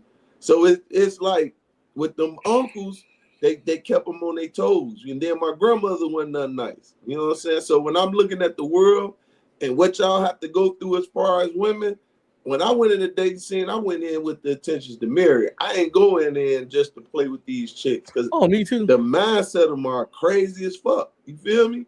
Man, I started off real bad and wild, but I actually got married relatively early. But I started off wild. You know what I'm saying? I hit the ground running at a full sprint, then slow down. But I had a rule that if I ever put a baby in a woman, we was gonna get married because I don't believe in I ain't knocking I don't believe in creating bastards. I ain't knocking anybody. I know bastard is a bad word, but I'm just talking from the biblical sense. I never believe in creating bastards because I was a bastard. So if you was a bastard or you got some bastards, I'm not talking bad about them because I was one. Yep. And I just it ain't optimal though. It ain't optimal at all. I learned from my people that it's certain shit I knew what I want to do. So whatever woman first got pregnant from me, I was gonna push real hard to marry her. She still got the right to decline, but I was going, and that's what I did. And I also what happened, I liked her a lot and I loved her, but I grew to love her more as the marriage progressed. Like me and my wife talk about that all the time. I don't even love you now like I love you when I first met you. Because the love grow, it's like on a whole nother level now. You feel me? That's because your whole everything is intentional. Your whole growth is intentional. Your mindset to grow is intentional. Your conversation to grow is intentional. So when you have that mindset, everything around you gonna prosper. You feel me? Because you no matter what, even in your times of accountability that you gotta hold yourself accountable, you still pushing yourself to the next level, right? And you putting that and bestowing that into another being. So you demanded that, and God got to give you what you demand if you demand it the correct way, right? So he that finds a wife finds a good thing and receive favor from the Lord, right? You receive that favor, you feel you've been in your marriage. Oh, my wife amazing, man. She too good for my sorry ass. I can tell you that. Hey, despite that one iniquity, man, she I is say too. all the time, man. My wife is too better than me. I didn't deserve a woman like that at all. No, I don't. I didn't. I don't deserve my wife, man. That's why I try to treat her so good, and and I make everybody around here treat her like a queen. Hey, my great grandma came to the States for the first time. I say this a lot. She came to the States for the first time Thanksgiving last year. She said she's never coming back. She was like, I don't see how y'all date out here. She was telling my cousins, the single women in the family and the single men, she was like, I feel for y'all, bro. She said, because these women out here are garbage. And the men out here, I don't know if these men out here really be with the elemental P on the low. We had went out. She was like, I can't tell the difference between the mamas and the daughters. They all look alike, dress alike, act alike. She said, and these dudes out here, when did it become cool to wear purses on your shoulders and shit? I'm like, that's how they wear it out here. She was like, nah, we don't get that like that. She said, I'm never coming back. She was like, the state of the West is trash. And she said, and the people over here like to make fun of us over there talking about we oppressed. Baby girl, nah. Like this coming from my grandma. Granted, she wasn't speaking English, but I got a question for you guys. This is just my personal opinion. I want to see what y'all think about this. I found in my 47 years experience that most women not that interesting. And the prettier they are, the less interesting they are. And what I mean by that is that, and this goes for male and female, the more attractive a person is, often the less personality they have to develop to get people to want to be around them. A really pretty girl rarely has a developed personality, and she don't have to, when she go out with a guy, she don't have to make the conversation interesting. He's gonna do everything he can to entertain her. Give me 1 second. I apologize. I don't want to cut your wisdom, but I want to say 72 people out there watching. My man Trey sleep, but we got the live going. So if everybody don't mind, let me see 72. However many watching it, and let's push that. You feel me? So if it's 72 watching, at least give us the, you know what I'm saying, the love and get it to 72 likes, right? And if you don't like it, put the thumb down. You know what I'm saying? We don't clown, But put the thumb down. Any interaction is good interaction. Come on. That's exactly. Because it could be shut down right now, but we gonna keep it going. Hey, one thing I came, I got to 2:30. If nigga, we can go 2:30, you feel me? I got off. Conversation. Go ahead. Nigga, I got off work one day, bro. I got on the live while I was at work. Got off of work, came home, went to sleep, woke up. The live was still going. Nigga, it's about 8 o'clock. I jumped on the live with OG Speed. Now, the other night, y'all was on for 11 hours. That nigga, hey, Trey be working, bro. I don't give a fuck about none of this. Big time. I say it all the time. And he welcome anybody. He welcome all the foolery. Because I know I be doing some crazy shit. Nah, why? So you ain't as wild as some of them other cats, bro. Real talk. No, of course not. I ain't gonna lie, I got to hit on one person. That's that Jay Prince clown. That's the only cat I got to hit on. Who is that? I don't know who that is. You don't fuck with the president, man? No, I like y'all talking about the nigga with the braid. That nigga president of foolishness. You talking about the foolishness. That nigga president of foolishness. He could be smart. I don't know what the fuck he got, bro. Jay Prince. Who is Jay Prince? The president. The EBT king. Hey, you talking about the nigga that was talking about how he was making money with the food trucks and shit? Yeah. That nigga was making shit. Hey, you know what's crazy? Some of the stuff he was saying made sense, but that ain't it. He contradicted with the foolery, bro. Yeah, he contradicted. That's my only issue. Like, you can be, once again, Wolfstack get on here, he tells some feels, but that motherfucker was smart. He be on here in conversation, like, you feel me? And you may disagree, but that's his mindset. Don't get on here with foolery, bro. And I call a lot of motherfuckers out. That motherfucker got an X on it. But other than that, bro, everybody else is all welcome. That's what I'm telling you. Because I love all y'all conversation. I enjoy be screaming tonight. You feel me? I love the debate of it. You know what I'm saying? Took it like a champ, come and find out. It's one of my battle buddies. So I love this, bro. So like I say, man, bring the lights up. You feel me?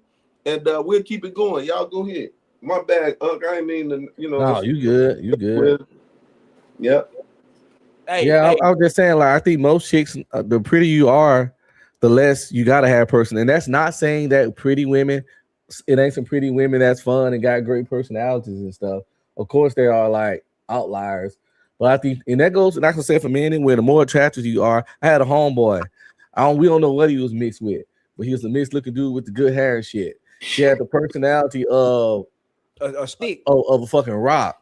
But when I was, back in the day, we didn't call it that. It didn't have a name. But when you was like, what's that 2-man where you and your boy go and get with some chicks or some shit? For sure.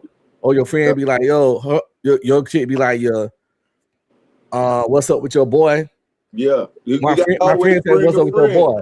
So he was that guy. Always bring a friend. But he was always boring and dry. He had no conversation.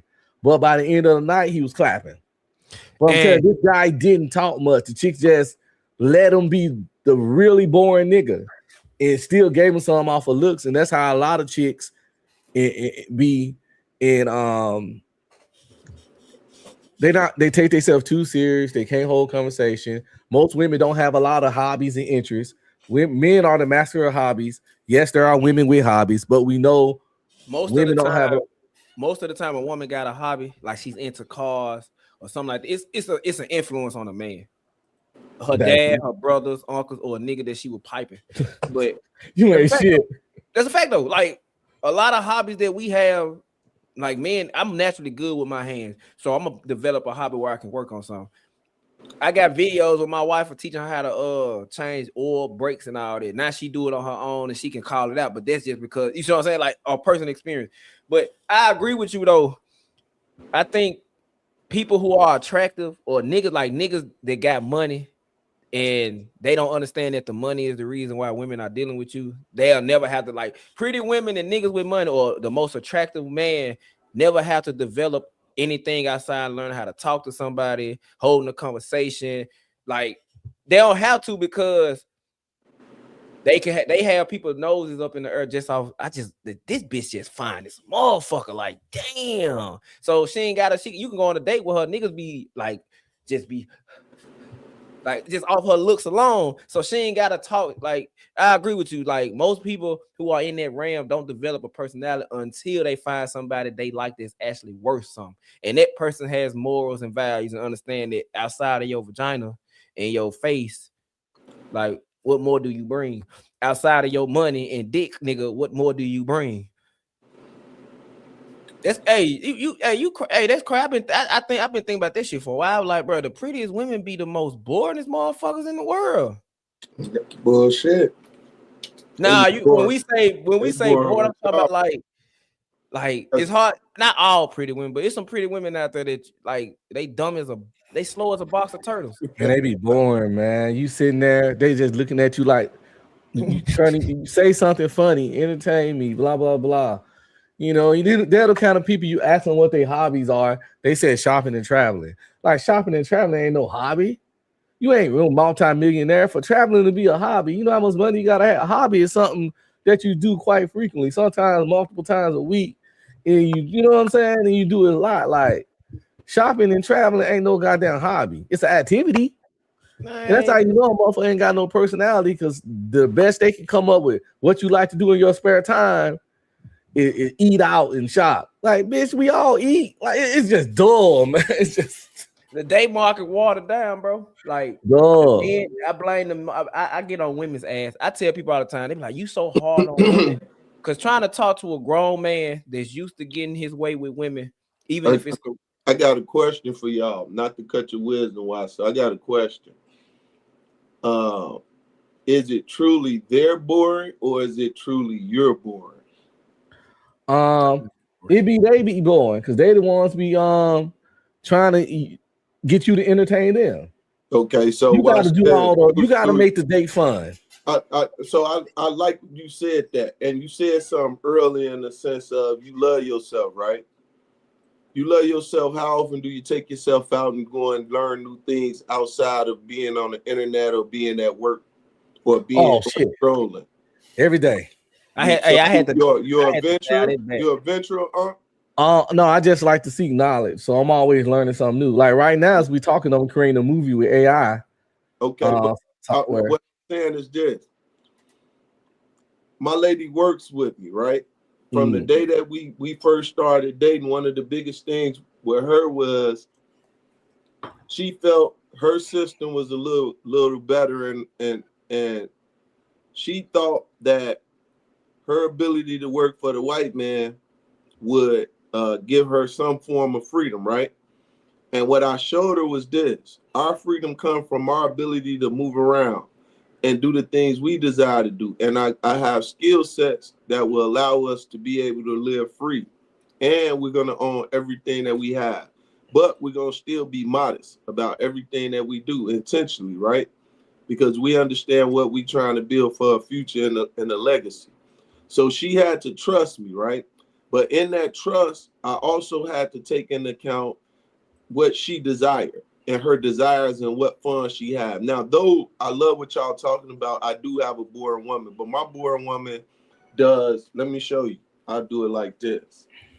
I'm gonna show you her creativity. And my woman boring too, but she got hobbies and interests. But there you go. She like to watch terrible shows and Bridgerton and my woman will put me on so many shows like You. She into all the killer thrillers. Like man, all the killer thrillers. My wife watch fucking Food Network all day and better not hear y'all say nothing about Michael Myers. She gonna come over here and get on y'all ass, man. She love her some Michael Myers. She put me on Michael Myers. Nigga, Jason was my favorite killer, bro. She put me on Michael. Oh, damn. Your wife made clothes? Yeah. Yeah, that's what I'm saying. Hobbies or interests, something. Yeah. You feel me? So what I say is this: I put her in a situation where she able to create the things that she desire to do, right? And then I have to spark it. So we're never bored or boring. There's always something for us to do. You feel me? Now, do we do the things of the world? No. You know what I'm saying? Because that ain't our interest. The things that we do and what we're doing is, pretty much our interest. So I only say that to say a woman is only as boring as you put her in a situation to be boring. Yeah. I don't know. I don't 100% agree with that. I kind of agree. Because her personality, if her personality relying on me, she already boring. Because that's where you feel it. Like, well, if you saying it from that sense, that means you got a boring chick then overall. Oh yeah, that's the ones I'm talking about. Some chicks just boring, like because they never had to be fun. Because men, they always got their way with men just because they were so fine. Yeah. So they, you know what I'm saying? So, and then if you a person that want more than prettiness out of your chick, and you take a chick like that out, you mad disappointed because she don't know how to talk about shit. If you don't say something, y'all won't talk. Hey, have y'all ever heard of we got it's called Craze 901 in Memphis, but it's the place where they got axe throwing and you can go take it, you can beat TVs and flat screens and dressers and shit. You pay for that. What they call them room, the anger rooms or some shit like that. Oh yeah, I know what you're talking about. Where you do stuff with the bats. So for one of my anniversaries, I took me and my wife to one. I was not expecting her to actually have fun like that, bro. But like it says, like she was like, I can do this more often. Like I done took her to gun ranges. Just like we paid. Yeah, was it? We went to shoot around. It's a little gun range out there in Bartlett or whatever, man. She was oh, I like this gun. This gun feel light to my hand. Like I'm like, so she got a Glock 43X. And which Glocks are ass, but it's just like my woman, she boring. But if I tell her, hey, I can make her fun, I can get her fun, but I gotta do it. And that's my whole point. If I gotta make you fun, you really not fun. But when I got to know her, she was like, it's a lot of things I wanted to do. It's a lot of things I want to do now. But she was like, I've always wanted to have kids and a family. But she said, I knew having kids and a family come with a lot of sacrifice. So she was like, I like kids. I like she said, I like being a baby maker. I like having kids. Like she want to have a baby now. She want to get pregnant around her birthday in November. And she was like, but I know it comes at a price of traveling or whatever. But she was like, it's a lot. She was telling me it was a lot of things she wanted to do. She wanted to be a chef. She was like, she wanted to be a chef. She wanted to be a lawyer. She wanted to do a lot of things. But she was like, I understood that the passions that I have within myself as a woman is gonna coincide with what I want to do. And I was like, I would have never known you was like that because you quiet, you read books on your phone all damn day, you watch TV shows like Sabrina and How to Get Away with Murder, and then she loved to Mr. Ballin show on YouTube, the dude that be talking about all the crazy, horrific shit.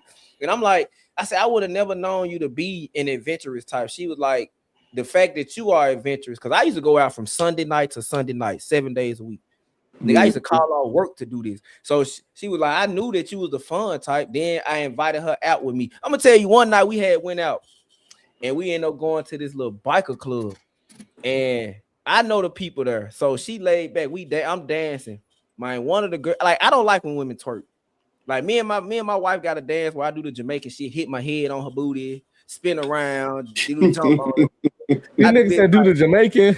Yeah, you know, they be doing it and hit the head on the booty and all that. I do that with her, but outside of twerking, you'll never see her twerk them. I don't like, but that's just our thing. So another girl was trying to dance on me, and I don't like it. So I'm trying to bag her mine out the blue. She pushed the girl out the way and said, this dick right here is my dick. She was like, out of all these dicks in this motherfucker club, you better go find one. But if you touch him again, I'm gonna beat your ass. And I was like, that's the first time I ever saw her get out of pocket like that. It was a turn on, but I was like, you're crazy. And I was like, that's like, and I'm saying that it's like a good thing, but she never did this. So it was like, she's like, I ain't never had to do that with a man. You the only dude I've ever done that with. I feel like I gotta beat a bitch for looking at you. I was like, you're crazy. I understand that's why your last name was Milton, but I liked it. Like you get what I'm saying? Like even in it, like she said, I said, and I asked, I was like, after that, I was like, so would you mind going skydiving? She said, I always wanted to go skydiving. I said, I've been skydiving. What about kayaking? Yeah. I was like, you ever been scuba diving? She like, I don't know how to swim, but she had went to Turks and Caicos with her mom and them. I had paid for her mama, her sister, and her to go to Turks and Caicos for Mother's Day last year, and she actually got in the ocean. Of course she had a floaty on, but she actually got in the ocean and she recorded herself doing it or whatever. And I was like, you really cooking your fish? She was like, I would have never did that if you wasn't the type of man that you is, because you be putting me in a situation where I gotta Like you see, I like to talk or whatever. She don't like public embarrassment. I like we could be at a club. I do a backflip off the balcony of the VIP into the dance floor, and she be like, when you do shit like that, people always look at me. So she was like, help me get out of my comfort zone or whatever. But I was like, hey, I want a boring woman, but I want a woman that's gonna be willing to do what if push comes. We want to go paintball and let's go do this. You want to go? Let's go. Hey, like my dogs be going hog hunting. I want to take her out there, but she was like, she don't want to see animals get killed or whatever. She wanted them. But I was like, I'm pretty sure if you go out there and watch them hog hunt, you gonna like it. Yeah, you a wild boy at what? So my hog hunting. I don't know what that is. You don't know what hog hunting is? Nah, that sound country as fuck though. Yeah. I mean, I got working dogs, so we have to work them. Oh, yeah, shit. I breed so working y'all dogs. use them, y'all go hunting. Y'all be boar hunting then. Yeah, like when the puppies that we just had, when they get their second round of their vaccine, they gonna come over here, and I'm gonna start buying chickens and shit and just put them in the backyard and let them chase them around. How many you got? 2 of them died, so we got 5. How many? And then we finna have a Corso lit on the ground. She big as a motherfucker now. Yeah. So yeah, but you know I got the bubbles in my house, so I'm just trying to wait till she come in heat. I typically wait till they 18 months or 2 years to breed the female. Yeah, like I want them mature enough to where they won't eat the damn puppies or whatever. And I want to see how they are when they come to I want to know like how many times they go in heat. She went in heat 4 times last year, so I had to keep her in the pen every damn. I had to keep her in the dog kennel at least 8 months out the year last year. Like she couldn't free roam because she went in heat 4 times. Like I'm like, that's crazy. But I'm gonna tell you something. Like my woman don't like dogs, but like when we had I'm gonna tell you how. Like people like you idolize. I don't idolize my woman. I just take initiatives, and she do a lot of things I know most women wouldn't. Like the dude I started the dog kennel with, he went to go get a Presa Canario, but he ain't had the rest of the money. He asked me, did I have it? I was like, nah, man. My wife jumped out. She said, if he willing to pay me back, I cash out him the money right now. And I looked at her like, why would you do that? You don't even like dogs, and you ain't even got no stake in the company. Like she was like, it's something that you like to do, and y'all talk about this shit all the time. If this gonna help y'all out, I don't mind doing it. He paid her back or whatever, and I was like, a lot of women would not do that. Or am I wrong in saying it? Nah, ain't wrong with saying anything. Good. Hey, I got a question though. Why don't a lot of military people talk about the things that I talked about tonight? The mental health, the PTSD. Why don't they talk about this shit? Oh shit. I don't know. I don't know. Cause you know, like when I see people that's like retired like Vietnam veterans, and I be like, man, thank you for your service, man. A lot of them niggas be turning up and shit. You know why? Cause bro, what we've seen and a lot of us seen, or a lot of us didn't see, bro, is unnatural, and that's the best way to put it. I'm not gonna even lie to you. Everything that I learned from the military, I forgot it. When I left in 2013, I left everything. I was just talking to one of my mentors the other day. He's a master sergeant, and we was talking, and I say, I'm not gonna even lie to you. I don't have these conversations unless people bring them up, and the people around me don't know shit about them, so therefore they're not there. And I purposely don't put them there because I wouldn't be able to sleep. So that's the thing about it. You know what I'm saying? It's a relief, but at the same time, it never goes away. And I don't give a fuck how much you talk about it, it's there. So I'd rather for it not to be there. And that's a discipline I'm grateful for God to have, that I can block that shit out. Because it's really that, bro. So like, I don't understand. Like, yeah. It's just one of those things. Because a lot of women, like you see how they try to they always bring it up to, like I say that when I debate people, they're gonna always try to attack me and not attack the argument. So that's why I had to go and let it be known with her, like why she cheated. Yeah, now, I don't give her a pass on it, but I'm just saying, like a lot of men go through a lot in general. They don't talk about it. I'll be like, nigga be saying I over talk. No, because I over talk because a lot of men don't talk. Yeah. A lot of men ain't got these spaces where we can be open. A lot of niggas can't even have barbershop talk at the barbershop because the niggas at the barbershop be judging them. I don't know. I be asking a lot of military people, they just never want to talk about it. Yeah. And I get why you don't want to talk about it, but I think, not me personally, well, when you put it like that, Peace Murphy, you talking about it means you got to relive it. Exactly. And I done forgot it.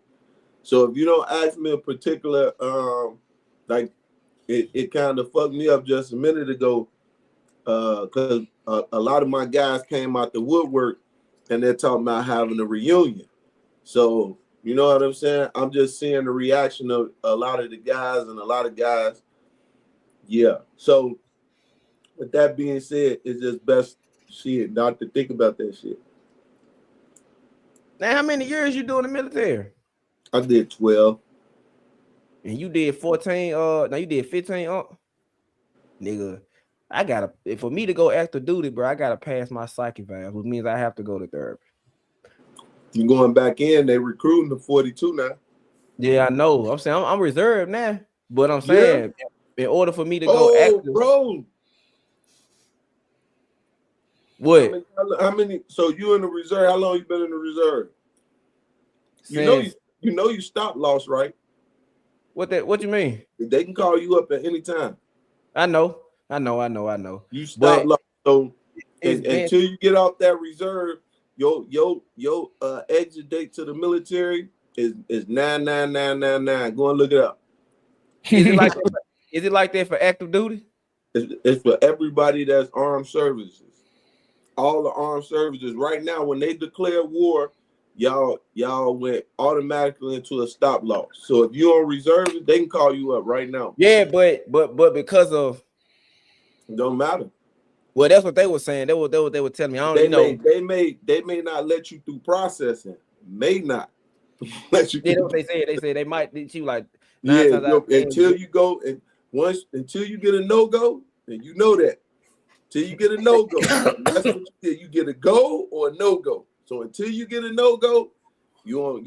But you know what? I want to go back active duty because I mean I probably been institutionalized with the military. I want to go back active duty. Working a 9 to 5 ain't it, man. I hate this shit. I hate dealing with people because people think they know every fucking thing, but they told me I gotta pass my psych valves, like, and I also gotta take my meds. Nigga, I get like I'm on sertraline, PTSD, mild anxiety, depression, and I take sleeping pills. Nigga, I get like 16, 17 hours of sleep a week. Yeah, me too. That's why I be up with y'all at. And like I was like, they was telling me, and like I got into it with somebody at work, and I called my captain. He was like, man, it's the second time you done got into it with a severe in about 2 months. Have you talked to Teresa? No. Go talk to Teresa, bro. God damn. So, man, and then like now I said, bro, I want to go back active. She was like, well, you know, you got to pass your clinicals. She was like, you got to come to therapy. You got to, so they can check and make sure that you're not going to have a breakdown when you go back out there. I was like, damn, I ain't been over there. I ain't been active in there in 2 years. She was like, it don't matter because that mental shit lasts a lifetime. But you still active.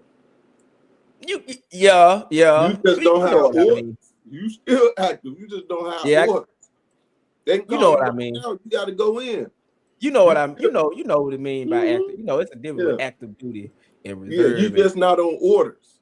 Yeah. Mm-hmm. So on orders, like, it's over. Mm-hmm. Yeah.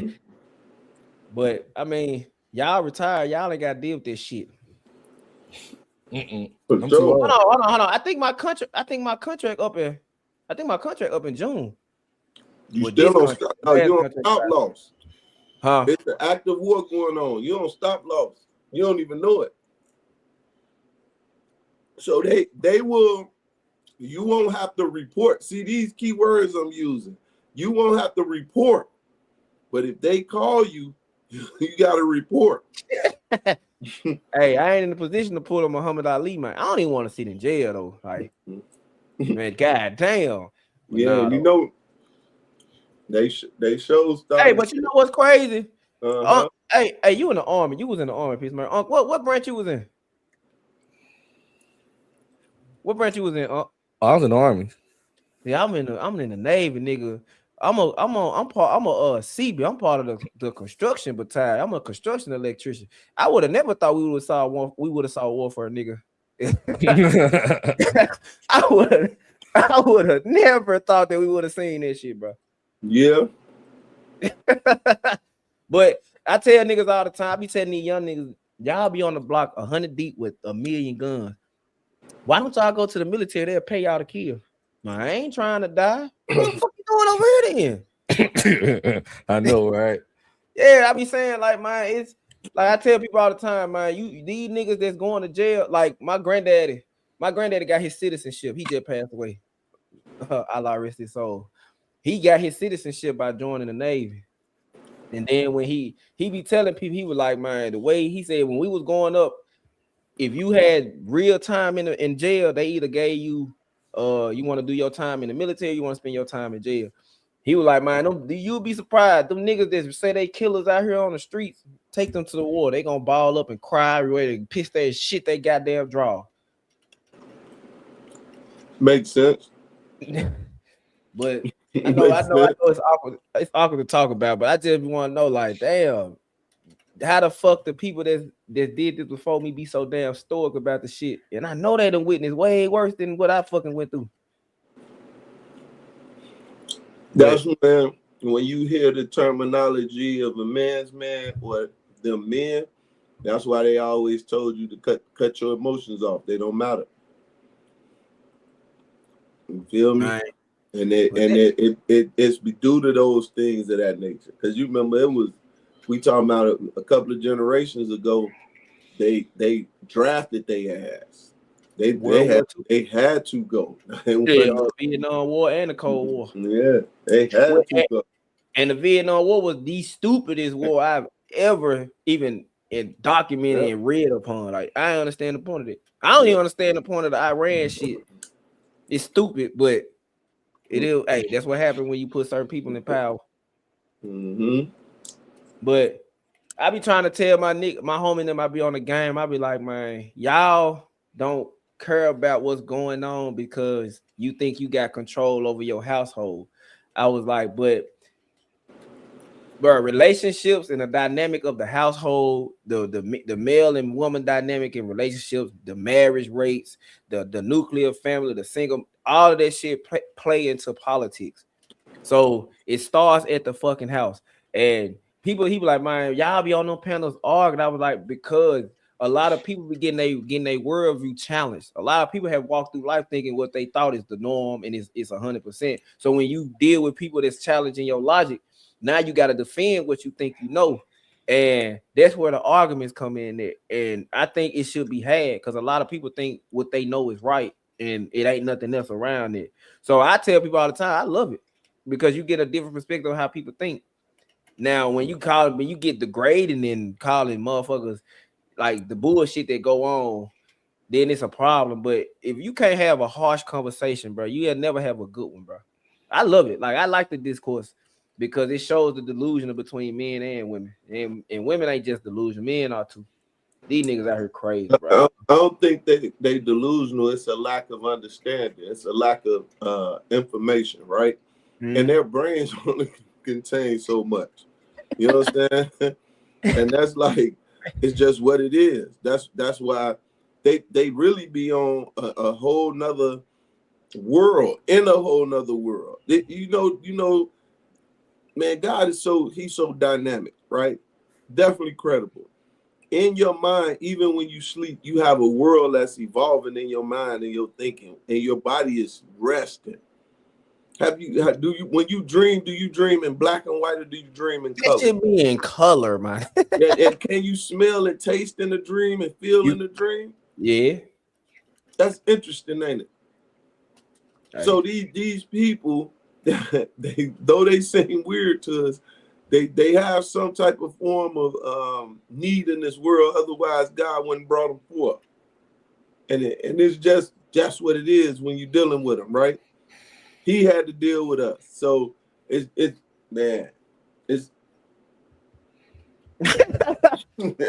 hey, but I tell people the conversation need to be had because I get that, sir. Like, it's just amazing to me how during slavery, not slavery, during segregation, when black people got treated less than dog shit, black people did better in every damn thing.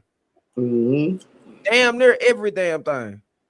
Almost everything. Black people did better, and now black people are the most freely liberated people ever. Well, the ever we've ever been. It's all much as they're gonna allow us, but dude, we're the most like I can go anywhere in the world and make as much money as I want to. And I never can understand why black people are down there at the bottom of every fucking totem pole. And I say it all the time. The worst thing they did would probably like desegregate us. That's an argument that people are not gonna, to the most people, they're gonna be at my neck for. But I tell people, look at what happened before desegregation and what happened after. Are we doing better as a culture, as a people, than we was back then? Then they can never have an answer for that. There's the answer. Problem is we don't want to hear it. Hey, that Deuteronomy 28:30 makes sense to me. I need to reread the Bible, even though we got revelations in the Quran, but it ain't the same as the Bible. Man, we're going to read Deuteronomy 20. Matter of fact, read the whole Deuteronomy. Read it. When you finish reading it, no matter how long it takes, let me know what you see. Because I try to tell people, man, I read the Quran, I read the Bible. It's a lot of stories in the Quran that's like the same in the Bible, but it differs. But that's why when y'all be having that Bible talk and talking about Christian and all that, if I own the pen, I shut up. Like, I'm not finna indulge in that conversation because I'm not Christian. Are you learning something though? Huh? Are you learning something though? Yeah, of course. Okay. I also learned that most people are religious when it benefit them. Because I've seen you challenge people on the book and they don't really fucking know what the hell they talking about. I got a question for you then, why? So going back and I'm trying to make sure I remember, but I'm gonna ask you, you're a Muslim, right? Mm-hmm. So you say you read the Quran. Now, if I'm not mistaken, the person that carried the word of God through that bloodline, right? Because the Arabs are Ishmael children, right? Ishmaelite. So they're Ishmaelites. So yeah, as a Muslim, would you consider yourself an Ishmaelite, or would you consider yourself one that does the religion of the Ishmaelites? I ain't never thought about that. Damn, that's I don't even give you an answer because I ain't never really thought about it. But think about it. Do I consider myself an Ishmaelite? Think about it. And watch this. With that being said, you probably understand it, but do you hear a lot of times when the guys say, Peace Murphy, you're a Hebrew Israelite, and I'll be like, that's a bloodline? Yeah, I know that's a bloodline. That part? Okay. So then Ishmael would be the uncle to Israel, right? Yeah. Okay. I know you're intelligent. I'm just asking because I try to tell people all the time, like if the way I look at it is, a lot of people, Abraham had Ishmael first, then he had Isaac. Yeah. Ishmael was picking up. He was doing what brothers do: pick on their fucking brother. He was picking on his brother. He got banished. When he got banished, angel came down and told him he's gonna be. But who banished him? Abraham's wife. Abraham's wife did, but why? How did she get the right to banish her son? Because that was her son, right? I thought that was the maid's son. Yeah, no. Who owns the maid back in those times? Okay, so when you put it like so that, she was a surrogate, right? Yeah, she was a surrogate. So why was she? Damn, she was the first surrogate. That's crazy. That's documented. Okay. You see what so I'm saying? I know that happened. He got banished, and then when he left, after him and his mama was wandering, the angel came to them and said he's gonna be a great man. He ended up marrying an Egyptian princess and had 12 princes. Yep. And then later on in his life, he went to Mecca and put that stone down. Well, modern day Mecca. It's not Mecca. It wasn't Mecca back then. He put the stone down in modern day Mecca. And that's where that's where people go to have their right of pillage. Right of path. So it would make sense why y'all only got the Quran as Muslims, but as Ishmaelites also, that's their story, right?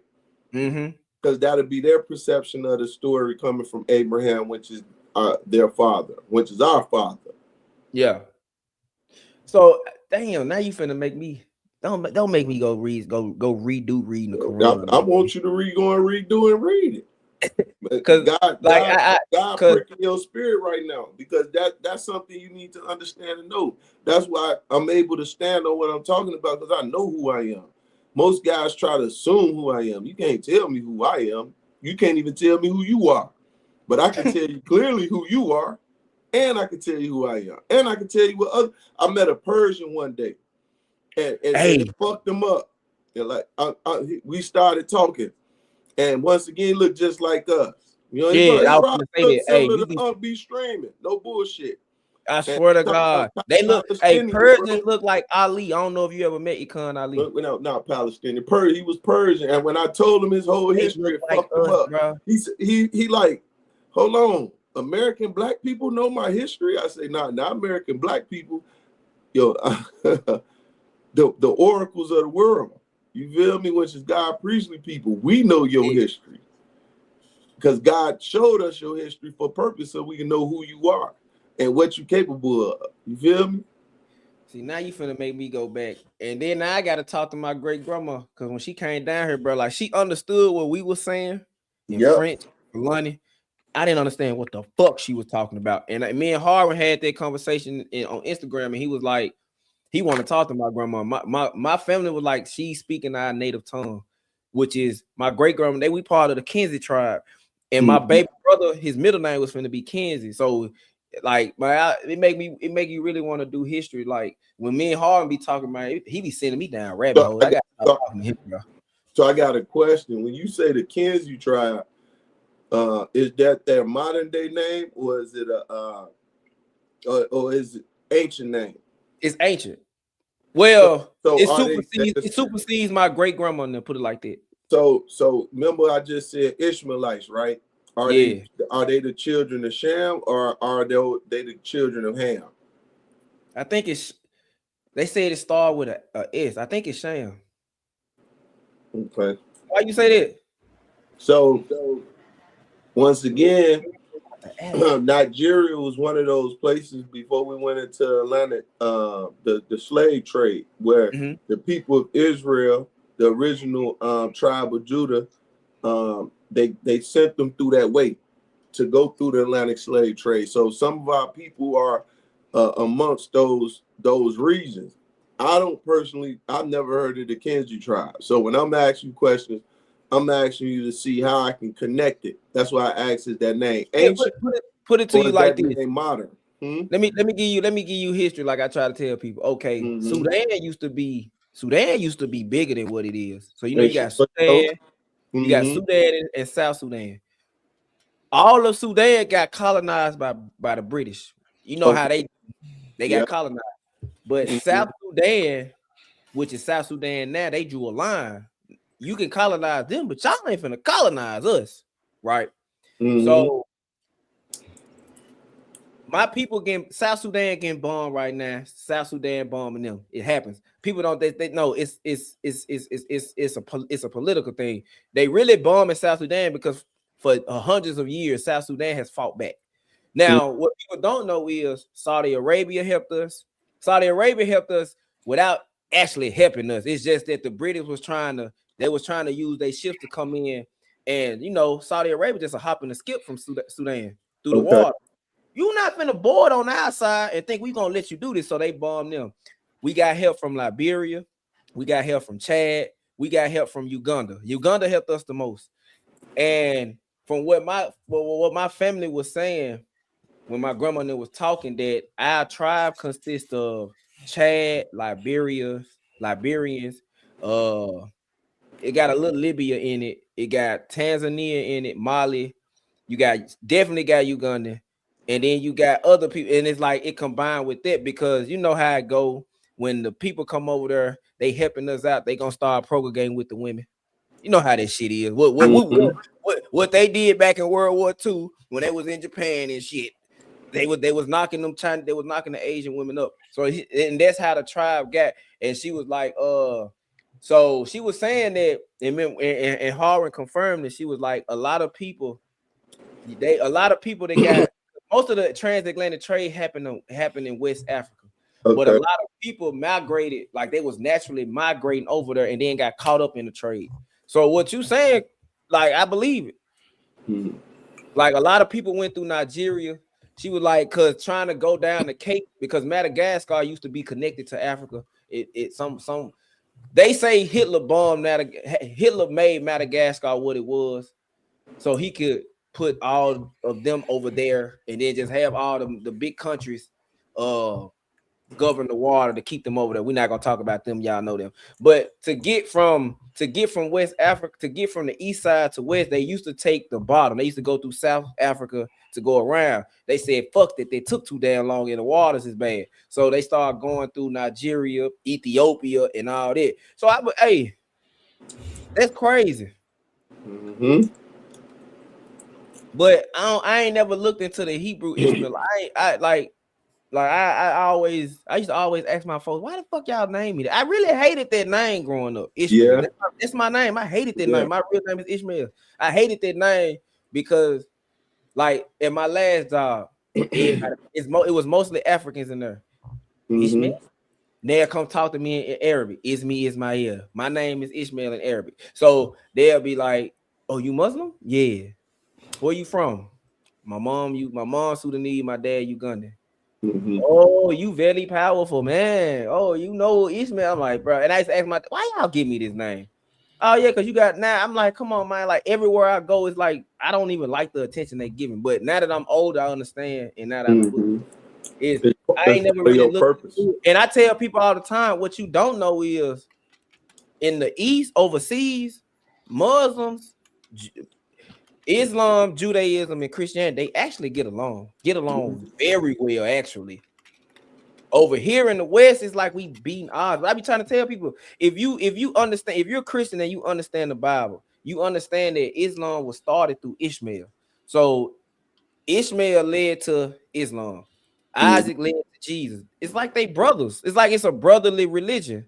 Mm-hmm. You get what I'm saying? Like I try to tell that's people. That's why I say he's Abraham's first son. He will have the same teachers, and he needed those teachers to keep the blessing. That's why still to this day, they're a blessed nation. We can talk shit, but who you talking about? Who you talking about? Saudi Arabia? No, I'm talking about the Arab, the Ishmaelites, the natural born Ishmaelites. Oh yeah, the Arab, they powerful. Yeah. Mm-hmm. But see now you want me you maybe want to go. So how do you feel about them dudes that be in the purple and black and gold that be out on the streets and calling themselves Hebrews? So once again, they are the Pharisees and the Sadducees, right? Remember, they was back in Jesus' days. They did the same thing back in Jesus' days. Remember, Jesus walked. Who did he get into it with? He got into it with one of them, right? So, I think it was one of them, right? Yeah. So they never changed. They still the same people. You know what I'm saying? Like, think about it. I've been trying to tell people, if you read the Quran, I ain't never read the Judaic text. But I still consider Judaism, Catholicism, Christianity, and Islam is an Abrahamic religion. I don't give a damn about none of that. Not Catholicism, and not Ishmael. Yes. Judaism.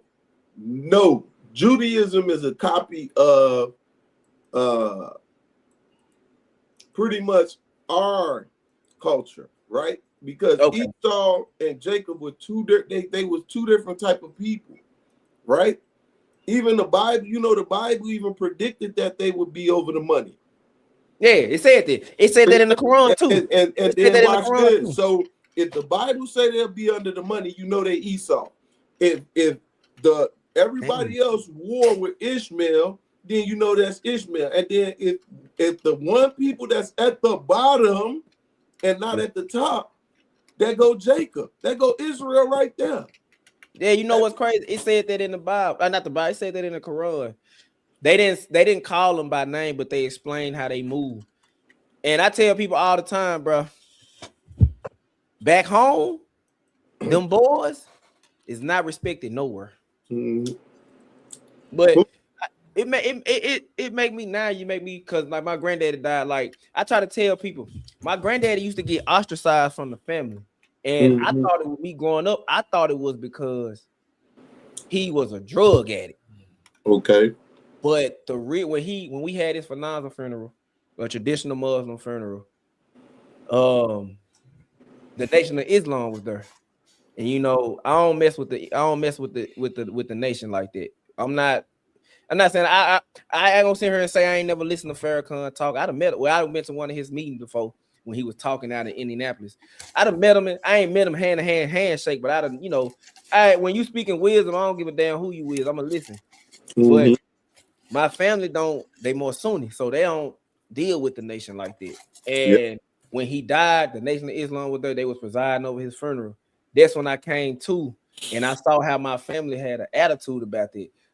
That's what y'all ostracized him for. He took a stance. Like I found out my granddaddy pioneered all the mosques and masjids down in Memphis, Alabama, Arkansas, Georgia, the South. Him and a few other people, he didn't do it by himself, but him and a few other people helped pioneer. Like they helped pioneer. So he got ostracized for being with the Nation of Islam. Now I really want to understand why my family don't like the nation. You really don't understand why, or now you understand why? Even now I don't understand why. So because when you think about it, is once again, if you're Ishmael, right, and your father, now this the people on your mama's side or your dad's side? Nigga, it's both sides. On people. It's my Ugandan dad's side, and it's my So think about that. You talk. It's the same reason why we beef with the Jewish people, the little hat people. You feel me? Why? Because they trying to steal our identity. That's when I asked you the question. The question was a good key question.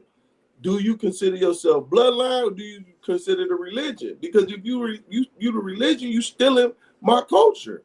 I'm I more feel bloodline some type though. of way about that. If okay, when you put it like that, I think we more bloodline though, because we tied in. Like I could really at my family reunion last year, I found out we related to Mansa Musa, not Mansa Musa, we related to Silas, I can't even think his name, the emperor. Matter of fact, it's in my phone. I got pictures and everything. My mama did her due diligence. Like we also found out that a lot of people in our culture were nomads. Like we got an Irish family tree. But what happened? The people they was traveling up north, and they went to Ireland and stayed and they propagated with the society. Hold on, I ain't gonna show y'all. I can't. We got the Emperor Silas Elite, all that. Like we found out we some kin to Solomon. Like some way, somehow, we some kin to Solomon. My mama really did that. My mama said she been doing this for 2 years. Like I was surprised when she did. Like she was. Watch this. That go to ish. That go to problem. If you're some kin to Solomon, right? That one, it got to be by the father. It always got to be by the father. You know what I'm saying? And then two, if you're talking about one side is Ishmael and then the other side is Jacob, that's gonna be conflict, because that's we natural born enemies towards each other. Yep. Like that's our Irish family tree. I took pictures.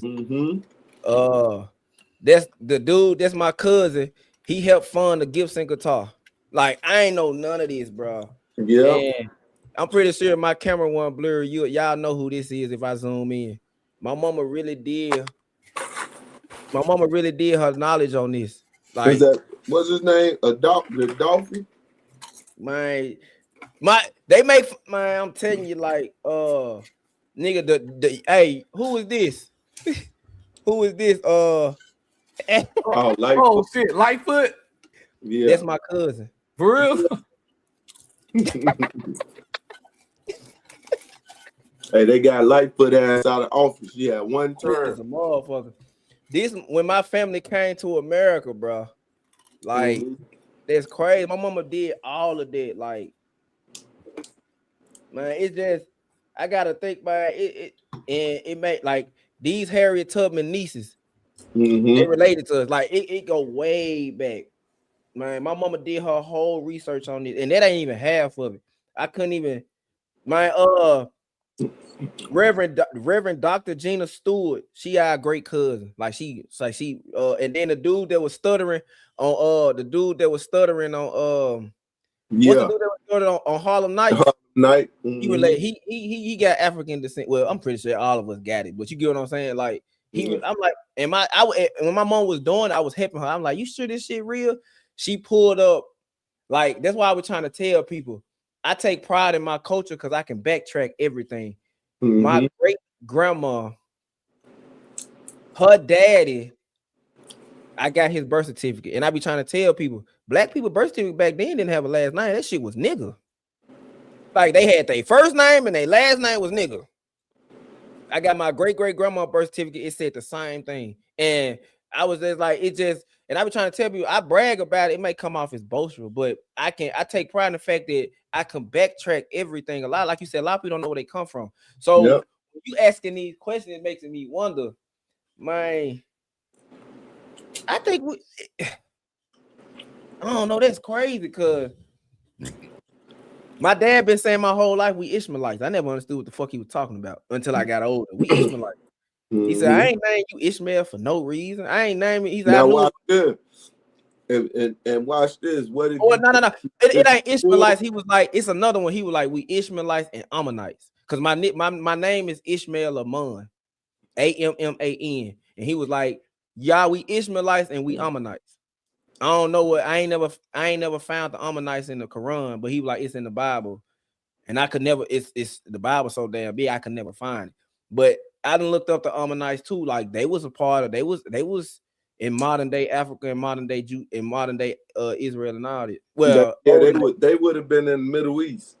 Yeah, that's what. Yeah. And he was like, man, my dad used to tell us that when Mansa Musa, people think Mansa Musa is a lie. He was like, Mansa Musa had a brother that was really richer than him, but his brother, I think his brother died in conquest or something. I don't know. And this is what my dad used to talk about, and my granddad and them before they passed. And when Mansa Musa did his whatever he did when he was traveling, the people that was with him, they was fucking while they was sneaking around having sex with the women what they was at. And a lot of our bloodlines transcended to Asia. That's why you can see a dark-skinned Asian man. When I was in Japan, nigga, I saw a dark-skinned man with Chinese eyes. Now you know how Hachimura look on the Lakers, but he was my color and looked like an Asian. He was like, that happened because of what Mansa Musa did. And everywhere, like he said, you can go anywhere in the world and find a black person.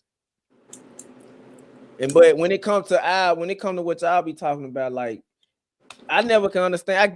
That's why I always look at religion as a cultural thing, because I could never look at it as a lifestyle like people make it seem, because the same type of concept in the Bible is the same concept in the Quran. The only difference is Jesus. I tell people all the time, Islam, the Muslim people really love Jesus. Don't get it twisted and think that we hate Jesus. We don't. We love him, but we just look at him as the most powerful prophet ever. You speak on Jesus in front of us in a bad way, you probably gonna get your ass knocked the fuck out or killed. But they don't look at him as God. You get what I'm saying? They don't look at him as the holy divinity, the Father, Son, Holy Ghost. They don't look at him as that. But understand, we put respect on his name all the way around. But I ain't as in it as I tell people all the time, man. Growing up, I got picked on a lot. My brother, well, my sister and them under me got picked on a lot. So trying to fit in with my friends, I kind of denounced my faith. I stopped going to the mall. I stopped praying 5 times a day because I was 16, 17 trying to fit. I got tired of fighting these folks I'm on the block with. So, I kind of went away from it to fit in. And then I got back in it once I started having kids. And I ain't as in it as, trust me, I'm telling you like this, you go to my mama's house, it's a Quran in every goddamn room. The kitchen, the bathroom, the living room, and she gonna make you touch the Quran when you come in. I ain't never understand it, but this is how she do it. My dad allow it. I get it. I understand it. But you make me want to go back, and now I'm finna start asking my older people questions. Yeah, especially while you got them. I can't ask my granddad. I can't ask my granddad what made him side with the nation. And I can't ask my granddad. He never the family ostracized him. He never spoke out on it. He never was cussing them out. I said, I want to ask him, why did you allow it? Why did you speak up? Why did you accept the hate from the family? But I can't ask. Yeah, no matter what, he probably didn't see a win in it. And at certain times, you got to forsake all others. You know what I'm saying? And then forsake all others, especially if you say he believed in Jesus. Hey, he did exactly what he needed to do. Was an example and just kept it moving. Yeah, but I ain't gonna lie though, if he like you couldn't have he like me. Like I tell people all the time, man. I'm even when I wasn't in Islam heavy back then, you ain't finna speak bad on it. I ain't finna sit here and let you have a conversation and talk about something you don't know. That's how he was. Even though he believed what he believed in, trust and believe, man. You couldn't talk bad about the Sunni side at all. So I'm pretty sure he still maintained the values. I just don't know why and now I can't even ask him why. But a lot of people came to the funeral, even the people that that was ostracizing him. They came and showed support, and it was love. So it wasn't as bad as y'all made it out to be. He just made a lifestyle decision that y'all didn't like. Yep. But y'all had a drug addict. Mm-hmm. Well, fellas, I gotta get up. Man, yeah. I gotta get up tomorrow. Yeah, me too. It was a pleasure talking to y'all, breaking bread. Why so? I'm gonna go look into it. Proud of you. Yeah, I'm gonna go look. Keep up the positive. Be careful too. Make sure you go and read your contract, because this white man slick as fuck. Real talk. He's slick as fuck. We're gonna leave Trey to the late night la land. You know what I'm saying? Mm-hmm. Yeah, I'm gonna try to get my homeboy on the panel one night. I'm gonna try to. He works Sunday through Wednesday. He work at the youth village, so he deal with young kids. He a mentor, so I'm gonna try to get him on either tomorrow night or Friday for sure. He want to come up. He used to have podcasts, man. He stopped it because he was doing. He said, man, I had 3 people doing it with me, but I was looking up the info. He was doing everything. But he said when he found out I got into the space, he was like, man, you make me want to get back. Now we trying. We got the universe. Huh? I was talking to Trey. Told him about to shut it down. Yeah. All right. Yeah, it was just man. He gonna come up, man. He really got insight. Karen and Rose watched him debate my homegirl. I hosted my own debate on my own channel, and they kind of they was in the comments. They wasn't going off on. They like how he debate. And bring him up because he be wanting to come out here. And y'all gonna like him though, because I ain't gonna lie to that nigga. He a Memphis dude, but man, I think he should have been born back in then, because he an old soul for real. He been married 5 years. Been with his wife 8, and they been rocking. So I already talked to Trey about it. Trey said it's cool. I ain't, even though Trey have an open panel, I ain't gonna because if I bring somebody up and they do some disrespectful shit, that's on me.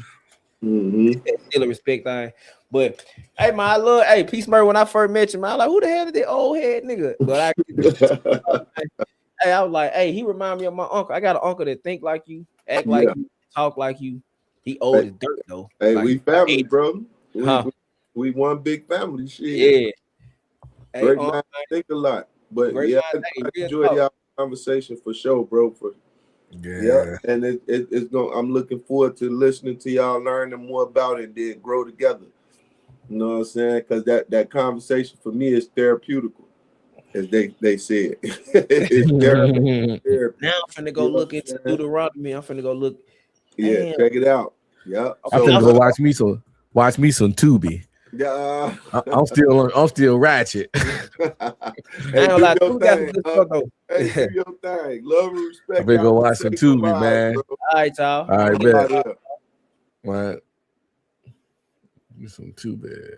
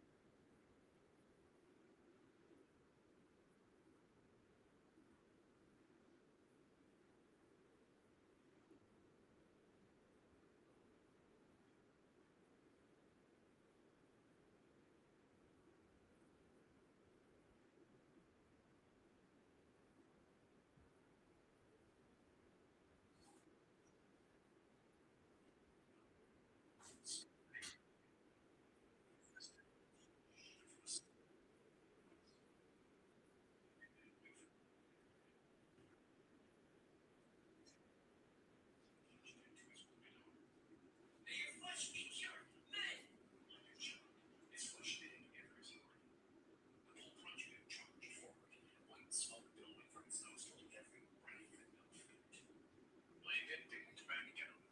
nervous demeanor from before was replaced by a solely focused goal to defeat the opponent in front of him, to take care of the problem playing before him, to kill this man.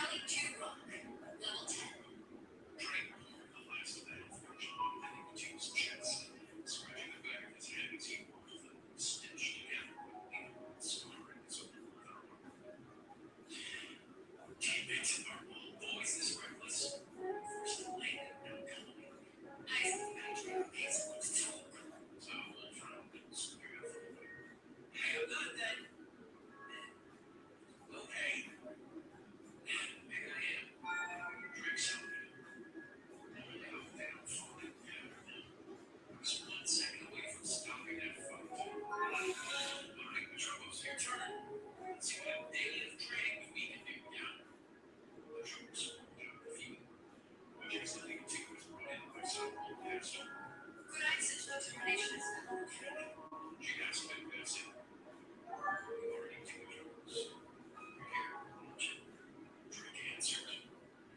we are a higher number than they are and have our main class messages. It just does not seem fair.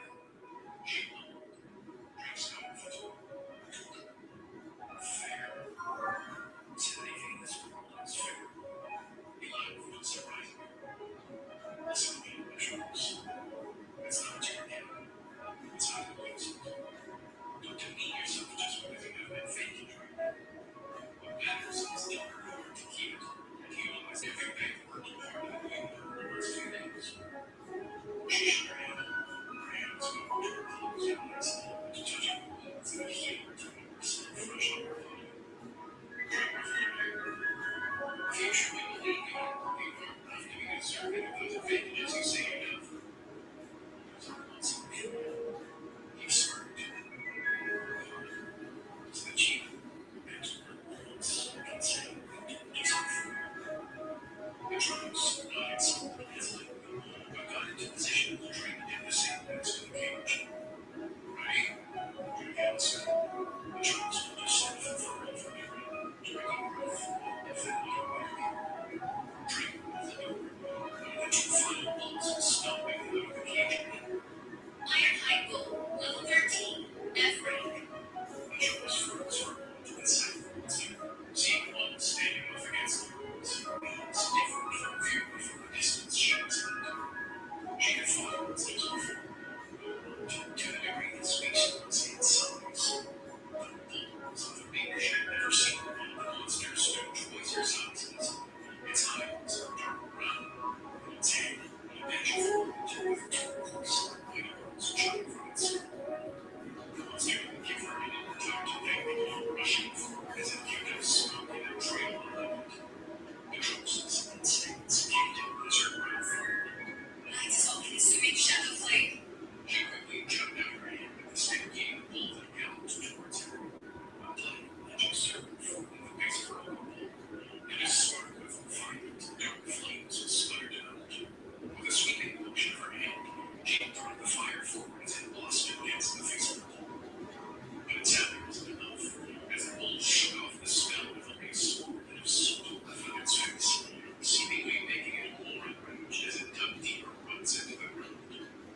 The troops quickly disarmed and fired the 2 more dark shadow flames at the bull, and quickly transitioned into other spells to begin to line up around. The shadows come for all sight of shadows. In the time spent it took for the monster to traverse the distance of the cave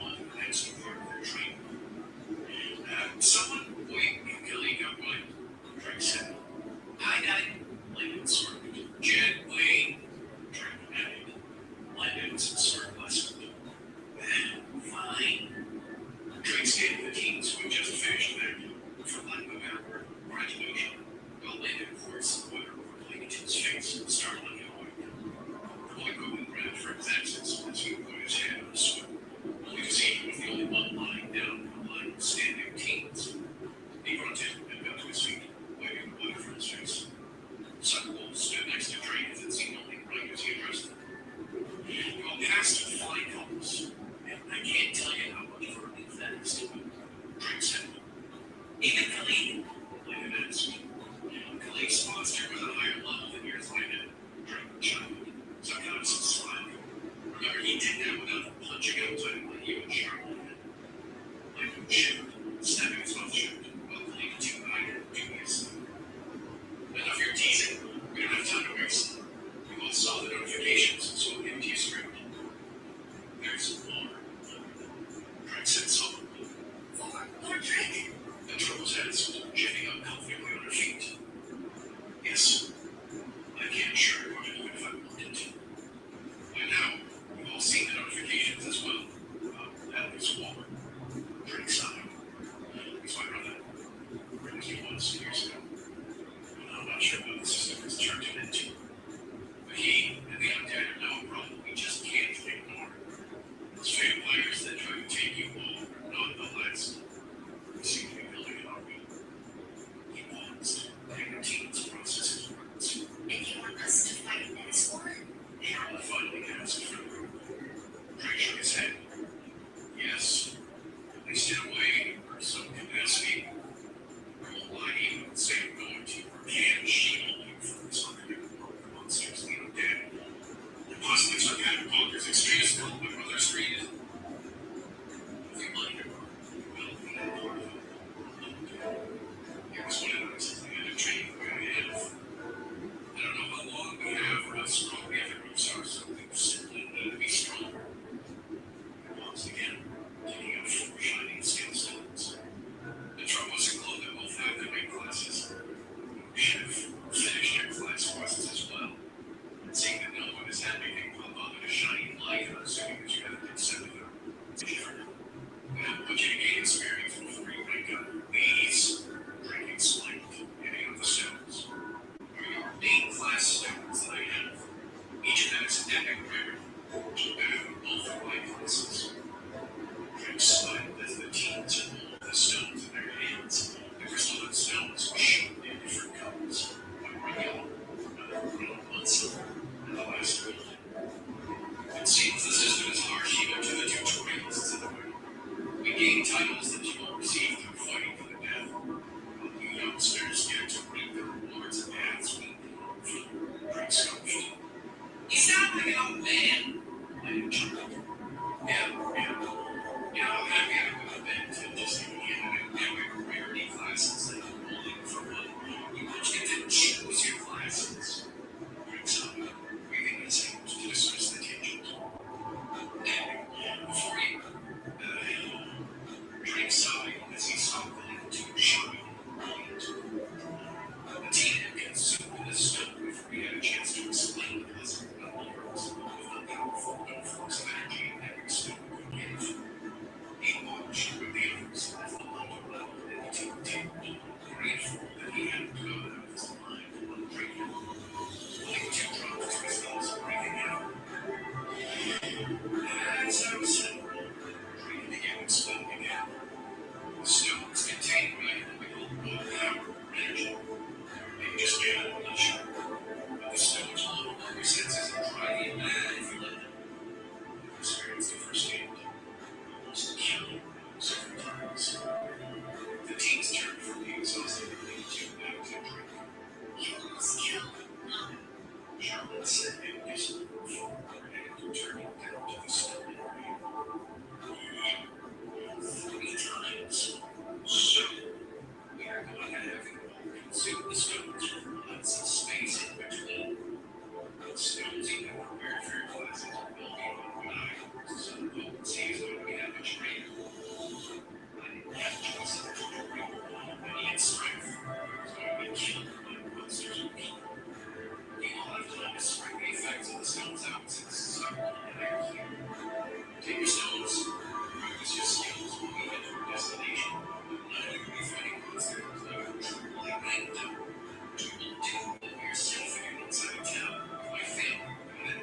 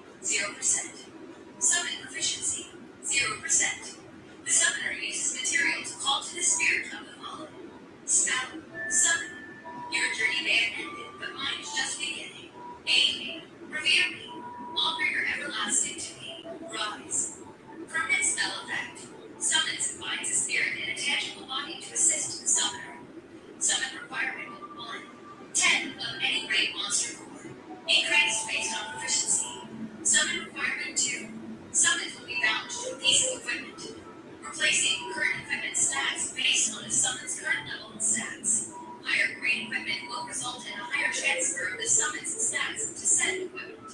If set equipment is destroyed, the bonded summon will be lost. Summon maintenance. Mana and stamina based on the summon's particular level and rank. Once summoned, summon will have an independent level. Experience gain, health, and mana. Summon can be dismissed by the summoner or if their health is depleted. Summon dismissal cooldown. Based on the summon's level and rank. Reduce based on proficiency. Current summon limit. 4. Increase based on proficiency. Stat transference. Proficiency 1. 0%. A small amount of the current summon's being status is given to the summoner. Passive skill effect. 10% of each individual summoned being's entire status is transferred to the summoner. Increase based on proficiency. Later, grab a drink by the shoulders. And now I can't even heal? How am I supposed to summon something if I don't have enough cores to begin with? Slowly, rolling. I'm only going to try like that. So 10 F-rank cores per summon. And you can have a core max right now. Better stick to just 1 or 2. Drinks and separating yourself from later. I'll give you enough for 2 summons, alright? The rest is on you. Because it's safe if the monster to coordinate from influences in, but just be safe here from monsters. And then some lower elementals you're taking care of. Elementals. Like elementals? Look at that, so taking a handful of force. Separate it, but sandwich. Drink gloves. Taking out a person's size to stack balls of various colors. Everyone take one of each one. Except the drugs. So they have the very language already. I need you too, Sarah. I know you can't understand the kids. Drink a Coke and eyebrow in his own words. That reminds me. What exactly did you spend your tutorial on some fellow Paul? He must have had more than enough to get. Some friend smoking 4 books from the same. On purchase of Radisson. You said it was like a definitive influence. Drink breakfast.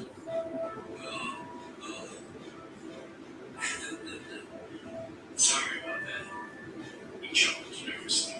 He turned to the rest of the teams. Okay, let's see the rest of. Are you still having words? Words first troopers giving a deeper power to it. She summoned. Wake up. F-rank 0 out of 5. An elementally inclined range weapon specialist. A sophisticated user range weapon. Able to boost their projectiles with wind affinity mana. Passives, plus 10% dexterity and out-of-combat stamina regeneration, plus 10% stamina. Actives, Outlaw Deadeye, P1 0%. Charge Gale, P1 0%. Outlaw Deadeye, Proficiency 1 0%. The shooter's ability to target and spot the weaknesses of their prey. 100's eye is not to be underestimated. Passive effects, plus 50% critical hit chance, plus 50% chance to critical hit damage. Increases based on proficiency. Additional specific weapon effect. Increase based on proficiency. Pistol. Increased weapon reload speed. Plus 25%. Rifle. Increased weapon penetration. Plus 50%. Repeating crossbow. Increased debuff effects. Plus 10%. Shotgun. Increased blood damage. Plus 25%. Charge Gale. Proficiency 1 0%.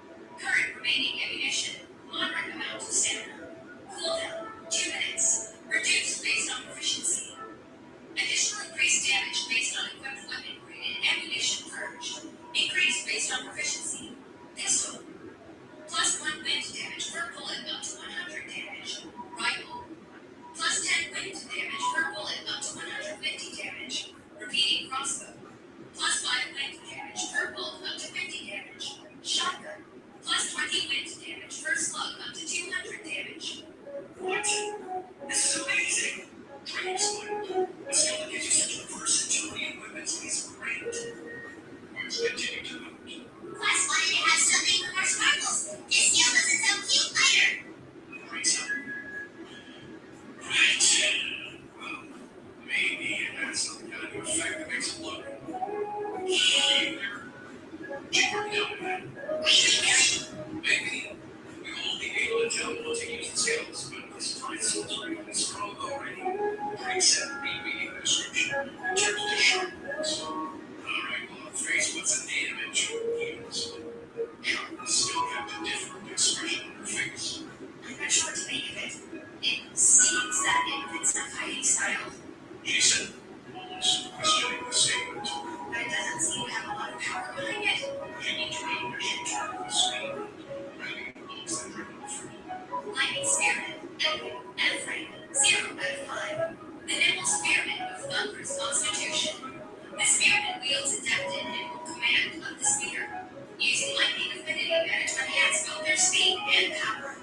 Passives, plus 10% to dexterity and non-combat stamina regeneration, plus 10% to stamina. Actives, counter deflection, P1 0%. Folklore Galeage, P1 0%. Counter deflection, proficiency 1 0%. The spear user embodies dexterity and mastery with their weapon. Passive effect. Dexterity is converted into a 2-to-1 parry and counter-attack chance. Increased based on proficiency. Additional effect. After a successful dodge, parry, or counter-attack, the spear user is granted a snapping buff with counter deflection, increasing their dexterity by 10% per step. Stacks diminish after 30 seconds of no combat, and max 5 stacks. Increase based on proficiency. Folklore Galash. Proficiency 1 0%. The spear user calls upon the gun-free sword to enhance their killing club. Skill, Folklore Galash. The thunderous roar of your neck this night. Folklore Galash. Execute skill. Enhances the finishing blow of the user with lightning affinity magic. Deals plus 150 piercing damage and plus 300 lightning damage. Increases based on proficiency. Additional effects. Additional execute damage based on 5 to 1 intelligence, plus dexterity. Base execute damage. 100% to targets under 30% health. 200% to targets under 15% health. Cost, large amount of stamina, and moderate amount of mana. Cooldown, 3 hours. Decreases based on proficiency. Drake's expert under Charlotte's class description. I can see how the first part of this doesn't seem the best at first glance, but this is insanely good. He smiled. And a counterattack such that? Remember, Beast's a viewer. He has a legendary automated defense, although I've never seen his description. Charlotte grew excited for Drake's explanation. Really? She made it wrong. He loved it. Yeah. From when you like plovers and tear these 3 stats and be splitting your free stats into, we can probably hang out equipment like a go with clover. Go around this spring step. Charlotte filled with the tips of her own hair. Good. That's good. Drake finally turned to the last remaining member of the group, unable to ignore his shocked pain or expression anymore. Alright, what do you think? Look like someone kicked your dog. Only 2 run. Words are powerful, or had any of the growth they usually had. I've been betrayed, forsaken. The great gods have forsaken me. I was meant to be a great hunter, the best. Now I want to protect the child, something like this. Will you just hold on and show me it can be that bad? Drake groaned, putting his hand on the boy's shoulder. Slowly moved over as well, interested in just to his talking. Key user, Epic, F-Rank, 0 out of 5. A tempered fighter whose command over their inner energy allows them to use devastating strikes to great effect. Passives, plus 10% to strength and out-of-combat stamina regeneration, plus 10% stamina. Actives, Lion's 360 Blossom Rotation, P1 0%. Inner Key Cannon, P1 0%. Lion's 360 Blossom Rotation. Proficiency 1 0%. The defensive technique of the Great Key Master, Lion Trove Sealguard, utilizes internal key to form a protective 360-degree barrier. Skill, 360 Blossom Rotation. Tranquility finds all. Blossom Rotation.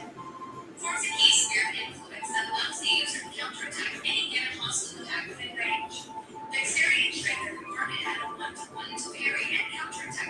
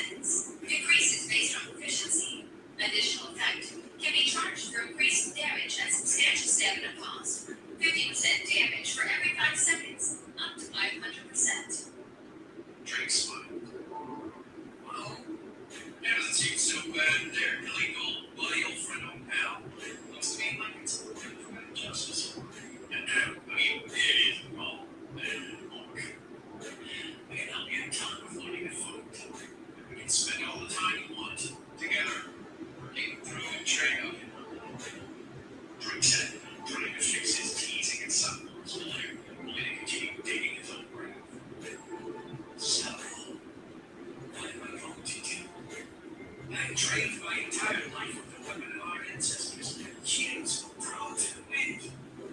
His hands trembled, and his eyes stabbed to drink. You deceiver! How can you mock me? Mock our ways? You knew this would happen. Craig sighed, flicking Billy to his forehead, looking back at him. Oh, please. So I have to relearn how to fight. We don't see them completely new either. He said, looking at the rest of the teens who had started consuming. Oh, lead the me. Mock our ways. Then his own. I trained my teasing and underfunding the food. Well, up to 500% based on proficiency. Must be you. Decreases based on proficiency. Very head count pin. Fourth the keys, checked at 300 pin. Lines 360 will provide sticker was talking about. And Trigger grumbled, putting his hand on the boy's shoulder. Several moved over as well, interested in just what the two was talking about. And then, West! Been betrayed. Was a powerful word. That's good. Trained without equipment, like a bully father. Automated defense, well that way. But this is insanely good.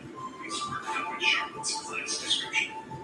I can see how the first part of this doesn't seem. Increases based on 200% to target with new damage based.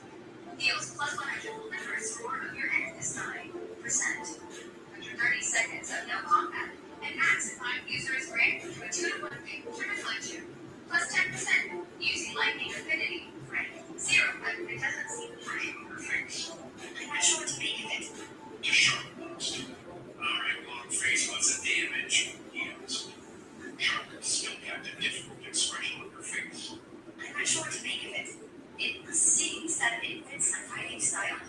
She said, almost questioning the standards. But it doesn't seem to have a lot of power behind it. She looked around as she turned the screen around, grabbing at the books that drink off. Lightning Spearman, Epic, F-Rank, 0 out of 5. The Nimble Spearman with thunderous constitution. The Spearman wields adept in nimble command of the spear, using lightning affinity mana to enhance both their speed and power.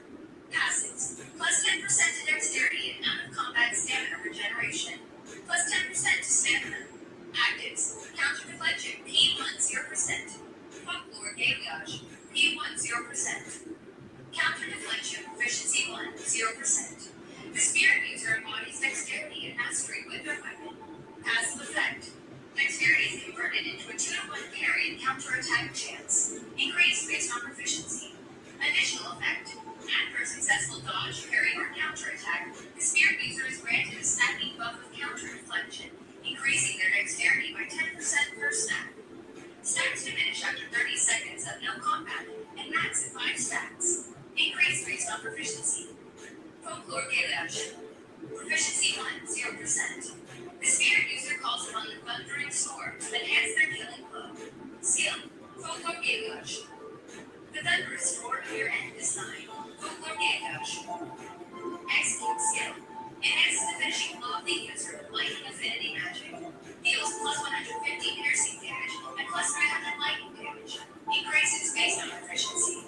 Additional effects. Additional execute damage based on 5 to 1 intelligence, plus dexterity.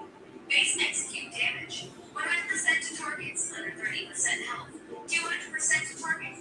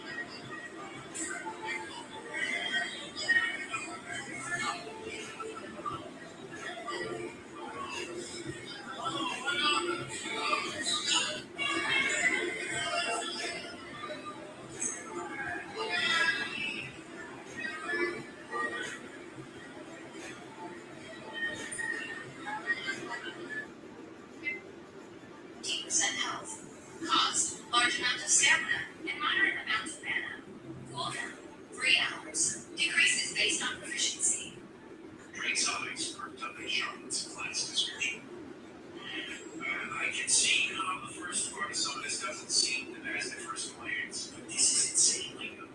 It's fun. And it counterattacks such that Hyper-Base-Run's keyboard is a legendary automated defense, although I've never seen his description.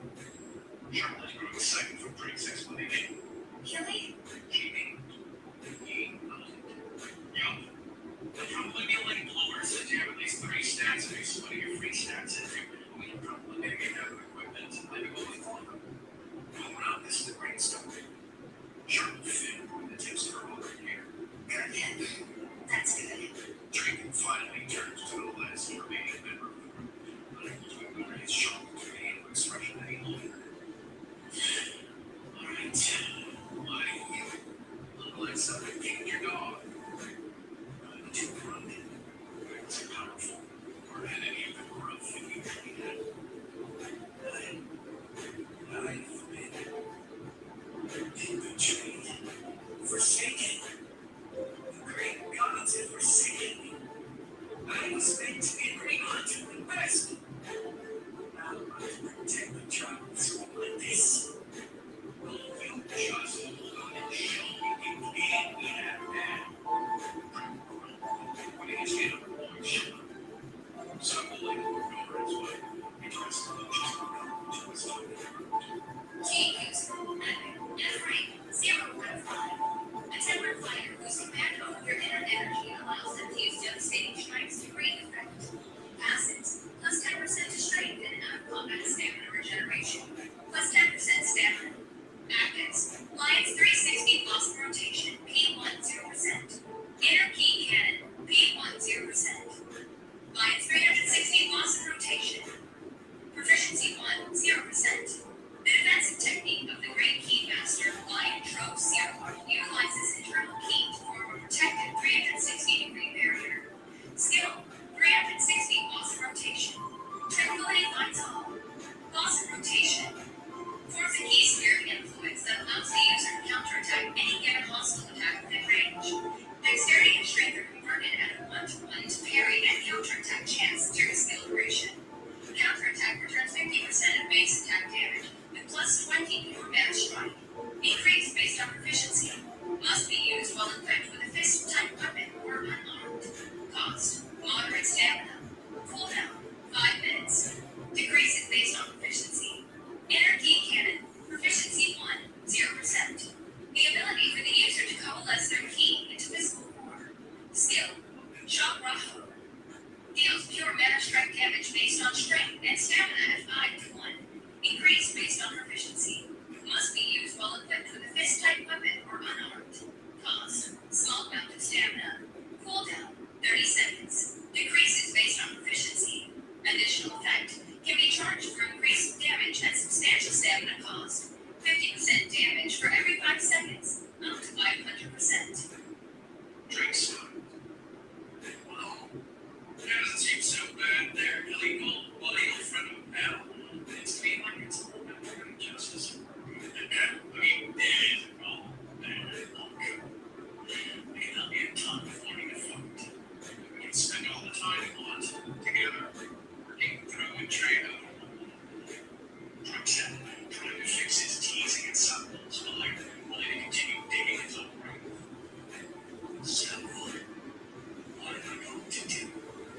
I trained my entire life with the weapon of our ancestors, chance draw to the wind. Too simple. His hands tremble, and his arms stepped to tremble. You deceiver. How dare you mock me? Mock our ways. You know this would happen. Ringside, fucking clean to his heart. Not even back down. Oh, please. Say after we learn how to fight, you don't see them complaining, do you? Instead, you give the rest of the teams who started consuming the late news one after the other. Or are you saying you are less capable than they are? Drake smiled. Seriously. Coming to silent, standing up and ready to explode. Moving back his anger as he dropped his axe into the ground with a thud. Painful determination in his eyes. You will regret your words. Coming to ground, his old figure returned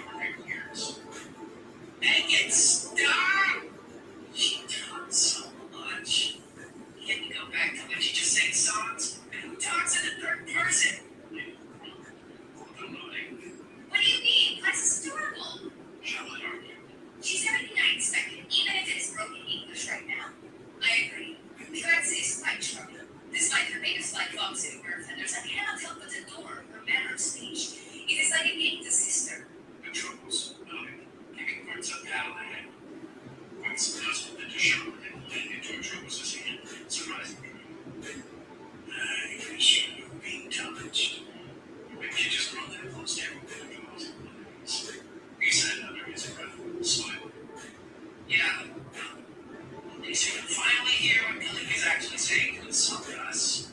Like himself, turning to your routine. You are a disappointment. A lazy pile of human garbage that will never amount to the greatness that's the rock tribe. You need to spend it.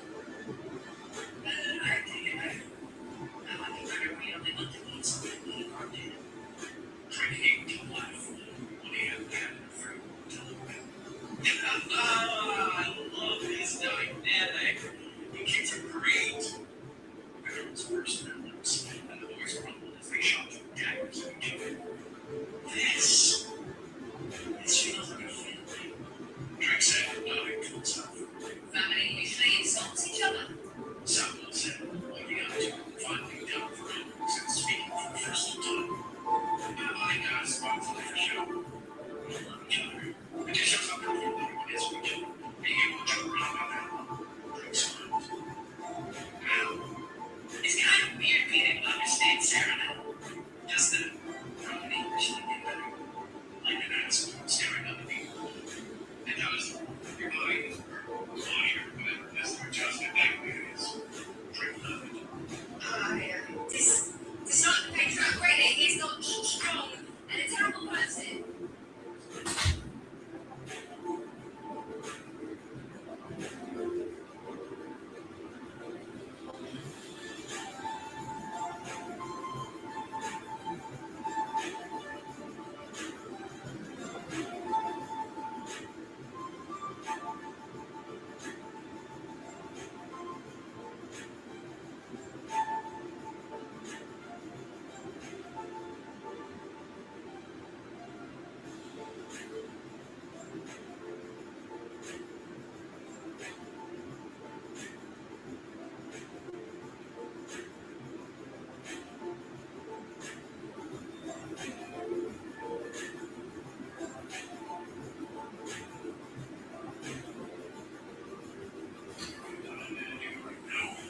You're in a schedule, thankfully, but not delayed enough in finding my family. So, it's different. But we will have to postpone that short graduation.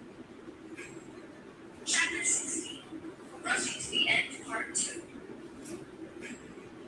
Thanks for the new action. Samuel said, nervous, running alongside him.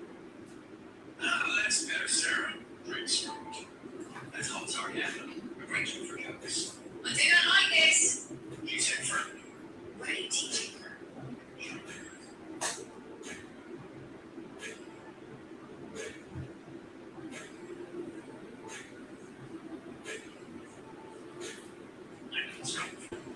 Fairy said she loved it. I laughed at the way of the sun. I'm not even sure it's necessary. My new friend. Come on now, Landon. I thought you were cute. I am cool. Lex doesn't like it when Drake confuses her. What's cool? The Jumbos spoke carefully as they were. He's okay, Lex.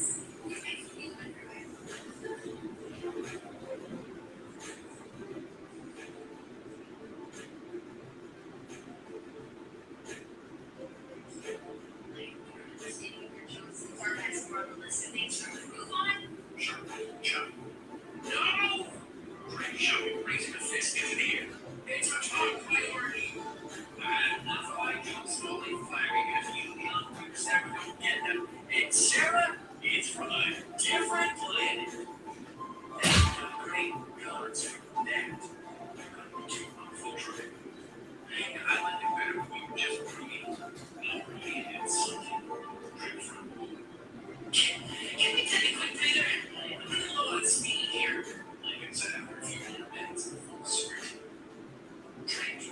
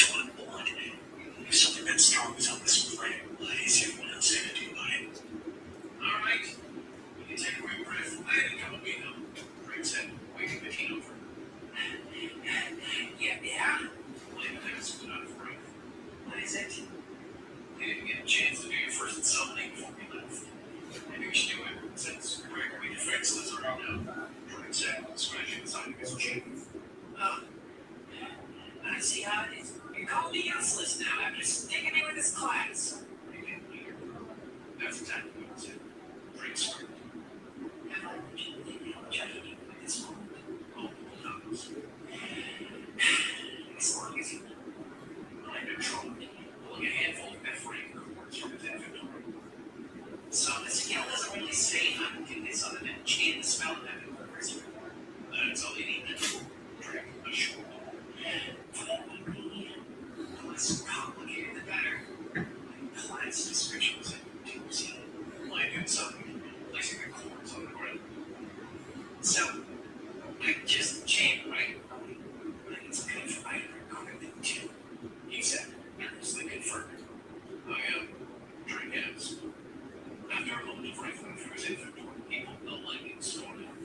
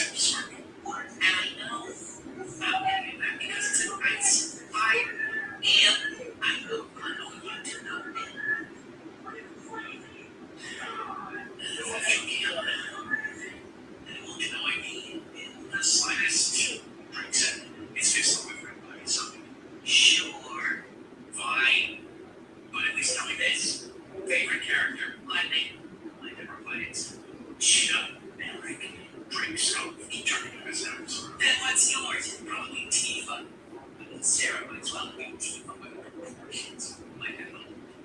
You say something, landed, drinks out. No. I have an answer. Stroking your feet's better than comforting himself more than his new buddy. And I'll have you know it's a tie. Pain, recoup, matrix. Etc. You're one of those. That's it. Turning away. Walking back to it. What? Elena was already back there. Squeals and shouts announcing his return. What's wrong with my choices? I encompass all three grades: God, girlfriend, cheering positivity, and big my energy. Drink a coffee, moving back to it. Oh my, he's so adorable. The drama said. He reminds me of Koso when he was younger. Although gave her a confused look. Where did you get him? Sean asked, trying to pet the puppy, only to receive a word from a wolf puppy, making her frown in disappointment. He's my first summon. You know what he did is I Lincoln said, motioning to his hand, bringing a glass of liquid water. Winter Storm in a bottle. Spirit item. No grade. 1% increase to critical strikes. Plus 5 to dexterity and stamina. Can only be worn offhand. Spirit housing for a newly summoned bond. This item will increase in both grade and status alongside the summoner. The stats aren't crazy. For some reason they're for dex and stamina, but I feel like it's gonna get up there sooner rather than later. My new friend. Why did he get things? That's because his class requires it and I have one in them. Drink said, trying to appease her. When we get back to the town, or if we can somehow find stuff on our way, I'll do what I can for you guys too. Don't forget, you still have your rewards for your class upgrades. Just have to wait until we get to where we're going first. Then we must be on the way and resume the journey. Someone said, walking up next to her. I'm sure.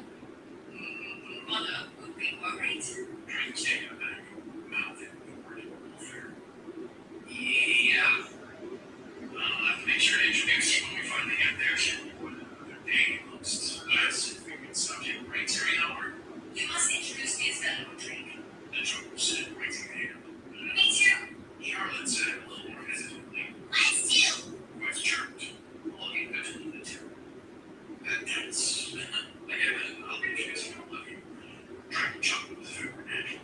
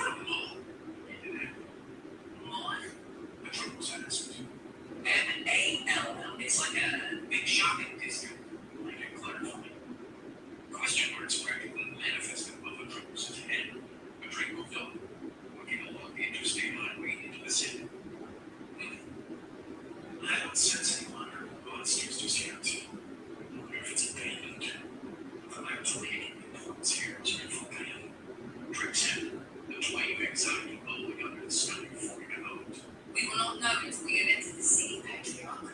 So, reassured. Yeah, right.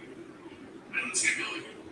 Once we pass the highway and get into the city limits, we make pretty loaded. A few minutes passed.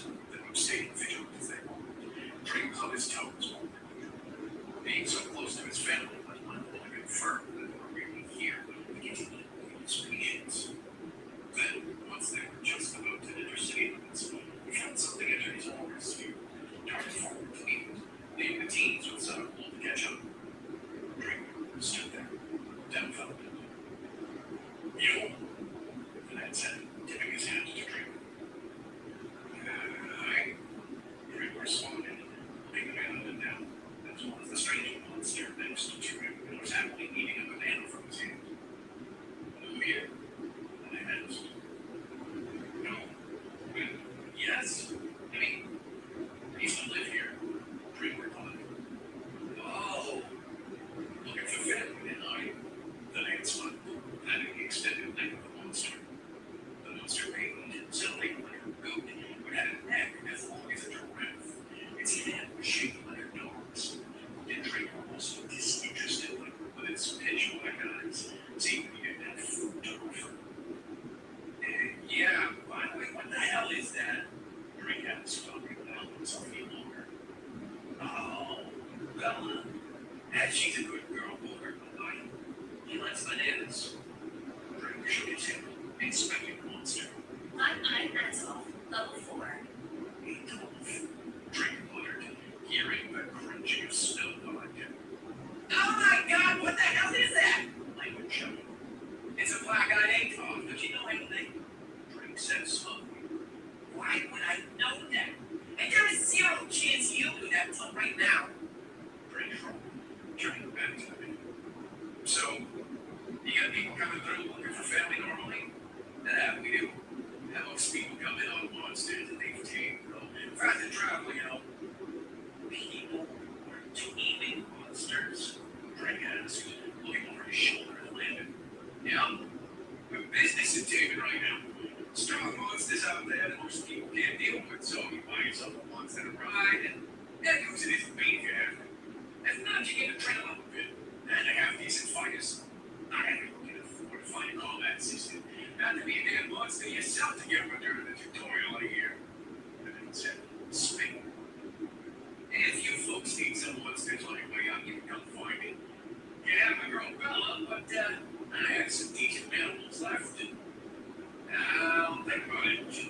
But you know anyone named Marie Wallen? Or maybe Travis? Drake asked expectantly. Oh, Mrs. Pollen? Of course I know. What do you have this here for? If you want to fight, I fight against it. She has whooped every moron that tried so far. And the only reason this city's any simpler than order is thanks to that work with City Lord. Drake broke into a wide smile. She's here. He took no time, taking a large and explosive step forward, finding a street he was familiar with and tracking down to a family home. A one-story, single-family home, right in the corner of a small pond with a single tree in the sad excuse for a yard. Drake ignored the notification that sounded in his head, asking if he wished to contest for a court with the city, only having eyes for the snuff that light door that had seen years from those from 3 big state teens. He walked to the door, each step feeling like he was taking a journey of himself. Walking up the brief 3 steps leading to the door, the swinging black guardrail on the verge of falling over to a light breeze, he opened the door. The sound of children yelling, a TV blaring, and people chattering here like a ton of crooks.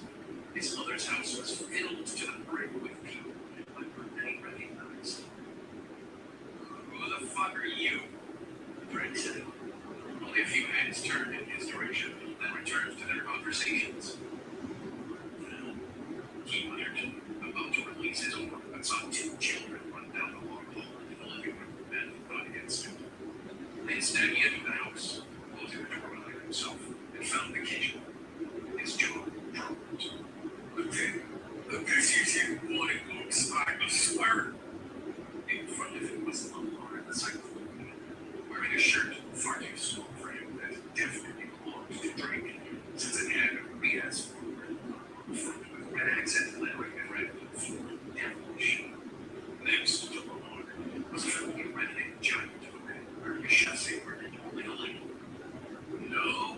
That's exactly what it looks like. Uncooked.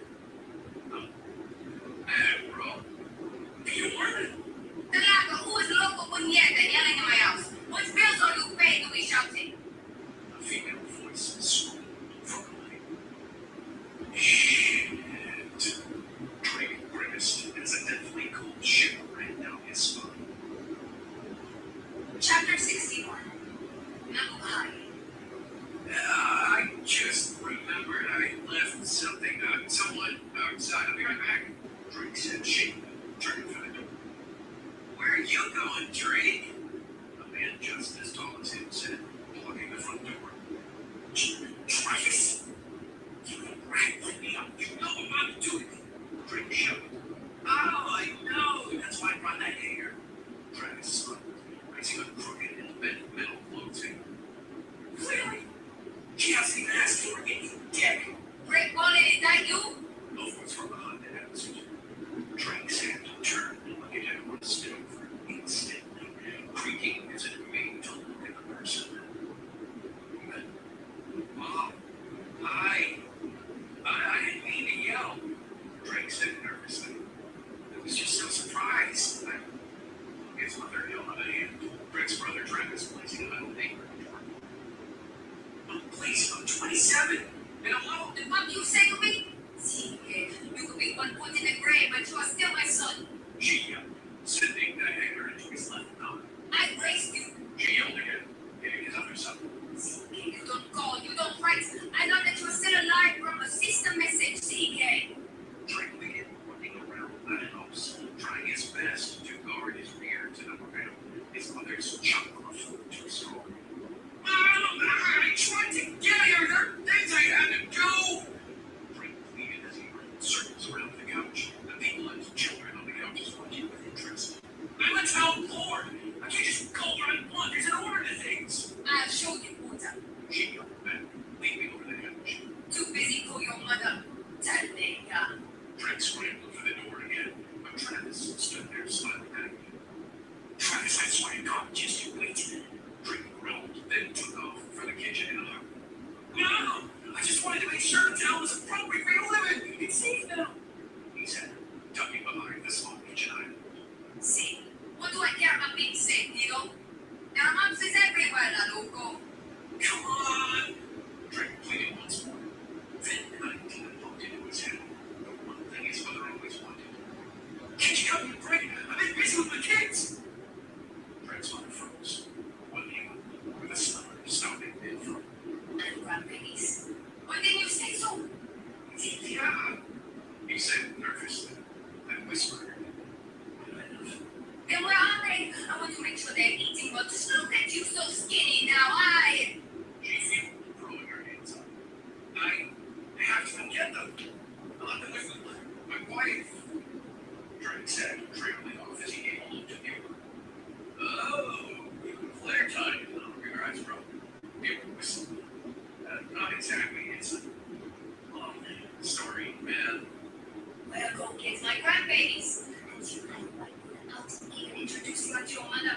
You should be ashamed. His mother asked unexpectedly. No, she's not human. Drake said, matter of fact. I think you will like her, though. My God, must have white them babies, and you tell me she isn't even Filipino? Should have gotten together with that nice girl.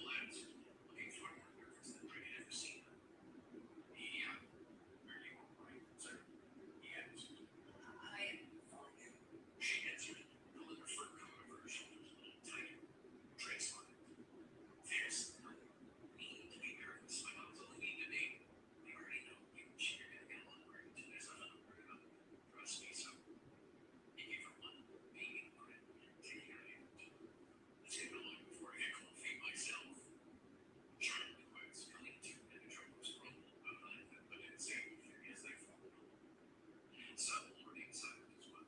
Her face is a lighter shade of green. It's the blushing red leading through Baker trying to hide her face as best she could. After a bit of a stroll through the city, the streets were surprisingly empty outside of the occasional person walking in the direction of the main street and heading back to Drake's venue. You got some decent things here, man, Landon said. And that's not much, but it's all. Drake smirked. Pretty dream. Quite some church near behind the looking.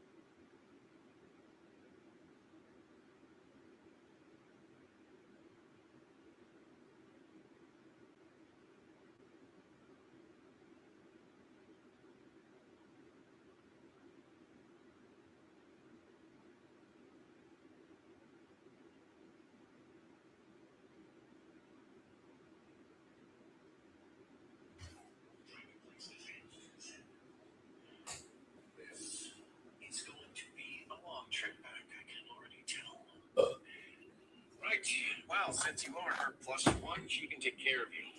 What's your base class, kid? I am but a humble but noble Renegade. Glenn announced, giving a blinding smile. Drake frowned. I can feel myself aging in real time.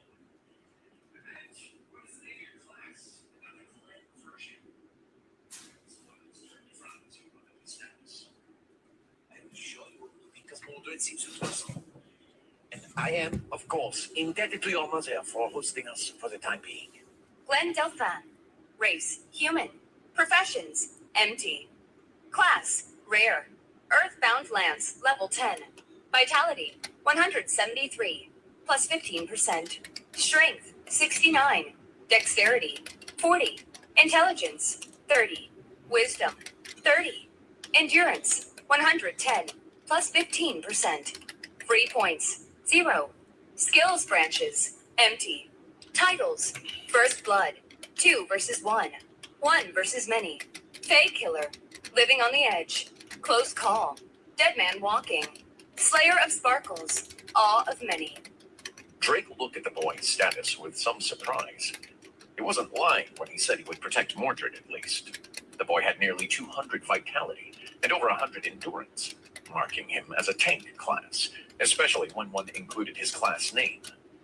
What surprised Drake more was that the boy had several hard-to-come-by titles, including most of the near-death titles he aimed for the teens to get for the stats. Slayer of Sparkles? Don't like things that glitter, huh? Drake scoffed, laughing for the first time since meeting Glenn. Fairies, little cretins. You could not imagine how disappointed I was to find that fairies were bloodthirsty little bastards with sharp teeth. Very sharp teeth, Glenn spat. Well, this status is actually pretty impressive. I'm assuming you're a tank class? Glenn nodded. Good. That actually rounds out our squad pretty well. Drake laughed. Okay, that's it for now. By the way, what did you do to get thrown out of the house? I asked the green boy what type of woman he liked, Glenn said flatly. But he became angry and threw me out. He shrugged. Some people are just terrible conversationalists. Drake stifled a laugh and walked back inside. Going through the door and shutting it before Glenn could come back in, Drake looked around his family home. The business as usual still continuing even after he left. He could see parts of the living room and the TV that was somehow still on. Sitting on the couch, he could see the back of heads he recognized easily. White hair and wolf ears, auburn hair, short-cut black hair, and of course, colorful feathers that were very quickly turning into a frustrated scarlet. What's going on over here? Drake asked, leaning on the back of the couch. The little man in the box is playing dirty. Atropos screamed. Quest doesn't like this squishy pink monster that eats everything. Quest growled. You all are just noobs! Bow down! Landon laughed. Landon, they're from a different world. They didn't have video games. Charlotte sighed, pressing buttons mechanically. This isn't just any game. This is OG Smash! And Pikachu reigns supreme! Landon corrected. Ifrit gave a wide yawn on his lap. Drake laughed. Always knew you were a Pokemon. Where's Cleek? He asked. He's in the corner brooding after the French guy asked him something, Landon said over his shoulder. Right, well, we have 2 new additions to the gang, including the French guy, so be ready to deal with them. Who is the other person? Charlotte asked with a little worry in her voice. Drake looked around and found Mordred, pointing her out. The girl in the wheelchair, Mordred. Technically her helper as well, but we'll count them as one. Either way, enjoy the last day of relaxing. We're moving out right after you guys have ranked up. Quest doesn't think any part of the long trip was relaxing. Wait. Quest cooed. Oh, great. Another one. Charlotte pouted, slumping down into the couch. Drake chuckled and let them continue playing, noticing some of the younger children who shared the house were staring up at the Beastkin and Avian girls with wonder in their eyes, making him smirk. I know it's my reality, but it's still funny how quickly kids adapt, he muttered while going to the kitchen. There he found his brother Travis, the elf girl, as well as his mother and Saul. Lamar and Bjorn were also there, stirring something at the stove. Pretty packed in here, isn't it? Drake asked, announcing himself. Yeah, if only someone didn't come into the kitchen to make it more packed. Travis grinned. I just thought I'd grace you with my presence. Drake sneered back. Patriarch? Saul said, noticing him. I made this. Would you like to try it? Saul held out a spoon filled with piping hot liquid that had a very acidic tang to it that Drake knew well. Sinigang? Drake asked, looking at his mom. We still have powder? His mother nodded, smiling at Saul. Saul urged the spoon forward, her ears reddening. Drake smiled and took a sip from the spoon, tasting the tamarind, meat juices, and spice, filling his mouth with blissful nostalgia for the dish. That is just amazing. It tastes great, Sarah. You learned to do this when I was outside? It was only a half hour at most. I wanted to learn about your favorite foods to make later. Drake felt his stomach twist, seeing the usually stoic and fierce Saul act so demure, her simple statement somehow bringing a grin to his face.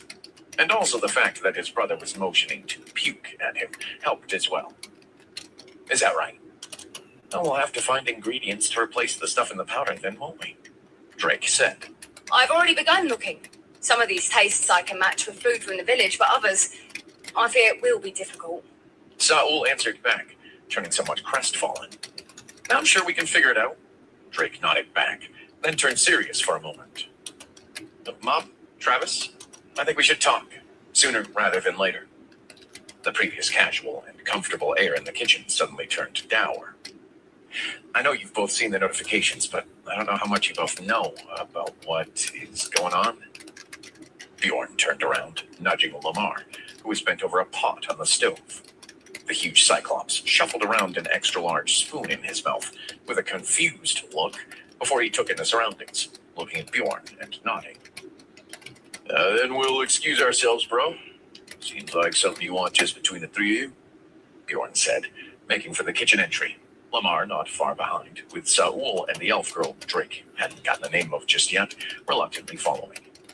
Saul had a more dejected look on her face, but Drake gave her a smile to try to comfort her as she joined the rest in the living room. Thanks, Bjorn. I'll catch you two up on the way back, Drake thanked, giving the two huge mountains of men slaps on the arm. On what way back? Where do you think we are going, Drake? We are already home. You are home. And I'll bring back your wife. You can start a family here, finally, and have my grandbabies. His mother insisted, with a tinge of confusion in her voice. Drake shook his head. We can't stay here, Mom. Everyone in this house and anyone else willing to come from this city can return with us to reunite. My city is being built up right now to protect everyone. Protect you, Travis,